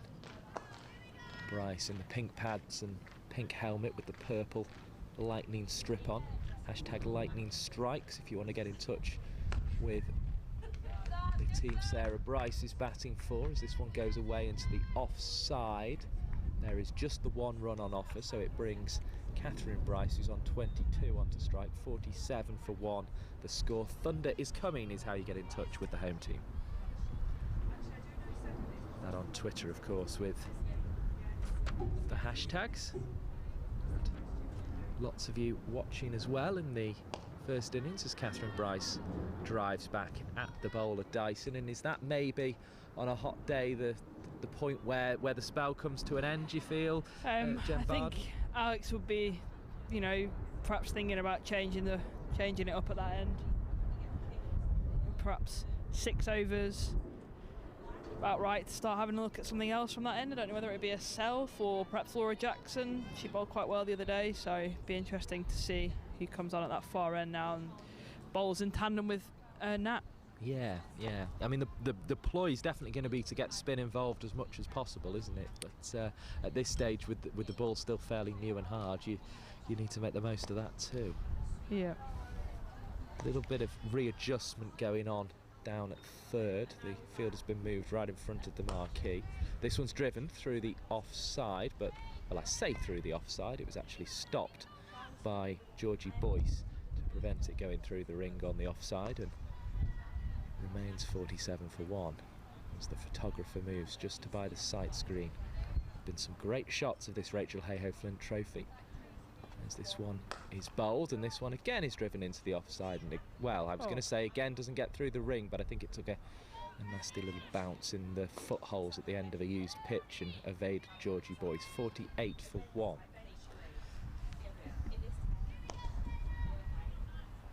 Plenty of encouragement here for Nat Brown. Of course, she'll be relatively tired from that impressive 52 she made with the bat. Full and driven. And Hannah Jones is there with the fielding in the red cap. She's a well-oiled machine, Brownie. She'll just keep going. Well, till maybe tomorrow. Yes, she might be. That machine might stiffen up slightly tomorrow, I think, as muscles tend to do. She's bowled a nice straight ball that's driven to mid-on. Liberty Heap there with the fielding. The Lightning still be made to wait for that extra couple of runs they need to be able to get the first milestone on the board. And of course, the third Thunder wicket was lost just after that first milestone of 50 in their innings. But these two at the crease for the Lightning have been in good form. Catherine Bryce also in form with the ball. 4 wickets today. She's had a 5-for in the competition. Doesn't get a run there. And it is 48 for 1 at the end of the 13th over. So the plan of bowling straight at the moment seems to be coming off, and I mean, it's reflected in particular in the fact there's only been 1 wide so far, which compared to the 30 plus we saw from the Lightning is quite an advantage already. 37 wides in the wow, yeah, Lightning no, innings. definitely it's pleasing to see the the girls being able to hold that line and bowl stump to stump, which we've talked about quite a lot. I think in the last couple of games we've been searching for bowling a bit too straight and perhaps airing down the leg side a little bit, which has then resulted in us scoring letting some wides through, whereas I think this has been a really good sort of 13 overs. Alex Hartley is on into the attack, and we're going to have Grace Ballinger joining us in just a moment, which is absolutely fantastic. So she's one of the injured Lightning players, so that'll be great, and that'll be great for Jen Barden because she'll be able to get her tea, which I feel as if I've been absolutely horrible, because you did manage to find a plate or something and it looked absolutely delicious. So I hope you're able to find something equally as nice in just a moment as Hartley bowls, and this one is played out into the offside. Liberty Heap there with the fielding. 48 for 1 the score. So what ultimately do you think this game is gonna hinge on before you depart? I think we need to break this partnership. That's going to be key. Don't let them get too settled. But if they do, I think, you know, we've got the bowlers that can contain, but I think it would be quite nice if we could just break that partnership and see what other batting they've got, because I think the top 3 scored the majority of the runs the other day, so it'd be quite nice to see what other options they've got, and if we can just break this partnership. That's well run by the Lightning. Sarah Bryce had turned it away into the onside. It brings up the 50 with a couple of runs. She just wipes a little bit of dirt away from the end of the bat, and the first milestone is up in this chase for the Lightning, who require another 149 from here. Hartley bowls and Bryce drives straight back to the England World Cup winner, now captaining the Thunder. Gave us the benefit of her wisdom earlier on, and this one is played away into the offside and down to the non-striker's end. Sarah Bryce will be able to go.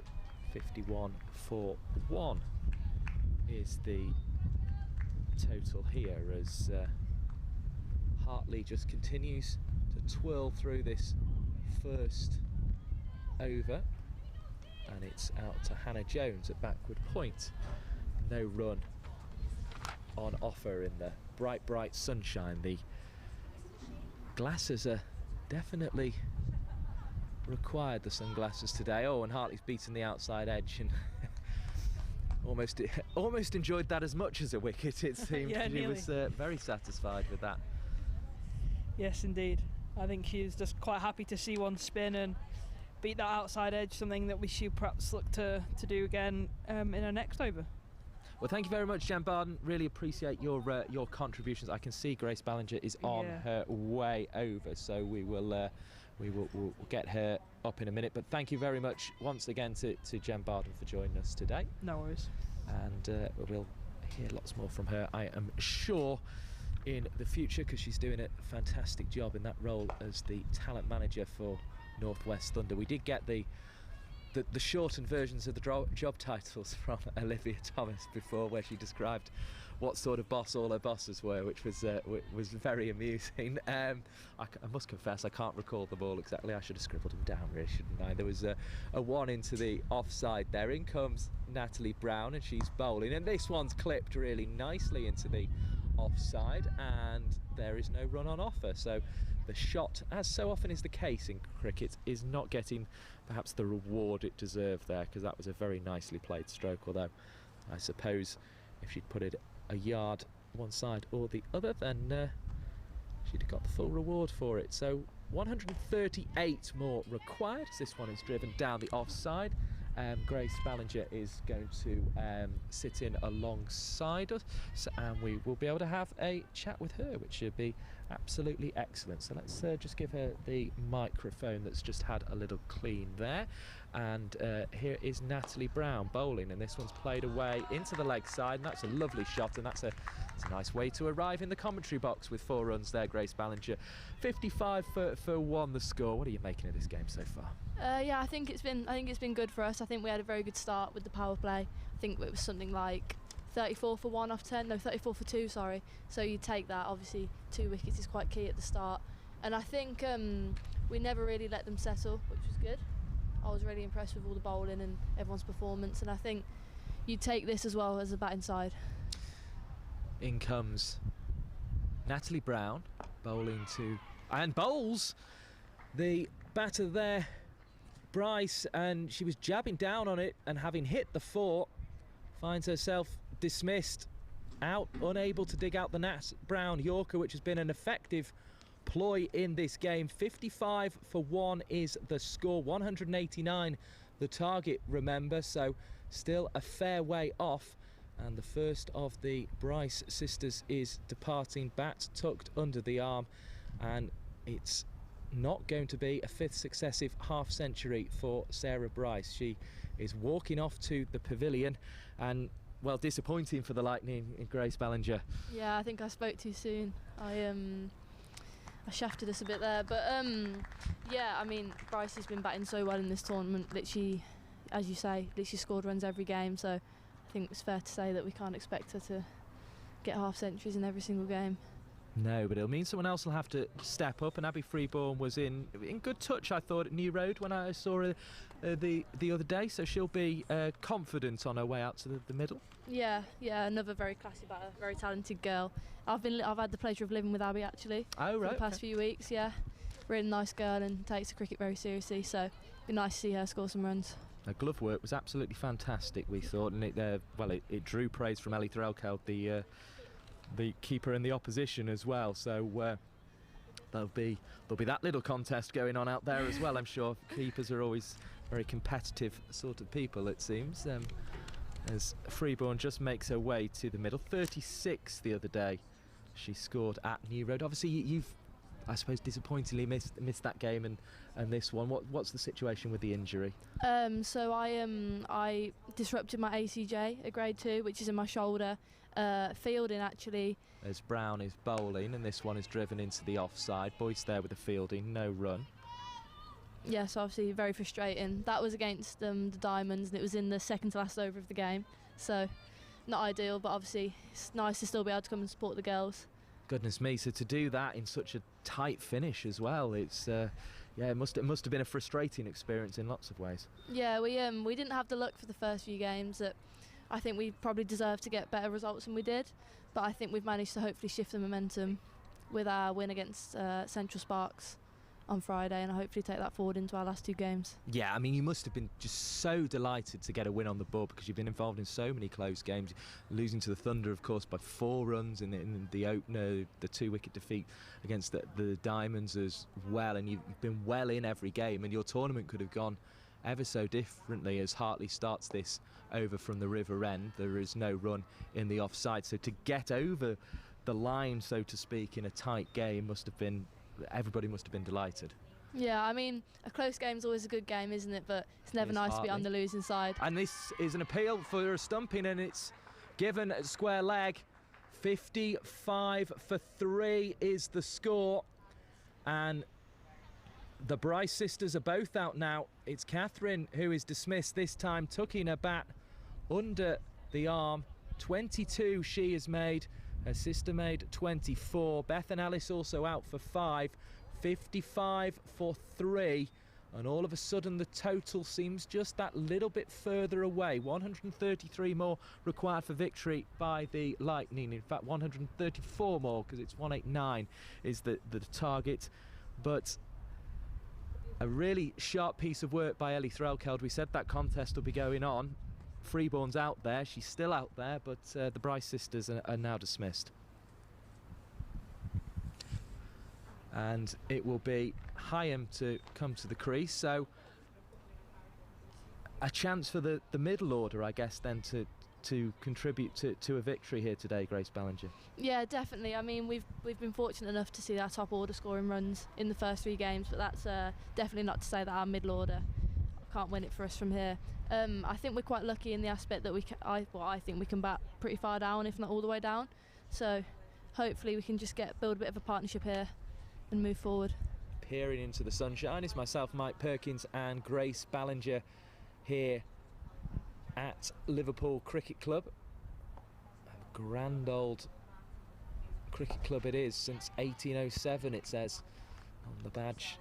It's been around, and that's a dot ball from Hartley. 55 for 3. There's a little bit of traffic, whizzes down the road away to our left hand side. Another defensive stroke brought by Hartley. Superb stumping there by Threlkeld. getting Catherine Bryce out for 22 from 45 balls. And she's looking to bring Heyhoe forward, and Heyhoe defends back to Hartley at the river end. How conscious are the Lightning of the turn that this pitch has been offering? I mean, I think it's obviously always something you look out for in a game. Hartley but bowls again. This one's driven into the offside by Heyhoe. It rolls slowly out and there is no run. I think we've been obviously working on various plans on how to obviously combat that, and I think just being proactive in the crease, either getting forward or getting back, is something that we'll be looking to do. Right, I like that phrase, proactive in the crease. That's definitely one that's come from a coach then, I think. No, I've got that made that one up myself, been telling the girls. Definitely not. But yeah, it certainly will be the key, getting backward and forward, it seems. Natalie Brown has got that Yorker through, and it's 2 wickets in 2 overs. Both the Bryce sisters out. Sarah Bryce 24 from 38 balls with 3 fours, 22 from 45 for Catherine Bryce before being stumped by Threll Cald off the bowling of Hartley. She also hit 3 fours. So 2 dangerous batters are out, but there will be plenty more to come here at Egbert in Liverpool as we hear the ice cream van twirling away. It's a little bit frustrating given we're in this sort of this bubble in here that we it's very tempting, isn't it? Get the ice creams. It's a warm day. No run there to mid-off, and it must be quite nice to play in the warm, because there have been some cold days, including I think the first game you were involved in. It was freezing at Trent Bridge. The faces of everyone who you mentioned Trent Bridge to are priceless, I can assure you, up here on the balcony. There's always just a sort of it was cold. Even the stands couldn't stop the wind and the cold. It was not ideal. I forgot to take my jumper out as well, so I was fielding in a short sleeve for 50 overs. Oh wow. Not ideal. As in comes Nat Brown, trying to find that Yorker again. Big puff of dust as the bat of Freeborn came down on the ball in the nick of time. 55 for 3 it remains. Another 134 runs are required for victory here at Liverpool Cricket Club. It can almost get colder, can't it? When there's nobody in the seats, it can almost seem colder in those big stadiums. Although I suppose it would have been your first experience of it, Grace, of course, which is one of the excellent aspects of this competition. 59 the score goes to with that boundary that is hit by Freeborn. 59 for 3 the Lightning score, 130 more required. But it's one of the great aspects of this competition, isn't it? The grounds you've been able to play at. Yeah, I mean, it's obviously my first experience of this level of cricket, and I've really enjoyed it. It's a great atmosphere around the Lightning setup to be in, and obviously it's a shame that we can't have our friends and family there to watch us, but I think at this point we're all just appreciative to be getting any cricket in after the summer we've had. Here's Nat Brown. One of the 3 wickets to fall has gone to her. We've also seen Hannah Jones and Alex Hartley get involved, but a second Brown wicket was not found. The cover fielder of Boyce was instead from the bat of Freeborn. Brown turns again, bustles in as she's prone to do, again looking to keep it full, does so, but it brings the drive, and that's the danger of going for that block hole length. And a second boundary in the over, 63 for 3, and the Lightning will be feeling a little bit better with those 2 fours that have now come, because 2 wickets in 2 overs always starts to feel a bit of a wobble. Bit of a shake in the camp, but 2 are in nice cover drives from Abby, so she's looking good going forward. She certainly is, and it seems every sort of team has its kind of own identity in this competition. It's the first time I've had a chance to speak to somebody from the Lightning. How would you kind of characterise the Lightning's identity and what they're looking to try to do? Obviously the Thunder, it's youth and kind of bringing people through for maybe 4 or 5 years time. The Central Sparks have really focused on bringing together the different areas of their team. How would you characterise the Lightning's sort of characteristic, if you like? I think we've got very much like a Wolfpack mentality. We want to go in, we want to win, but at the same time, like for me, it was my first introduction to the Lightning setup, whereas a lot of the girls had already experienced that. And the first Hartley thing bowling, and there is a dot ball here. The first thing that came across to me was that, like, how welcoming and friendly everyone was, and it's very easy to fit into this side.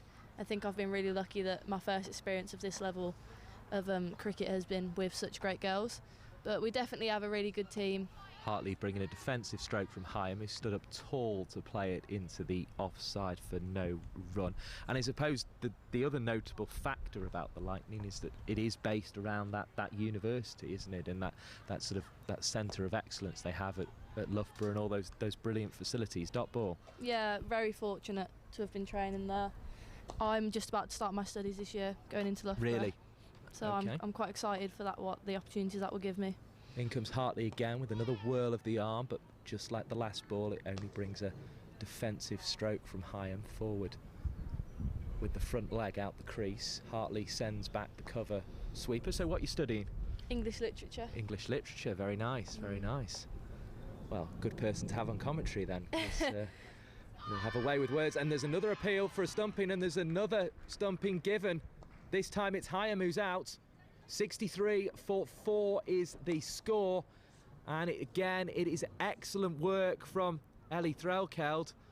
There was an appeal from Hartley as well as soon as she saw that Threlkeld was excited about that one, and Heyhoe has been dismissed, trudging off the pitch, and Hartley is finding a way through her second wicket. There are still another 126 runs required for victory by the Lightning. We knew it was going to turn, and it's proving that way, Grace Ballinger. It is. I mean, it goes back to what I was saying earlier about the getting forward or getting back. It looks like Hartley's just getting us slightly stuck in the crease. But obviously, it's very easy to say that watching on. It's a very different game when you're out there. But hopefully the batters are communicating what it's like out there to each other, and we can come up with a plan and start to combat the spin. Teresa Graves, new batter to the crease. What can you tell us about her? Teresa is a very strong batter, very powerful. She's not gonna dot up too much. She's not gonna mess around. But at the same time, she knows how to steady a ship, and I'm quite confident in her to hopefully be able to build a partnership with Abby from here. So Heyhoe out for naught from 9 balls, stumped by Threlkeld off the bowling of Hartley. The second time that combination has come together in this game. Really impressive glove work, bringing the wickets for the skipper. And there's work to do for the Lightning, just as they looked as if they might be rebuilding thanks to the 4 struck by Freeborn, the other impressive wicketkeeper in this game. It is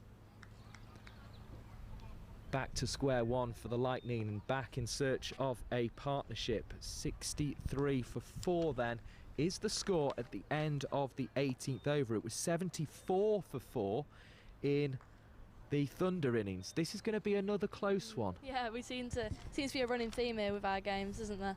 But hopefully we can get on the winning side again. I think the partnership's the key thing from here. Yeah, that might almost be your team's characteristic. Close Yeah, finishes close and games. exciting cricket. Close game. Because I was royally entertained at New Road the other day. That was a fantastic game. The Sarah Bryce catch on the boundary was fantastic to prevent the 6, particularly given the winning margin ended up being 6 runs.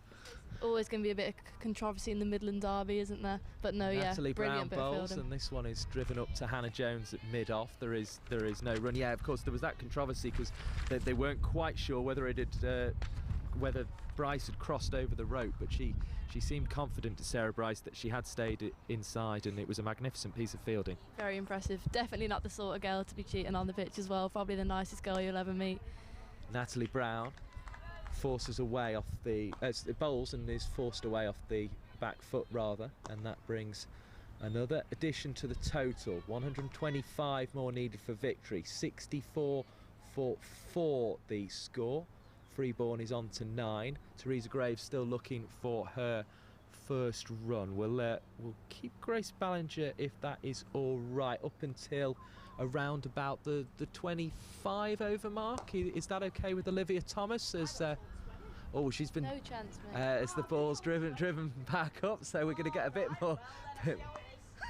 We'll get a bit more from Olivia Thomas shortly, as Grace Ballinger is going to just stay with us for a little bit longer as Brown bowls. It's down the leg side. There is no run on offer there. 64-4.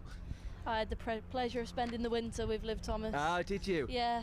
So you can give us, because because Liv was a bit of a star when she came on the live stream the other day, which is why we were keen to get her back on. She can't get enough, can she? Look, she's not happy. As this one's played over the top and into the leg side, there's going to be at least a couple on offer here. It was not the most convincing of boundaries, but it's found the rope for 4, and that's going to be valuable runs for Teresa Graves to get her account underway. 68 for 4 the score.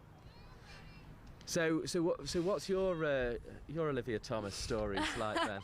The one thing that I always remember of Liv Thomas is that we used to eat in the Elite Athlete Centre in Loughborough. Obviously, here's Brown bowling. This one's played down the offside, and it's gone through extra cover. Back-to-back boundaries for Graves. Fantastic cricket from her. 72 for 4. Much needed runs for the Lightning.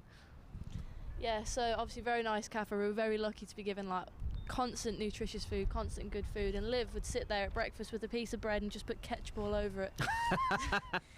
Just absolutely disgusting. I never used to be able to sit on a table. Yes, well, it's each their own, I suppose. is all I can say to that one. 189 is the target today for the Lightning, and they have found 72 of those runs so far, so another 117 required, but it feels as if a lot of the challenge is going to come from Alex Hartley's bowling from the River End. Is that how you're seeing it, Grace Ballinger?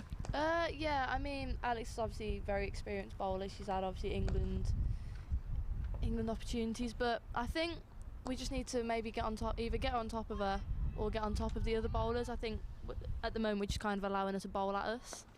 Well, on top of the bounce there, at very least, was Abby Freeborn defending into the onside. No run. Hartley again, throws it up, chopped into the offside. Liberty Heap there with the fielding at backward point. Should probably just give you a little refresh on that field. We've got backward point, cover point, extra cover and mid-off. There's also a fielder at short third, I see, just behind the sight screen there, as Hartley bowls again and is exasperated as the defensive stroke from Freeborn is successful in preventing the wicket, but not being able to find a run. There is a mid-on, a mid-wicket, and then 2 back on the leg side boundary at deep square leg, forward of square leg in fact, and deep backward square leg. Another dot ball there as it's played out to the short third fielder. 72 for 4. And Hartley just continues to whirl away. Throws this one up. Freeborn with the defensive stroke. It's another dot ball. That's all we have seen so far in this over. Hartley 3.4 overs now. 2 maidens, 3 for 2 wickets so far on a dusty used turning track here at Liverpool Cricket Club, although it's been one that provided 188 runs in the first game, and in fact Hartley's 4th over has now been completed. Another maiden, 3 for 2 her figures so far. Very, very difficult to score off, it seems. Not bad bowling figures, that, not bad at all.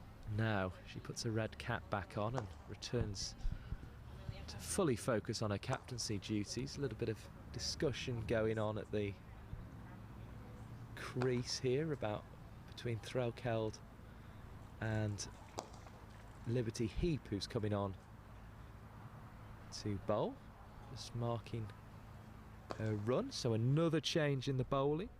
Brown's 5 overs, 23 for 1 have been completed. And did you see that we got sort of the story behind the picture early on of Liberty Heap alongside Jenny Gunn when she was an 11-year-old? Oh yeah, I saw that on Twitter. Liberty's another really nice girl, isn't she? I played with her at the school games, I think it was last year. Quite young, but very, very willing to contribute, and quite an exciting cricketer, I'd say. Yeah, and I mean 111 for Lancashire. I think she was the first person to do that. You can see why she caught the attention, but it's with the ball here that she's going to look to contribute today. Just bringing an extra fielder in at mid-on. There's a deep mid-wicket, there's a straight mid-wicket in the ring, a square leg and a fielder on the 45 in the leg side. That one turns down the leg side from the off spin of Liberty Heat. 73 for 4 is the score. And Heap is on her way in again, throws it up, and it's driven and caught by Nat Brown off Liberty Heap's second ball. There's frustration there. A swish of the bat and a bang of the pad. The 5th wicket in the Lightning innings falls. It's Abby Freeborn who is out. She tucks her bat under her arm and walks away in frustrated fashion. She has made 9 runs before being caught by Nat Brown off the bowling of Liberty Heap. And the Lightning are struggling slightly. They're past the halfway point of the innings, and oh, you might be right. It's yes, sorry, it was the 27 that disappeared off the board, which is why I thought it was Abby Freeborn. But you're correct. Well spotted, Grace Ballinger. It is Teresa Graves who's out. So Teresa Graves has been caught for 8 by Nat Brown off the bowling of Liberty Heap. And the score is 73 for 5, most importantly, as we tick past the half, or up towards the halfway point of the chase. Well spotted, Grace Ballinger. That's a top bit of work from you. You've certainly beat me in the scoreboard there. Be pretty poor if I didn't know what my own teammates look like by now. So, Graves out for 8, and we continue to squint into the sunshine, and Heap has a reward, a wide ball from her first delivery, but her second one was exactly what she was after, and Graves drove it straight to Nat Brown. Good catch, went quick. Was going quick. I thought it was going to go for 4, to be honest. First saw it off the bat. Yeah, it was hit very nicely as thrown up by Heap, and it's turned away into the leg side with the spin. The chase is on. 2 runs are taken, and the new batter to the crease, Nancy Harmon, is underway in her innings with 2 runs. So Heap with an immediate impact on this turning surface, with shadows beginning to lengthen as the afternoon moves on. Past 3 o'clock now as that ball hits the pad. Noticeable dust at times from the players in the crease. And Heap approaches the crease at the pavilion end and chucks it up towards the river end as it's driven away, and there is a dot ball on the offside. So absolutely fantastic to have Grace Ballinger with us, and injured unfortunately today, so she can't be taking part in this, but giving us that great insight into both these teams here, but particularly the Lightning. As there's an appeal for a stumping, this time Threlkeld's shouts go unrewarded, and it is a dot ball for Liberty Heap, but again just trying to draw the batter out that crease. A little bit of knocking up continuing away to our left, the engine of an aeroplane above makes its steady way across the skyline from left to right. And here in the city of Liverpool is Heap bowling. He got the wicket of Jenny Gunner, first at this regional level, the first in the Rachael Heyhoe Flint Trophy, of course, and she's now added Teresa Graves in that over, caught by Nat Brown at short extra cover. So a very good over again for the Thunder. So 5 wickets down already, 73 on the board. It still feels like it is going to go all the way, this one, to me, Grace Ballinger, but I guess half the wickets down, it's going to be a struggle in many senses from here. Yeah, I mean, I still think that partnership's going to be so key here. I think if these two can stick around, keep the run rate ticking, get us into a good position to accelerate towards the end of the innings, hopefully we can stand a good chance of still winning this game. Well, both players are underway, and Freeborn is perhaps fortunate there that the ball rolls past the stumps rather than onto them, but she will continue just short of double figures on 9. I feel like every time I say something positive there's a LB or a stumping shout, so I feel like I need to keep quiet, bringing bad luck to the team. This one is driven into the offside, and there is a dot ball. 73 for 5. Well, as I was saying in the first innings of this game, it is one of the hazards of doing this, because you have to give praise when good cricket happens, and unfortunately that's sometimes followed by the demise of a batter. But Marshall in close on the offside at the moment. She's doing that role that seems to get rather peppered, but obviously it produced the catch for Nat Brown in the last over, as Hartley bowls again, and she's still difficult to get away. Really enjoying her work this afternoon in the sunshine at Liverpool, in the warmth of the sunshine. Didn't quite get any sun cream on in the break, which might have been a bit of a mistake. I can feel my face burning. We've lost that wonderful aroma that the sun cream gives, that lets you know that it's a summer's day or even a sunny autumn day. Saw some of the yellow leaves had begun to fall from the trees along the road away to our right as I made my way into the ground earlier. No run on offer to short extra cover there, and it's 73 for 5 it remains as forward goes Freeborn again. It's another maiden over from Alex Hartley, her 4th so far. She still has figures of 3 runs for 2 wickets. We've had 22 overs so far of this reply, and the Lightning have 73, and I guess it was at the 5 wicket mark really that the partnership came for me in the Thunder innings. It was a partnership of 59 between Duckworth and Brown, and Lightning needs something similar, and we'll be back to a close equation again. Yeah, we'd like to think so. I mean, don't want to put commentators' curse on them, but hopefully these two will be able to build that partnership that we've seemed to be lacking so far. Liberty Heap brings the drive into the offside. There's a sweeper out there, 1 run taken.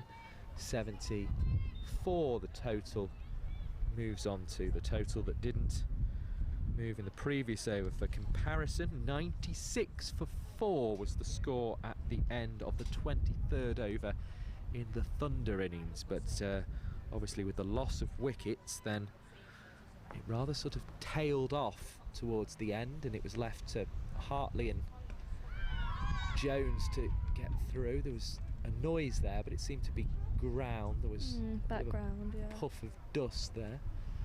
Heap and Threlkeld appealed. The glove work was top notch once again. 74 for 5, thrown up and defended away, and a huge thanks to Grace Ballinger for her time. We'll have it till around the 25 mark, and then we'll have a little bit more Olivia Thomas, which will be a delight as always. And this one is played away into the offside, a misfield on the edge of the circle, although it was a diving attempt, so perhaps being a little bit harsh on Duckworth there at backward point. 75 for 5 the score. It's creeping along, but as it creeps along there always just seems to be a ball with a batter's name on it, so to speak, at the moment, as this one is played out again into the gap at cover, and another one is taken. 76 for 5 is the total here in reply to the 189 to win that was set by the Thunder. Heap again, twirling through the action. It turns back towards the stumps. It's played away inside half of the bat, so it's sort of dribbled out on the offside. 76 for 5 is the score then at the end of the over. So round about 20 runs behind and a wicket behind, so it's slightly, but only slightly, in the Thunder's favour, it feels, at this stage. At least we've had the close game experience, haven't we, this season? So well, hopefully we've learned. That's it, and I mean that is something I maybe should. I sort of asked about what it was like to get over the line, but was there that sort of that fear building almost that you were just going to continue to be involved in close games, and it just wasn't quite going to happen? You weren't going to quite get the win. I think against Central Sparks we had quite a positive vibe from the start, and I think with that game I think we were always slightly more in control through our bowling innings when it got close, so we weren't as concerned. But I mean, to be honest, in the first 3 games, I thought we were in winning positions in all 3 games. So. Forwards chip back up, and Hartley has got there with a one-handed catch to her right. Superb bit of work by Alex Hartley. She has 3 for 3. And the Lightning are in even more trouble. 76 for 6 on a turning wicket. And the World Cup winner, Alex Hartley, is causing the damage here for the Thunder. The captain thrusting out the right hand and able to take the catch. Off the pitch trudges Nancy Harman. Freeborn is still there having a swig of water, but Harman makes only 4 and has to depart the scene. And it's not getting any easier out there, Grace Ballinger.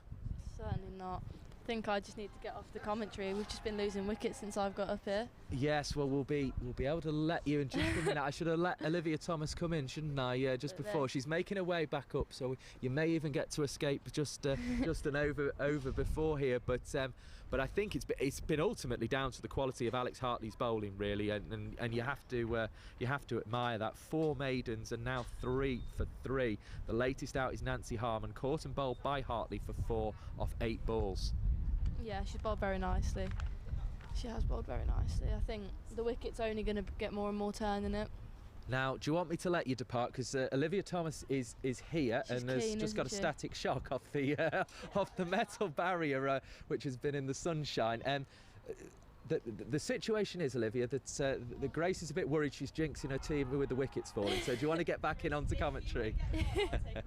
So a swap of the a swap of the commentary duties, and I'm guessing a very happy Thunder player. Indeed. Olivia Thomas arrives, and Alex Hartley is bowling like an absolute dream, and she was excited by that one too, as more dust was blown off the wicket by the breeze. It was actually blown out to the right. The breeze has been coming from the other direction. I want to know what Grace has been saying about me. She says you're quite partial, even with all the food on offer when you go to Loughborough, as this one is defended out into the offside by the new Lightning batter to the crease, which is Shachi Pie, to a little bit of tomato ketchup on your bread. Oh.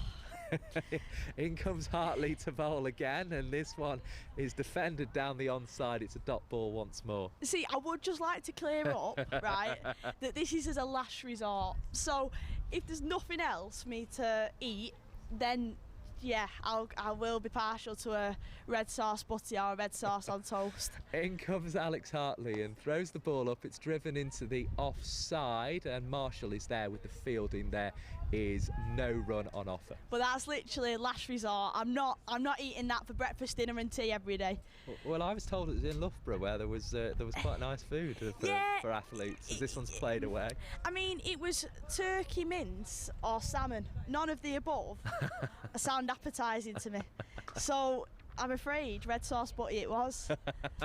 So the red sauce buddy won out. The red cap of Liberty Heap comes off. 76 for 6. Let's get back to the cricket, Olivia Thomas. Good idea. And the fact that basically the Thunder are doing a very good job at the moment, but I suppose the fact the total is a little the wrong side of 200 means the Lightning will always be in the game. I mean, I back us all the way. We've got them 6 down now. We've got, obviously, our spinners are bowling brilliantly here, so I think we've got about par score. I think we've got more than enough to defend, definitely. Just to remind you of the card, Ellis first out for 5, then Catherine Bryce for 22, Sarah Bryce for 24. In fact, those two were the sisters were the other way round. I apologise. So it was Sarah Bryce for 24, Catherine Bryce for 22 as that first delivery is defended into the offside. Then it was Hyam out for 0 as this one is thrown up, driven into the offside. Through they go for a precious single in this situation. Draws applause from the chairs away to our left. 77 for 6. So Hyam was the second, stumped by Threlkeld off the bowling of Hartley. Then Graves went caught at short extra cover off Liberty Heap. Superb introduction from her. And then Harman was caught and bowled spectacularly by Alex Hartley. What a catch that was, Olivia. Oh, it's a brilliant catch, and I tell you what, we won't hear the end of it. Alex has this thing, I never catch him off my own bowling. He bowls, and this is defended right in front of the pink pad of Shachi Pai, who has made her way to the crease. I can't catch off my own bowling and all this, and now she's took an absolute screamer off her own bowling. So...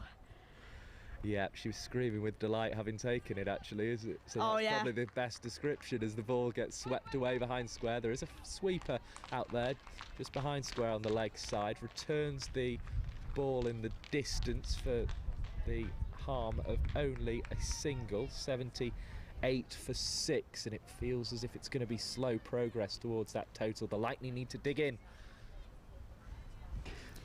Yeah, I back us. I think we're on top at the minute. Freeborn is a clean striker of the ball. She might have thought she'd have the opportunity there because it was a no ball full toss, and that will be 1 to the total, 79, and the Mr. Whippy ice cream signal has been made. The ice cream van isn't around, but what that means is that they're very tempted. It's been quite frustrating the way we're sort of fenced in the cricket club, really, with all the protocols in place. But this is a free hit that Pai will face because the batters swapped ends. Freeborn might be a bit disappointed about that. Means the field can change, so we've got the long off and long on out now, as well as 2 back on the leg side. And tell you what, a 99 would go down a treat right about now. It would, and it wasn't quite full value though from the free hit. Pai just got the 1. Clearly a capable player is Shachi Pai, because she is in this side for her batting, it seems, even though she's had to wait to number 8 to come in, so she'll be able to contribute, you would imagine, as this one's cut away, and added to the single from the free hit will be another 2 runs for Abby Freeborn, who's the senior partner, as she's been at the crease longer. She's on to 14. 83 for 6 is the score. So it's not just me getting tempted by the ice cream van. Oh no, definitely not. I think everyone would love an ice cream. Conversations in the middle then, and I guess they're largely about how to negotiate Alex Hartley's bowling.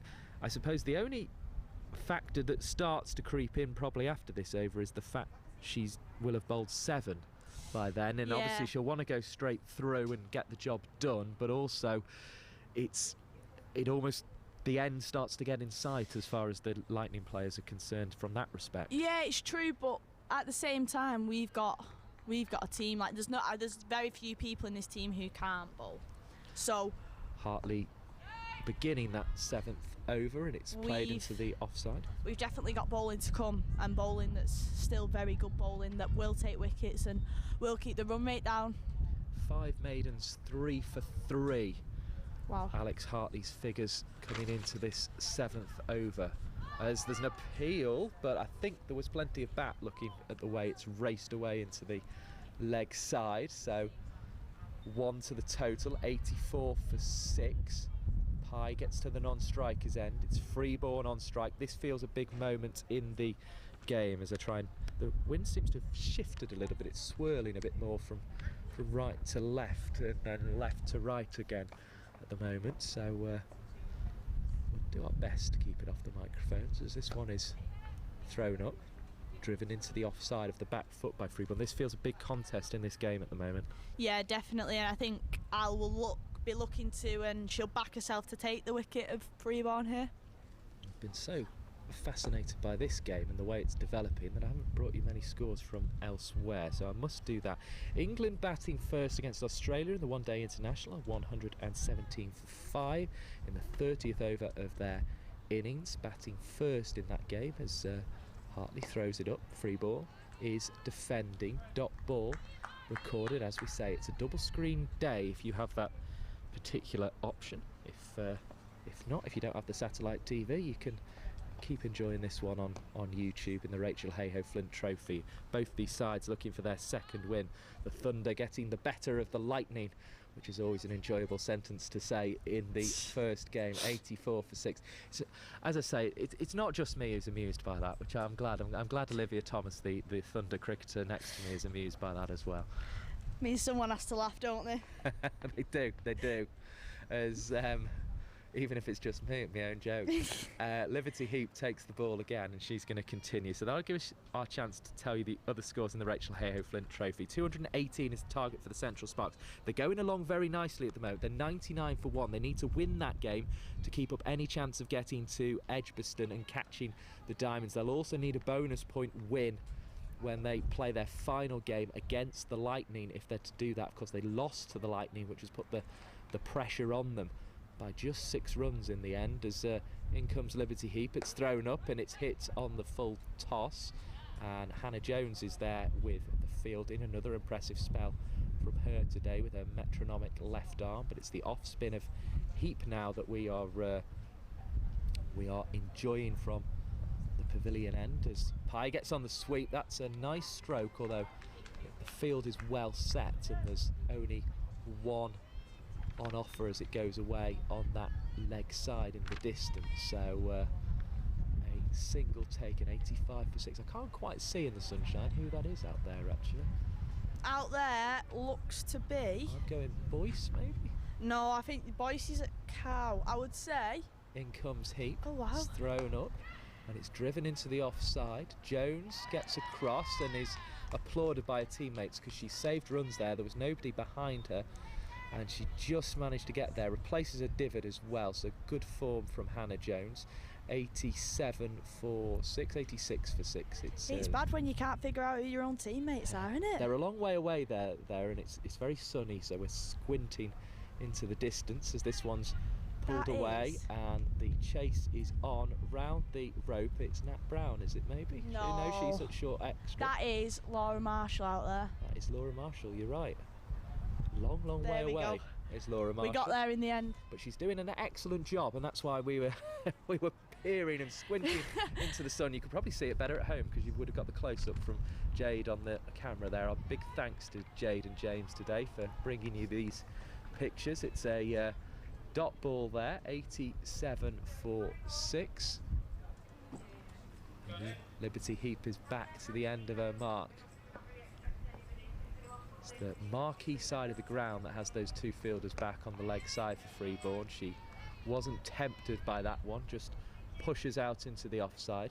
87 for 6 then after 26 overs of this game, and I think everyone will be quite happy with that at the minute. I think all the girls on the pitch, I think Shawsey is quite happy down there as well, so I think we're going along nicely. 102 more required for victory here by the Lightning. As we say, the Central Sparks now 116 more required. They're 101 for 2, chasing 218. The Southern Vipers made 288 for 1, Olivia Thomas. That's a fantastic effort. That's a the big Western score. Storm are 126 for 3 in reply, as this one is driven down the offside of the wicket by Pye, and there is no run added to the total, so they need another 163 to win that game. There was some impressive scores in that game as this one swept away behind square on the leg side. One is taken out to Duckworth and it's returned to Threlkeld. 87 for 6 the score here. So yeah, Vipers have looked strong all year, I think. I think they've got a lot of batting up top. 150 from 54 in fact from 155 balls, including 24s. Wow. From Adams at the top of the list for the Vipers. That one played away behind square on the outside, so the captain perhaps seeing her team, Georgia Adams, into the final, because if they win that they will also be guaranteed of making the final, because of course, as well as taking points themselves, they will be denying the Western Storm points, but the Western Storm going along fairly well, it feels, as that one's played out on the offside. I think it's a bit of a different pitch there to the one we're playing on here at Liverpool. Yeah, it sounds like it could be a bit of a road wherever they're playing. Yeah, it's like the M1 motorway, that one, as this one goes through outside the off stump, and Threlkeld's appealing, but there's no interest. Hartley in her 8th over here, and again scoring is looking hard, and it looks as if the Lightning just want to give her the cap, because it's a flat road at it down in Southampton, but it is anything but here in Liverpool. Yeah, it's turning quite a lot, like we were saying before, and there's a bit of variable bounce at the bottom end, so I think that's good for our spinners, definitely. And Freeborn chops, and that's another over that comes to an end with very limited damage to the Hartley figures. So 88 the score. There was a 1 in that over, but that is all there will be. And Alex Hartley proving her worth. I felt she almost bowled the Thunder back into the game at Edgbaston as well on Bank Holiday Monday with Sophie Eccleston, and she's now trying to bowl them to a winning position today. I think she takes a lot of responsibility with the ball, and you can always rely on how to bowl that 10 over spell, not go for very many and Heat take wickets. Bowling, and it's chopped away into the offside. There is no run. And I think when she's bowling with Soph as well, that's two really experienced left-arm spinners you've got bowling together. So they both know their own games and each other's games. So them two bowling together is a really good combination that will take wickets and will keep the run rate down. 101 more runs required for victory by the Lightning, and Pye, well, we said she looked like somebody who could bat, and she proved it with that stroke there. It was very fine, but it didn't produce a run because Nat Brown was on hand at short extra cover. So Pye is still on 6. Liberty Heap making her way in the sunshine. It's causing me to squint here. Lack of a cap, which is a little bit of an error. Although the sandwich was the priority in the break, Olivia Thomas. Oh, what sandwich have you gone for? I've been at cricket games on Friday, Saturday, and now Sunday as Heap throws this one up, and it's played away into the offside. In fact, Thursday, Friday, Saturday, Sunday. Yeah. And obviously you have to bring your own sandwiches. And I'd rather run out of bread today, so I had to make a quick trip to Aldi. Then forgot a mask, so I had to go and buy a disposable mask. But, well, yes, I've been accused of dad jokes and being a schoolboy now as he bowls it up, and this one's defended down the pitch. It's a dot ball. Go on then, what have you had on your butty? But, it was a good filling. It was a good filling. Coronation chickpea. Definitely not a good filling. No, it's better than brown sauce, red sauce. It's really not. Oh, it is. If you gave me the option of a red sauce butty or As a in coronation comes this chickpea ball, and butty. it's gone through for 1. I think there was a bit of bat involved, although the umpire will ultimately be able to decide on that. There is no signal, which indicates that it was bat. So another I'd 1 to definitely the be going total. red 89 sauce. for 6. You'd be definitely going red sauce butty. Brilliant. Brilliant stuff. Do they serve them at, was it Rochdale College you're at now? Yeah, I tend to take my own lunch because I'm a bit fussy like that. So don't mind a bit of ham, bit of salad cream, bit of red onion. Fair enough. Fair enough. That's a normal filling. Red sauce, right? Everyone's going to think I'm a proper weirdo. Red sauce is a last resort. Like, there's nothing else I'll eat. I've got a weak stomach, so I go red sauce. Fair enough. Fair enough. We'll let you off for now. Thank you. As in comes Alex Hartley, appeals for LBW. It's out, and disappointedly, Pye will have to walk from the crease. She has been dismissed for 7, and she Al's just got it on a trudges string. off, bat under arm. And you're quite right, Olivia Thomas. Alex Hartley has got the ball, it seems, on a string. She's popping in exactly the right spot every time, and she adds another wicket to her tally. Superb bowling from Alex Hartley. The score is 89 for 7. Pye is out for 7. LBW to Alex Hartley, who has now taken 4 wickets and will be hoping for that precious 5 for here. Yeah, and I'd back Al to take it. She'll just keep sticking to her process and bowling her best ball every ball, which is what we aim to do. And I'll be sticking to that and letting the wickets take care of themselves, really.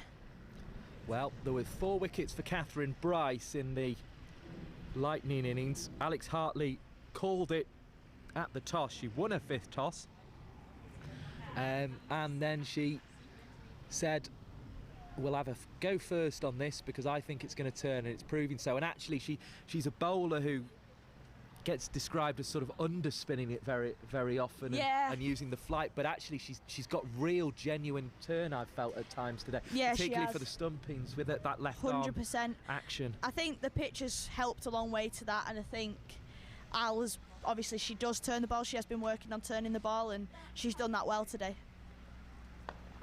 Here is Hartley, new batter who has arrived at the crease is Munro. And you feel we're starting to get to the lightning tail here. With Presland also to come. This one is played away in the offside, and there is no run on offer, and there's also Sims, who has very much, I think, been drafted into the lightning side because they've got a couple of injuries with Ballinger and Kellogg, as well as a couple of players unavailable. So, and of course the England players are in the bio bubble now. Yeah, still in the bubble, aren't they? So a dot ball there. What is the word that any teams that get to the final will be able to get, or is it the last round of fixtures they'll be able to get the England players involved? I'm not too sure, in all honesty. Away. Munro's going to look for 2 here, and she will get 2 here. Precious runs, 91 for 7, 98 required. When they came out of the bubble and obviously played them games at Trent Bridge and Edgbaston, we were sort of under the impression that maybe we'd get the last game or 2, getting them back, but I'm not too sure. I'm not the person to ask, in all honesty. No. Well, I'll make sure I'll find out for you. Oh, that'd be brilliant. Thank you very much, because I obviously have to stay sat in this seat, but we'll get an answer on that. As I say, I think it's still a little bit to be confirmed in some senses. Yeah, but, it is. It's one of the last 2 rounds. I know they were looking, I think, at the last 2 rounds, but whether the final decision has been made, we will see. As in comes Alex Hartley. This is defended by Munro into the offside. Hartley is happy to take her wicket from that over, so her figures are looking very impressive indeed. She's got 4 wickets now for the Thunder. That's the most important part of all, because that has put the Lightning in this very difficult position indeed. And Hartley has now bowled her 9 overs for 7 runs, 4 wickets, 5 maidens. Really impressive effort. That's a very, very good set of figures there.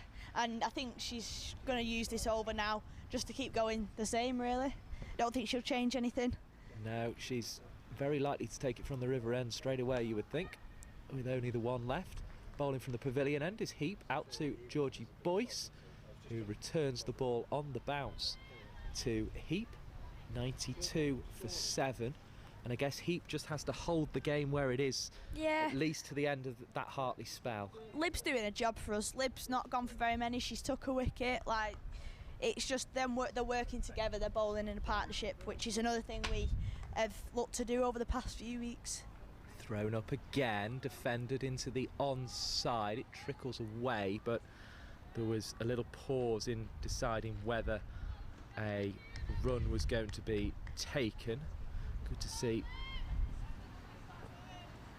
almost 600 of you have hit the little thumbs up today, which is great stuff. And as I say, if you can tell anyone else you think would like the live streams about them, that would be absolutely fantastic. Dot ball then, as the ball turns back towards the pads, and Heap is on her way again, throws it up. No run on offer, 91 for 7 the score. The chase is 189. It's good tight bowling at both ends, this. I mean, we're not giving them much room to be we're not giving them any 4 balls to swing at. We're bowling nice tight line and lengths, which is really good. Another 98 required for victory, as this is played into the onside. It's beaten the dive at mid-wicket. It rolls out to Georgie Boyce, who loses her cap, but looks after the ball, which is the most important thing. Honestly, it's a nightmare. As soon as you run for a ball, caps are gone. Yes, it's still quite blustery, it has to be said. It's a nice breeze. Yeah, it's needed today, isn't it? 92 for 7 the score, and another run is chipped off the ones that are required here. 93 for 7 will be the score at the end of 31 1 overs. So Yeah, it looks like Al's going to take her last one as well now. yeah. So Which you would expect, really, just having the one left. so 19 overs remaining in this innings. Olivia Thomas, the Thunder cricketer, is alongside us. 96 more required then. And if we divide that by the 19 overs, a rate of 5 and over now. So even if they get there with the wickets, It's a big ask. seems that Lightning are going to need some quick runs at some point as well. Abby Freeborn can provide them, of course. She is a talented batter, but on this turning surface, it's going to be very difficult between her and the tail for Lightning to get to their target for victory. Yeah, definitely. I think we're on top at the minute, so just keep bowling our areas, our lines and lengths, and obviously let the rest sort of work out. Hartley begins with a ball chopped into the offside dot. She got pie out in the previous over, LBW. Her 4th wicket, she's looking for her 5th now as she throws it up. There's an appeal for I don't know what. I think that's a bit of a desperation for the 5 for there. There are 4 balls to go. I don't know what she saw there because it came off the middle of Freeborn's bat into the offside. It was nothing other than a dot ball. Rachael waits and Freeborn defends again into the offside. Marshall there at the moment. And the ball is from the river end. That short extra cover position seems to be sort of changing hands a little bit. Marshall there at the moment as Hartley comes up. There's a sweep shot behind square. There's protection out there though. So it'll only be 1 run for the right-handed Freeborn. Munro now adjusts and prepares to get into her stance, so she'll have to see Hartley out here. A little task for Munro on 3. Yeah, definitely. It's a task to see Hartley out at any point, to be honest, especially when she's bowling well. And look at this, short mid-wicket, short extra cover and a slip have come in. She wants that 5 for... And Hartley's throwing it up to Munro, who's defending all along the floor to the short extra cover, and we always seem to have a short extra cover, but this is a very short, this is a catching short extra cover in the form of Laura Marshall. We've got Nat Brown on the onside, and there's an appeal, and the umpire is not one bit interested. The Hartley spell comes to an end. It's an excellent spell. Bowling from her. She has gone for 8 runs, wow, taken 4 wickets and bowled 5 maidens in her 10 overs. Absolutely phenomenal effort from Alex Hartley. She said the pitch would grip and spin. It has. Rachael was looking forward to the challenge of keeping on it and has got 2 stumpings as well from the Hartley spell. It's been everything the Thunder could have wanted, and they are on course to beat the Lightning for a 2nd time in this competition, the Rachael Heyhoe Flint Trophy, and they will be very, very glad about that indeed. So most definitely, it's overs have gone. It's a prime example of your captain leading from the front. That she's gone out and she's performed, and obviously Ellie's done well behind the stumps. I will confirm those figures again because they are definite now, as this one is chopped into the offside. No run on offer to Liberty Heap, who's bowled 6 overs for 1 for 20 herself, but Alex Hartley 10 overs, 5 maidens, 8 runs, 4 wickets. What a performance from the Thunder captain and World Cup winner, as this one's thrown up, who, as she says, as Liberty Heap gets another dot ball there. Them figures just show just how good Al is at what she does, and she's really led from the front there, like I said. Yeah, as much as people like me describe her as Thunder captain and World Cup winner, she says, I'm Alex Hartley. That's the main thing she wants to be. 4 runs scored there into the offside. A much, much needed boundary. 98 for 7. Abby Freeborn is digging in here. She's got 21. Yeah, I think that will be, the girls out there will be looking to take the wicket of Abby Freeborn now. I think that's the one that we'll be zoning in on. But we're happy at this run rate. They're not going at major runs and over. They still need 5, 6 and over now. So it's about bowling tight areas. This one's played away on the offside. Brown is round and manages to get to the ball just in the nick of time to prevent the single. There was some amusement among the Thunder players out there, and also from one up on the balcony there as Brown tumbled. It's a typical Brownie move, that. as you've been hearing from the likes of Olivia Thomas, Liberty Heap who's bowled at the moment, Alex Hartley who's bowled that fantastic spell today, Ellie Threlkeld as well has been on, as well as Jen Barden, who's one of the hardest working women on this ground. I think she was out there warming up in the interval, then came on commentary before going and getting her tea, which I was very impressed with. Jen works ridiculously hard. Yeah. She's the busiest woman I know. She does so many jobs and looks after so many people, it's untrue. Single added there by Freeborn, 5 off the over, 99 for 7 the score. This one is up and it's bowled. Excellent delivery from Liberty Heap, and as soon as Alex Hartley's spell is complete, Heap has got her second wicket of the day, just throwing up a turning delivery and turning it into 99 for 8. The batter out is Munro, who made just 3 before being bowled, and this game seems to be going only one way in the sunshine here at Egbert, and I imagine that brings a big smile to the face of Olivia Thomas. Yeah, it definitely does.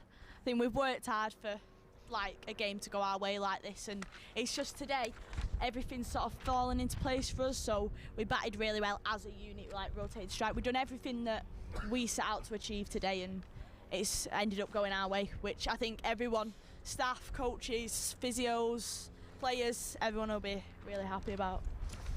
Presland, who I was very impressed with on Monday and relatively impressed with again today with her 7 overs 40 for 1, is now got a very difficult task on her hands with the bat, because the score is 99 for 8 on the board, although online it's showing 102 for 8, so there's a slight discrepancy there, so my apologies for that if it is. I think it's our board here which is the correct one, but we will clarify that for you. The important thing is, if it is right here, it's 90 more runs to win, and Ellie Threlkeld is directing operations, and there's a lot of players going into the offside as Freeborn prepares to face up. Now we've got a change of bowling, of course, from the river end, and it's Hannah Jones into the attack, another left arm spinner, and I guess she just has to try and copy Alex Hartley, as difficult as that is to do. Thing is, Jonesy will do that really well. She's one of them bowlers who you can rely on every single game to put that ball in the spot. Like, it's very rare that Jonesy will bowl you a bad ball, so she's perfect to dry up that run rate. She hasn't with either of her first two there, both dot balls, and Freeman just playing from the crease on the second occasion. Waits again now, lifts her bat in menacing fashion and then uses it to direct the ball into the offside. There's applause for the fielding over there at backward point. Laura Marshall doing the work. The 100 is up for the Lightning, but it's been a struggle. They've lost 8 wickets in the process, so they still need another 89 runs for victory. Yeah, it's a big ask at this point to get that many with so many wickets down, and obviously 20 overs to go at this point, so... In comes Jones from the river end. A few sort of strangled appeals, really. They didn't... Yeah, that was a very half-hearted appeal. Yeah, the sort of sound of him disappeared into the sky very quickly, didn't it? But certainly the recent batters, it's read like a little bit of a phone number. Unfortunately for the Lightning, is trying to turn it away. Here is the new batter, Presland. Can't do so. So 0-8-4-7 and 3 before Presland, who is also 0 not out. So not quite a phone number yet, but it's got that feel about it. Yeah. I guess the crucial part, though, was getting the Bryce sisters for 22 in Catherine's case, as this has turned into the onside, no run. I think that's been 2 big wickets there. I think obviously they've both been scoring and batting well, like throughout the competition, not just in the recent games. So to get them both fairly early was massive for us, and I think that sort of set the tone then for our fielding innings. We knew that then we've got there to probably strongest batters out, so then we back ourselves then all the way to just plough through the best. Yeah, Catherine Bryce 22, Sarah Bryce 24, Beth and Alice got 62 the other day, only made 5 today. And yeah, that's why another big wicket for us as well. Obviously she's been batting well recently, so when we got them 3 out, we knew we was in the game. Yeah, and 100 for 8 after 33 overs from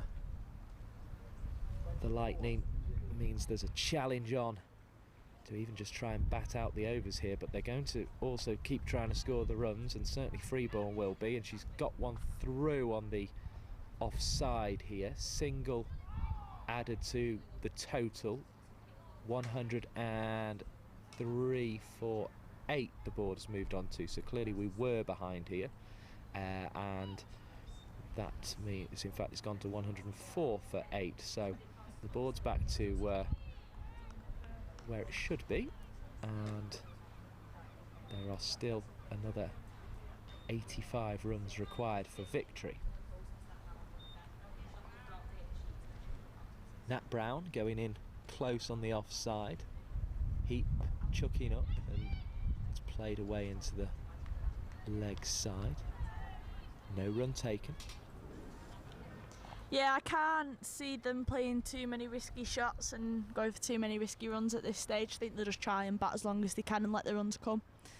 The stumping there from Threlkeld down the leg side, but the feeling was that Presland had got back into her ground. Threlkeld can't believe it, but that's the decision that's been made. It was a superb bit of work. It was the most prized possession of a wicketkeeper, which is probably why Threlkeld's as disappointed as she is. She's got 2 stumpings already. She's kept magnificently on this turning wicket. In fact, there hasn't even been a bye so far, and she's taken the 2 stumpings, most crucially of all, but the score remains 105 for 8.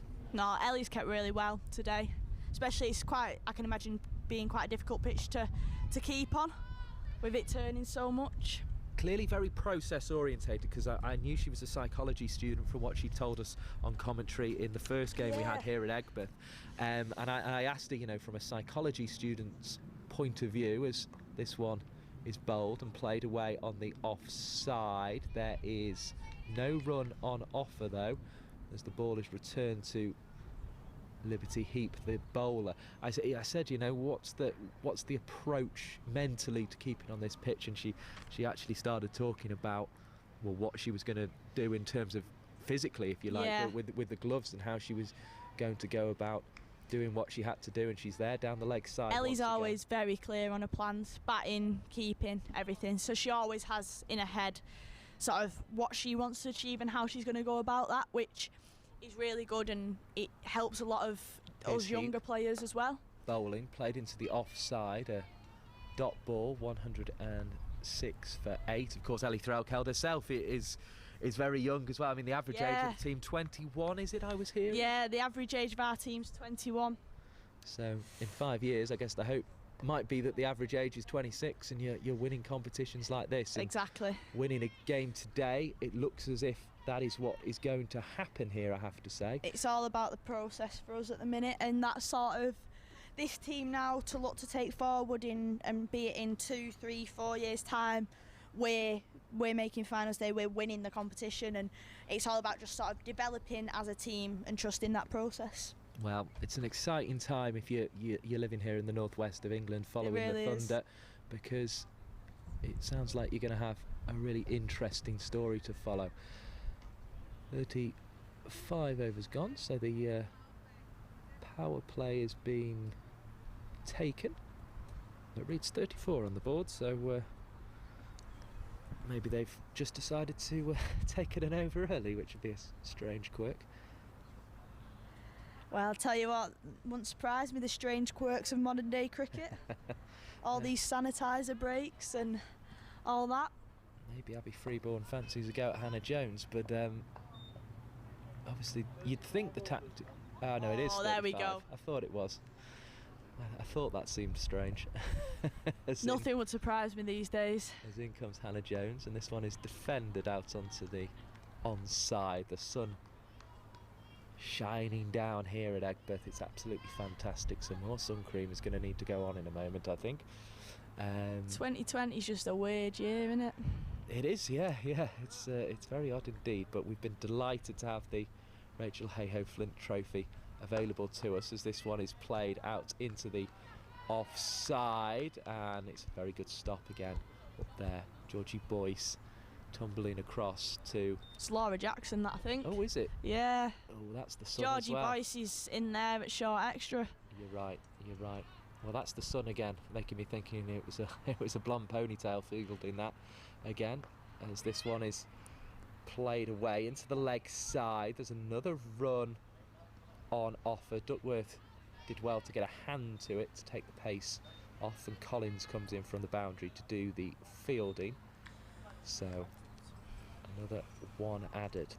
Did you forget your sunglasses this morning? I don't really have a pair of sunglasses. Oh, do you not? I'd quite like a cap though at the moment. I think there's one in the car, rather annoyingly, but I forgot to pick it up. There's a single on offer here, so 109 for 8 the total moves onto, but the palm of the hand's doing the job at the moment. Yeah. See, there's no shortage of shades in the Thunder team, I see. You've got some on yourself. Alex Hartley did as well earlier, as this one's played away down the leg side. Presland gets another single. She's on to 2. No, she doesn't. She's denied. There's a leg by signalled at the far end, so she remains on just the 1 to her name, Alicia Presland. Settling over the bat is Abby Freeborn. Assesses the field. Sees plenty of fielders in front of square on the off and leg, and this one will be caught and bowled, will it? No, Jones can't take the catch, and it was, well, she'd almost done the hard work with her legs to get there, and then perhaps didn't put the required effort in with her hands, and she'll be disappointed by that, I'm sure, Hannah Jones, because she seems a cricketer who thinks heavily about the game. And yeah, she will be disappointed, but I think that's positive signs for us. The ball going up in the air, that's making us hopeful of wickets, I think, out there. Yeah, certainly feels as if the 14 overs may not have to be, or may not be required here, as Lightning look to find 79 runs in those 14 overs. It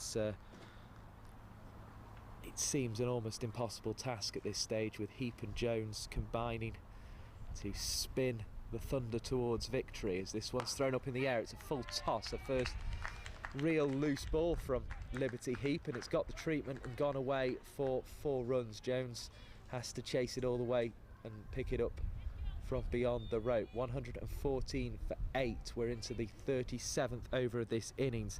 The Central Sparks, they are 75 runs from victory against the Northern Diamonds. It could still be very tense though there. Of course, they had that collapse against the Lightning, as this one is thrown up. The pad is taken. There's a hopeful inquiry there from the bowler Heap, but how many overs no has Lib got left? Have we got?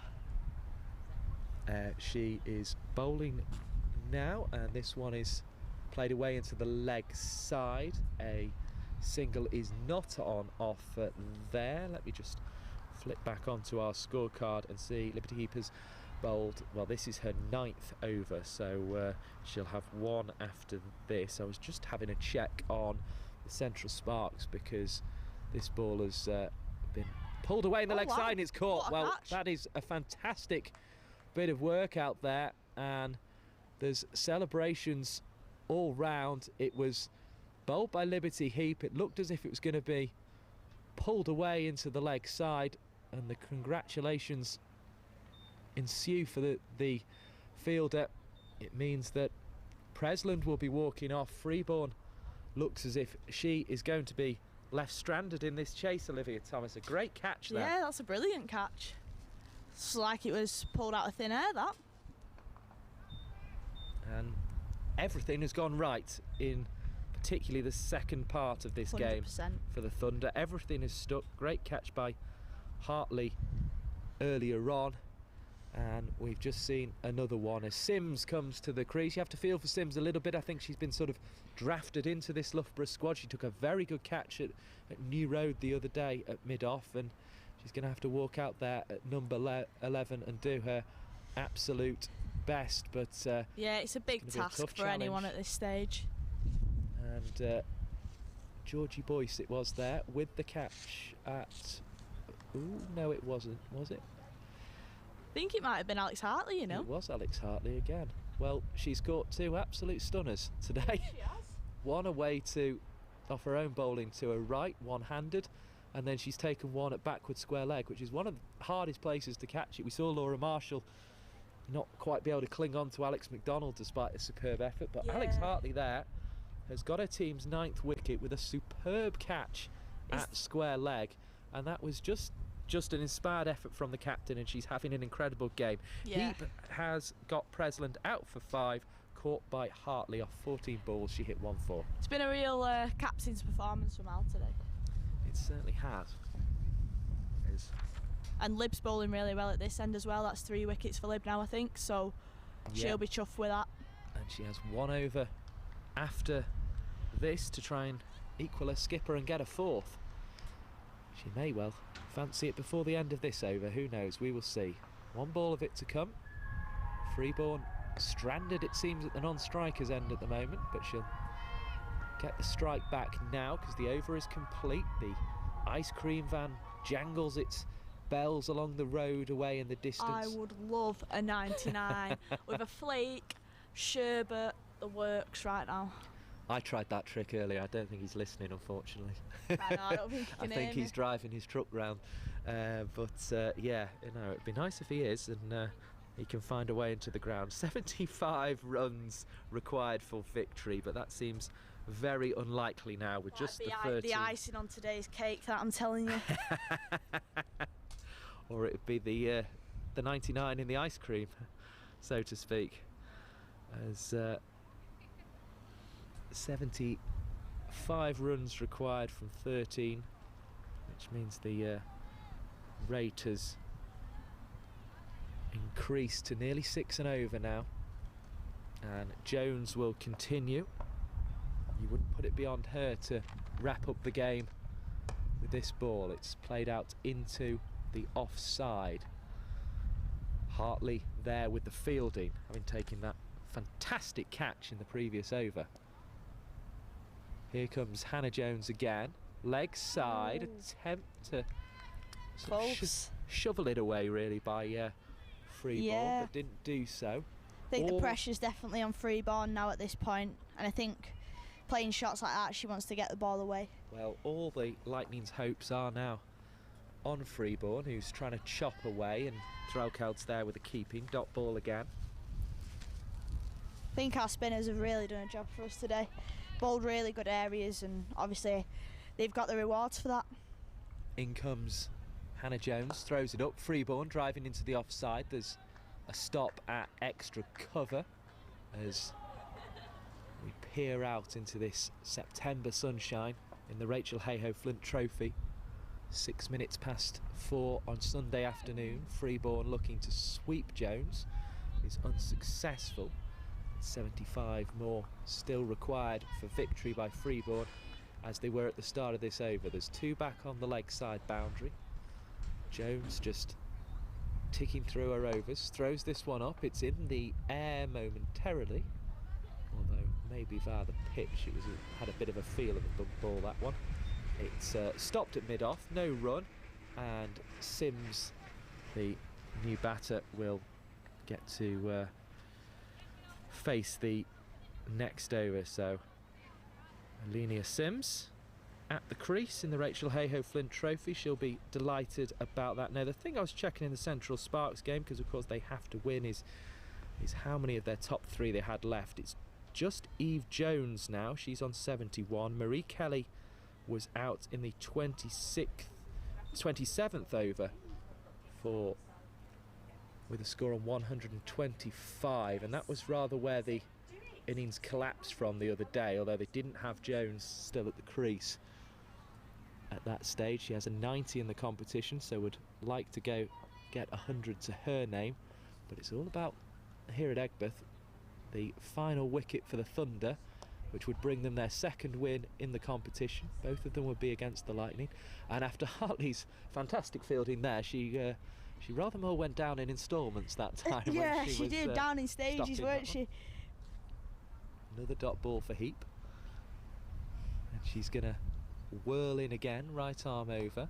This one is driven, but no run on offer behind square on the offside. So Poppy Davis in action for the Northern Diamonds against the Central Sparks. After this game there'll be a feed of that one, but I'm sure if you're a Thunder supporter you will be staying for the conclusion of this one, because you'll get to see your team win for the second time. And of course part of being a cricket fan, really, isn't it, following your team through thick and thin. So I'm sure the Lightning supporters are staying with us too, as that one is played away into the offside, and Alina Sims has got her first run in the Rachael Heyhoe Flint Trophy, so that's a little moment of note that the Lightning have still been able to salvage in this situation, which seems very, very far away. But strange things happen in cricket games. Yeah, and I think the fact that Lenny's batting 11 just shows the depth of their squad as well. Yeah.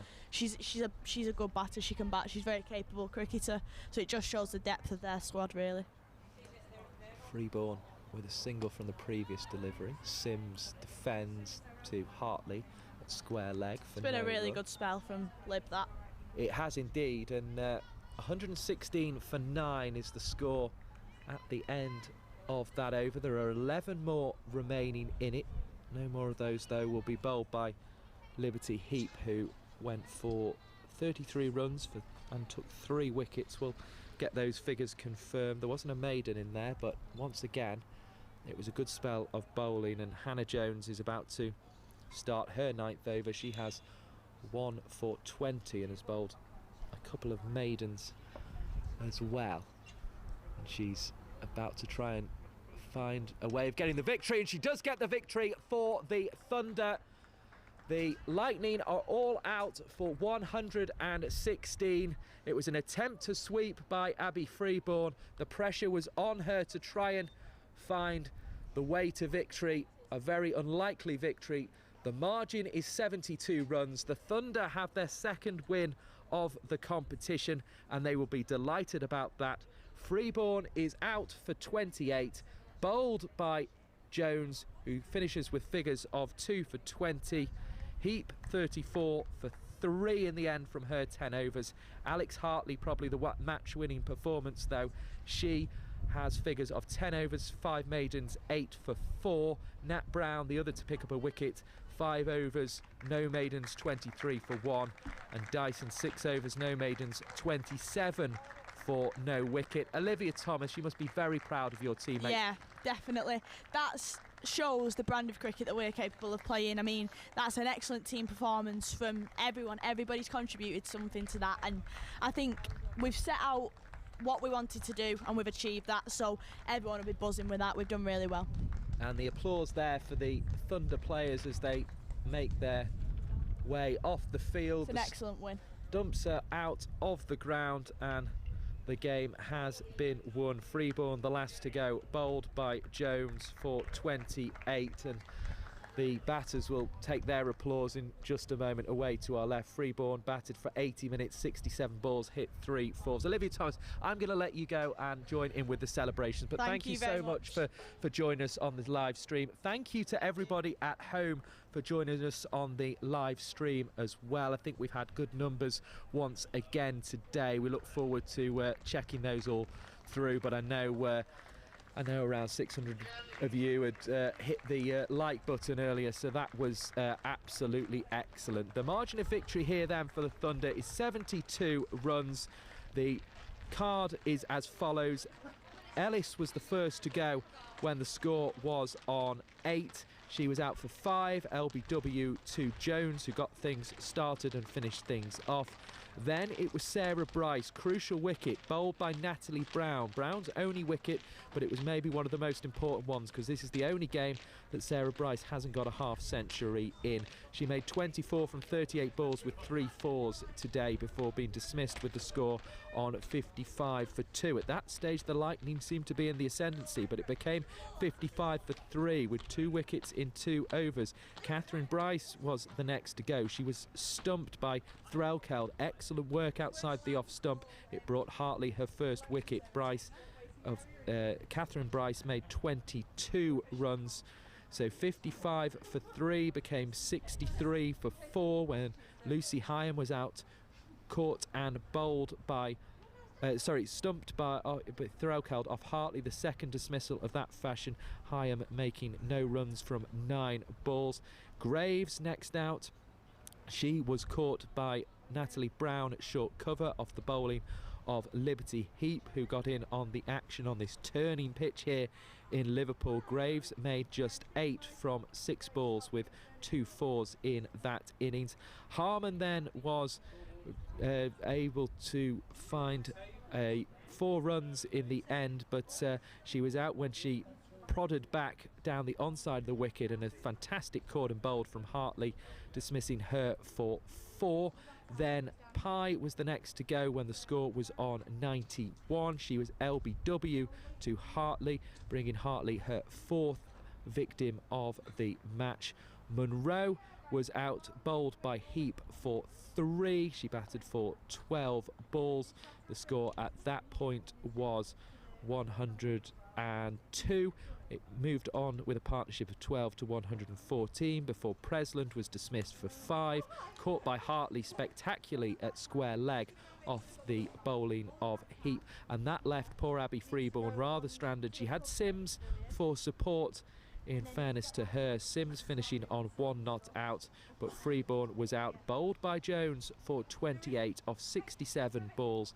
She hit 3 fours. It was an impressive rearguard effort, but it was one that was ultimately not going to reduce the margin of victory to below the 72 that the Thunder win this game by. So on both occasions, the Thunder and Lightning have played. It has been the Thunder who have won, and they win this game here at Egbert by 72 runs.